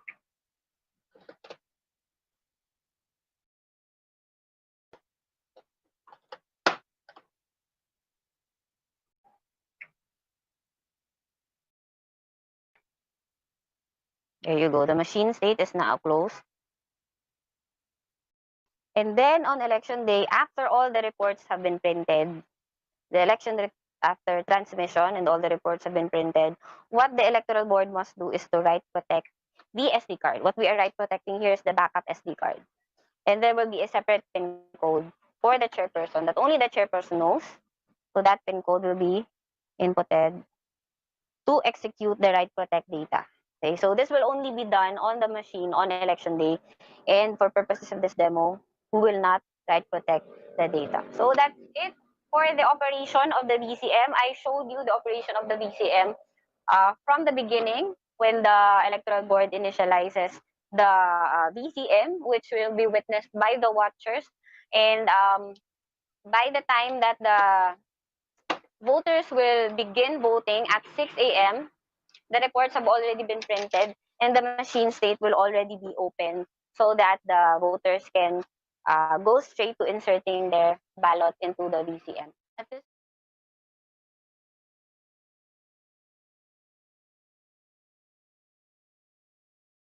Right, ayan. So, very interesting. Ano po, kahit ako na-refresh, although ilang beses na rin naman ako nakaboto using the VCM, ay very refreshing na makita yung operation ng ating mga vote counting machines. So with that, ayan, actually this is the last topic for our activity for today.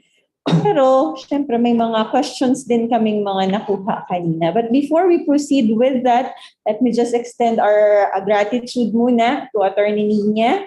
Yan, siya po yung nag-discuss kanina no, COMELEC Resolution 10732. And of course, Ma'am Sara Diaz, siya po yung nag-discuss doon sa ating AVP. So she's also from COMELEC Central Office from the Information Education Division. All right. So proceed na po siguro tayo with our questions. May ilan po tayong na kuhang questions via chat box. Ano po? So, sige, Ma'am Sid.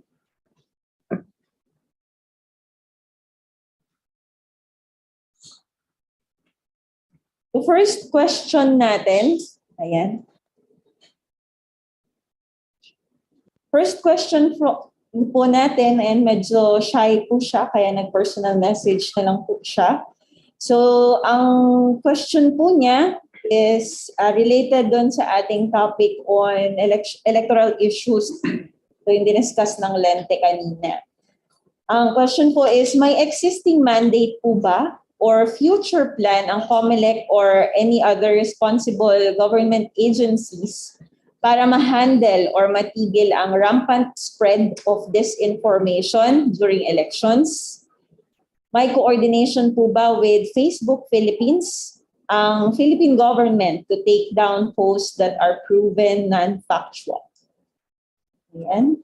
So, sino po kaya from our speakers ang pwedeng sumagot? Can be COMELEC or Lente po.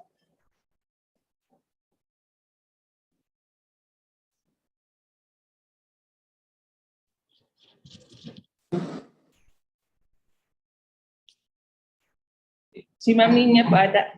Go ahead, Ma'am. Yes po. So, ito po yung sa mga ano naman po, sa guidelines po regarding these, ito po ay crafted talaga sa aming central office. So, kami po sa regional office ay sa implementation lang. Right now po, I am not aware na kung meron po. Pero meron pong several interviews din si Director Jimenez wherein yung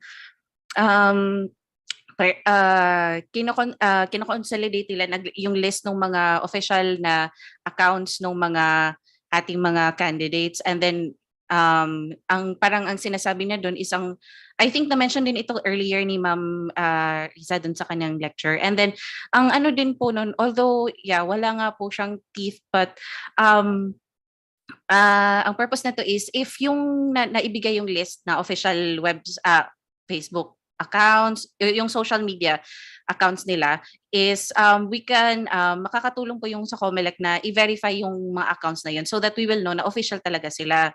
So as regards naman po sa kung gusto niyo po talaga makakuha ng mga legit na information, we have the COMELEC website po. Meron po kaming specific dun sa ano po, pag once punta po kayo sa website namin, may banner po doon na 2022 NLE, tapos you can go there and then may mga topics po kung alin po yung gusto nyong malaman. Meron po tayong mga parang instruction din po on how to vote, gano'n. Nandun din po. So kung gusto nyo po ng as regards to elections, pwede po kayo sa COMELEC website na lang po. At saka sa aming pong official COMELEC Facebook page na I think verified na din po yung aming COMELEC Facebook page. Thank you po. Okay, so thank you so much po, Attorney Nina, for the response. We proceed now po sa ating next question from Ma'am Steph. Regarding po din sa pagdala ng vaccination card at saka din sa face shield. This was naman po, responded na rin kanina ni Ma'am Risa, and yung sa discussion din kanina po ni Ma'am Nina, so nakalagay na yung IATF guidelines so magpe-prevail pagdating doon sa pagsusuot pa rin ng ating face shield. So sabi ni Ma'am kanina, face mask daw ay sufficient na para dun sa ating mga boboto during the election day.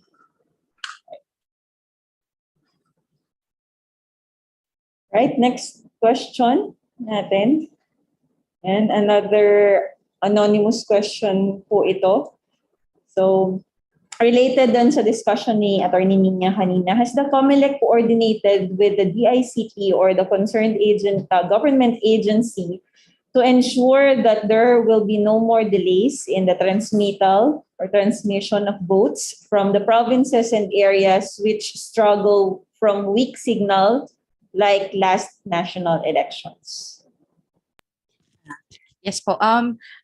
admittedly yung ating dito talaga sa probinsya natin medyo may maraming areas tayo na mahina yung signal. So yes po, ang COMELEC po ay in coordination po with the ICT and ng ating sa DOST, meron po tayong mga yung humahandle po yung mga technical issues natin. And we also provided po doon sa mga identified areas natin ng mga alternative transmission devices. So if hindi po gumagana yung meron po tayong reserve. And then we also have contingency procedures po. For example, talagang kahit yung reserve natin, it won't work. Pwede din po tayong pwedeng gamitin doon sa yung sa specific cluster precinct, yung mga dun sa Karatig.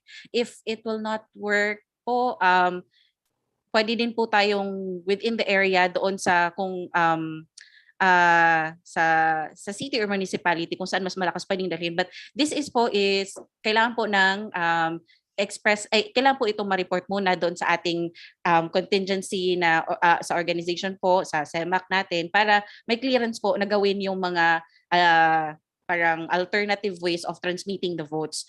So, doon sa areas natin na weak nga po yung signal. Yun po. Thank you so much po, Attorney Nina, for the clear response. So, next naman po natin question, falling under the topic do's and don'ts for public officials. Question po ay, ano daw po yung dapat gawin kapag nakakita ng candidate na openly ay ginagawa yung vote buying? Saan po ba ito dapat na i-report at saka ano yung evidences na kinakailangan para mag-merit ng strong case against the said candidate po? Anyone po or maybe Attorney Nina, would you like to respond to the question? Yes po. Yung sa sa vote buying, kailangan po talaga natin formally na mag-file ng mag-file kayo ng complaint and then mag-attach po kayo ng mga evidences. So kung ano yung what evidences will merit a strong case, depende po kasi yan sa anong nangyari eh. So kung ano po yung evidences that you have, i-attach na lang po yun doon sa inyong complaint. So saan po ba ito i-file? Sa aming pong COMELEC Law Department. And also, actually po meron lang kakarating lang din yung sa email ko, yung guidelines of kontrabigay. Pero actually, hindi ko pa po siya nababasa.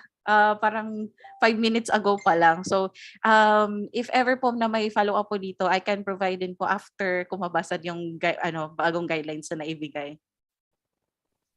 Attorney Nina, so yung pag-tag po sa COMELEC, like halimbawa may mga videos ng vote buying, hindi po siya sufficient para mag-merit ng case doon sa candidate.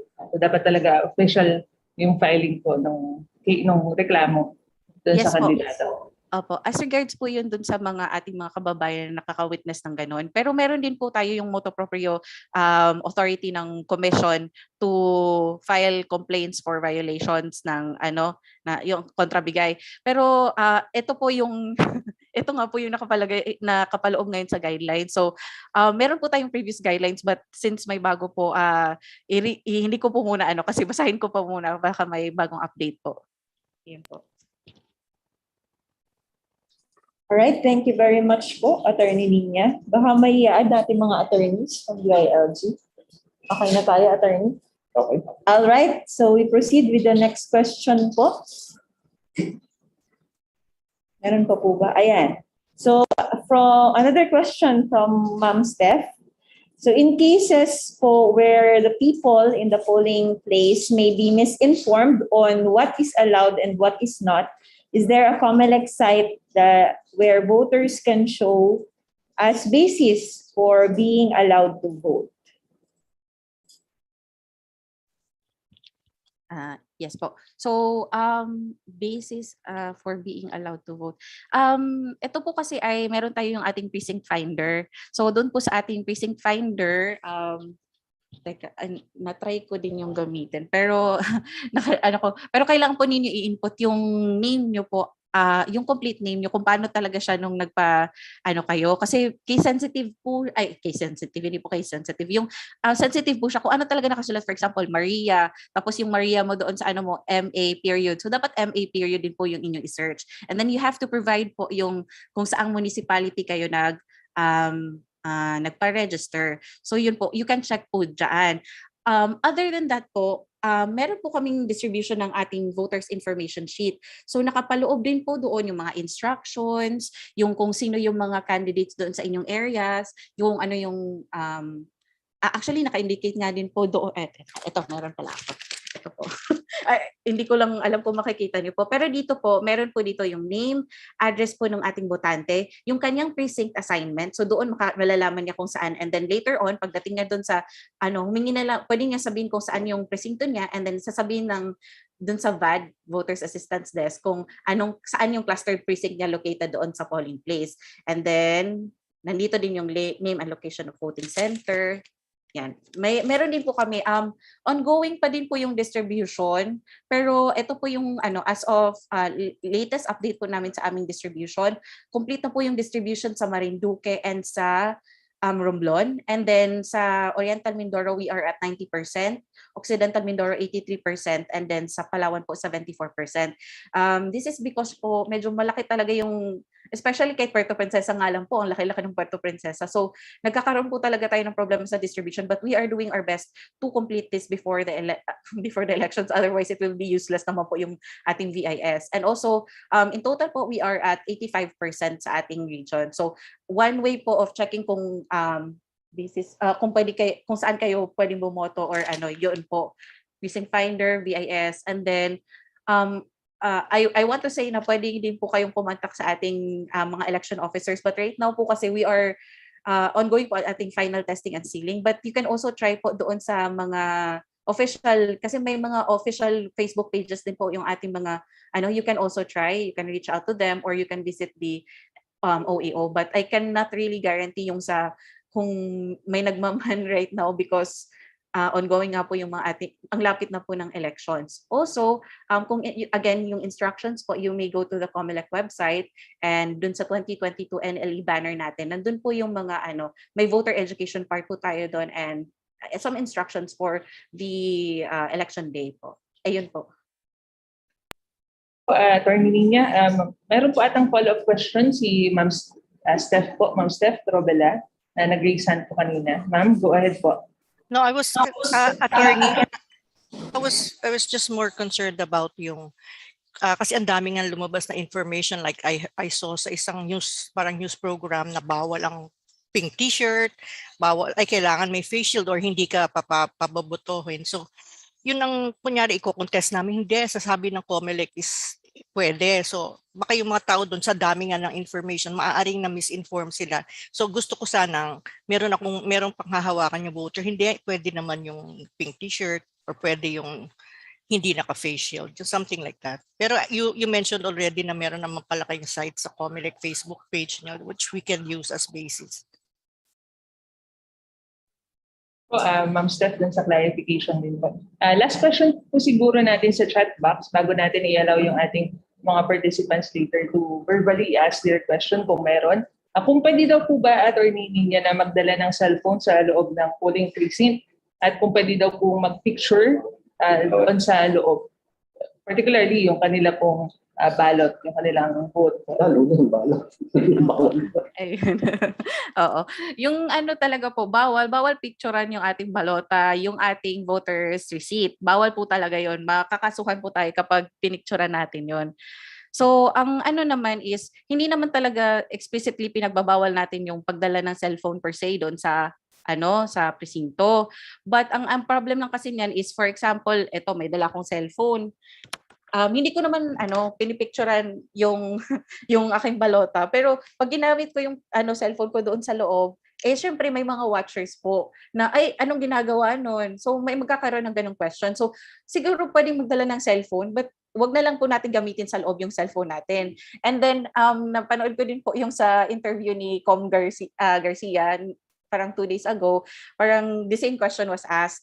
So, ang sinasabi naman po nung botante is, nandun yung kodigo ko. Doon ako kumukopya yung para mas mabilis na bumoto, which is good kasi usually kapag doon pa tayo mamimili, 5 to 7 minutes. So dadagdag pa tayo sa reason kaya magdadami yung tao. So sa crowding. So ang mas maganda may kodigo. Pero yun pa din kasi kapag ginagano mo yung cellphone mo, how will those watchers know na hindi ka talaga nagpi-picture? So yung advice na lang po namin, mas maganda, you can bring your cellphone but do not use it inside, and then if you need the kodigo, you may write it naman in a piece of paper. Wala namang problem po doon. So ayun po. All right. Once again, thank you very much po, Attorney Nina, for answering actually all of our queries.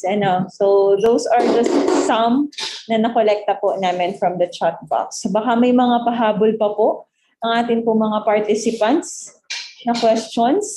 So we'll entertain probably 2 or 3 questions since it's already lunchtime po. Meron pa po ba? Ayan. Going once, bidding ba ito? Going twice. Alright, so siguro po either, dalawa lang naman po yan ay naintindihan ng maayos or naintindihan. Alright, so with that, ay magpo-proceed na po tayo. Ayan si Ma'am Minya, may additional po tayo. Nakita ko po kasi kanina yung question as regards yung marking pen. Ika-clarify ko na lang din po. Kasi we highly recommend po na magdala kayo ng sariling penyo. Pero ang gamit po nun is yung pagpipirma po kayo dun sa ibang documents. But when you mark your ballots po, meron po tayong prescribed na marking pens. Yun po yung ginamit ni Ms. Sarah kanina sa demo. So ayun po. Right, thank you very much po sa additional reminders. So ayan, once again, pwede po tayong magdala ng ballpen for the purposes of assigning yung mga preliminary documents na kailangan nating pirmahan prior to voting. Pero yung sa mismong palota po natin, meron pong nakadesk talaga na markers na kailangan nating gamitin. Alright, so with that, to extend our gratitude to our resource speakers, si Ma'am Brisa, parang mabas na po siya. And I know Attorney is also in a hurry kasi may attendant po siya na activity. Let us just read the citation of our Certificate of Appreciation of the Republic of the Philippines, Department of the Interior and Local Government. Certificate of Appreciation is presented to, so for our first speaker, Ms. Brisa Rosales, the Project Director of Lente Philippines, in recognition for sharing her time and expertise as a resource speaker to the series of information drive on responsible voting of the youth and 2022 election, given this 4th day of May 2022 at DILG Mimaropa Regional Office, Quezon City. This is signed by our Regional Director, Wilhelm M. Suico, CESOPOR.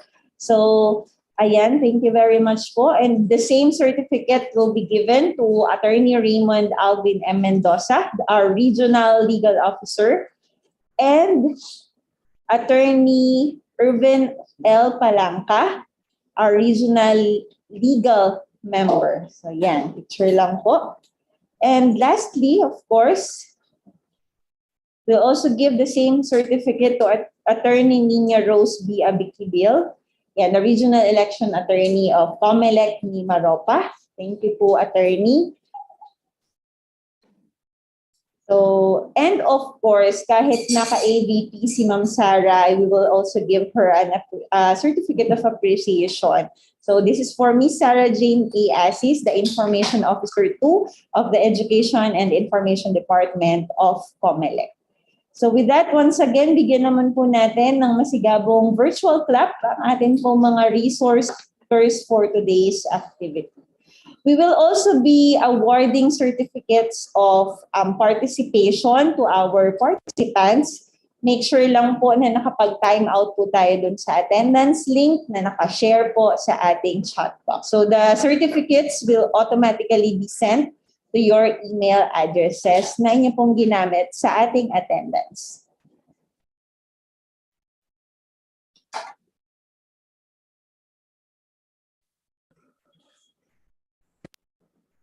Ayan, at hopefully po ay naging makabuluhan yung ating pong information drive para rin na po sa darating natin na halalan this May 9.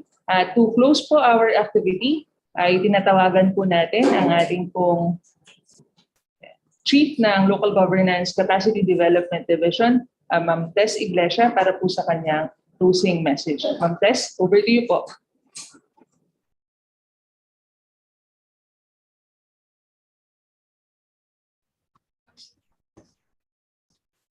Thank you, Sydney. And magandang tanghalian po sa ating lahat. Medyo late na. So we have just undertaken a half-day information drive on responsible voting, especially for our youth and particularly those who are first-time voters. So parang kulang pa po yung kalahating araw sa dami ng gusto nating malaman regarding voting, lalo na sa ganitong sitwasyon na meron tayong pandemya. So bago ko po makalimutan, we would like to thank our partners and our resource persons who made this activity possible. To Ma'am Brisa Rosales, the Project Director of Lente Philippines, to Attorney Nina Rose Abiquibil, the Regional Election Attorney, and Ms. Sarah Jane, the Assist Information Officer 2 from Comelec Mimaropa. Thank you so much, ma'ams. And to our legal officers, Attorney Irwin Palanca and Attorney Raymond Mendoza. And syempre sa ating mga participants at mga kapatid sa DILG. So how we wish na mas maaga sana natin ginawa ito o mas mahaba yung panahon na maigugol natin, pero yun lang po ang naibigay na instruction sa atin, at kung hindi rin naman po available ang ating mga kasama ay hindi rin natin talaga maisagawa. So mahalaga na maunawaan natin at dapat nating kung ano yung mga dapat nating tandaan at dapat nating iwasan upang ang ating pagboto ay masiguro natin na magiging wasto at hindi masasayang. Alam natin kung gaano pa kahalaga ito, hindi na natin babanggitin dahil naipaliwanag naman na kanina. Subalit kung may mga tanong pa na maaaring mag-crop up sa inyong isipan, ay pwede naman po tayong kumuha ng inyong mga issue at atin pong itanong sa mga kinauukulan. At meron din po tayong YouTube channel kung saan pwede ninyong balikan ito pong presentation na ito. Pakilagay na lang sa ating chat box yung ating YouTube link. So ito lang po ang bilin ng ating mahal na direktor na sa kasalukuyan po ay busy pa dahil kagagaling lang po niya sa probinsya ng sa munisipyo ng Kalayaan sa probinsya ng Palawan. So ito po yung ilang mga tagubilin na sana po una pa bumoto tayo ng wasto, alamin at sundin ang mga alituntunin upang hindi tayo magkamali. Maging handa, pag-isipang mabuti at maging masusi sa pagpili ng mga ihahalal natin. Bigyan ng halaga ang kanilang mga naisagawa na at ang kanilang mga binabalak o nagawin o yung mga tinatawag nating plataforma. Isipin ang mga magagawang kabutihan para sa higit na nakararami at hindi para sa sarili lamang. Sagrado ang ating boto, so huwag tayong padadala sa mga alok at udyok ng mga iilan para lang ipagpalit ang ating karapatang pumili ng mga leader sa ating national at lokal na pamahalaan. Huwag din natin kalimutan yung party list representative, do iisa yon, mahaba yung listahan, so makabubuti na tukoy na natin kung sino talaga yung ating iboboto. At higit sa lahat, humingi ng gabay sa Poong May Kapal kung mayroon pa tayong mga alinlangan, hindi pa tayo makapagpasya o naguguluhan pa tayo. Lahat po tayo ay naghahangad ng mapayapa, matapat at maayos na halalan para sa ating magandang kinabukasan. Kaya yun po ang bilin ng ating direktor. Sa ngalan po niya, ng ating Regional Director, Director Wilhelm M. Suico, Muli po ang aming pagbati at sa pagbibigay ninyo ng inyong panahon at mangyari lang pong gabayan din natin ang ating mga kapwa-botante hanggang sa dumating ang araw ng halalan. Kasi nakita naman po ninyo medyo komplikado yung pag-handle ng mga tawag dyan, yung ating balot. At sana ma-share din po natin sa ating mga kapitbahay, kaopisina, kaibigan, na yung ilan pong natutunan natin dito sa gawain na ito. So, sabi ko nga po kanina, if you miss the some yung mga pinag-aralan natin at gusto niyo i-share sa iba, you can always refer back dun sa atin pong YouTube channel. So, hindi ko na po patagalin. Sa muli po, isang magandang araw at lumabas po tayo sa Mayo 9 at bumoto po tayo ng wasto. Thank you. Alright, maraming salamat po, Martes, sa mga karagdagang gabay para sa ating lahat. So with that, may we also acknowledge din po ang presence ng mga kasama po natin from the Center of Local and Constitutional Reform. Yan, sila po ang nag-spearhead ng series of information drive na ito from the DILG Central Office. So ayun lamang po. Sana po ay naging makabuluhan ang pagsasama-sama natin ngayong umaga. Amin po ulit ipinapaalala na mag-log out po tayo or mag-time out sa ating attendance list. Kung kayo pakawalan, ay amin po din kayong iniimbitahan na mag-subscribe sa ating YouTube channel na ang link po ay nasa chat box.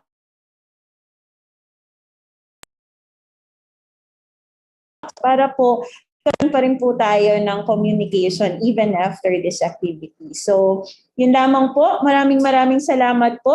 God bless us all and mag-ingat po tayong lahat.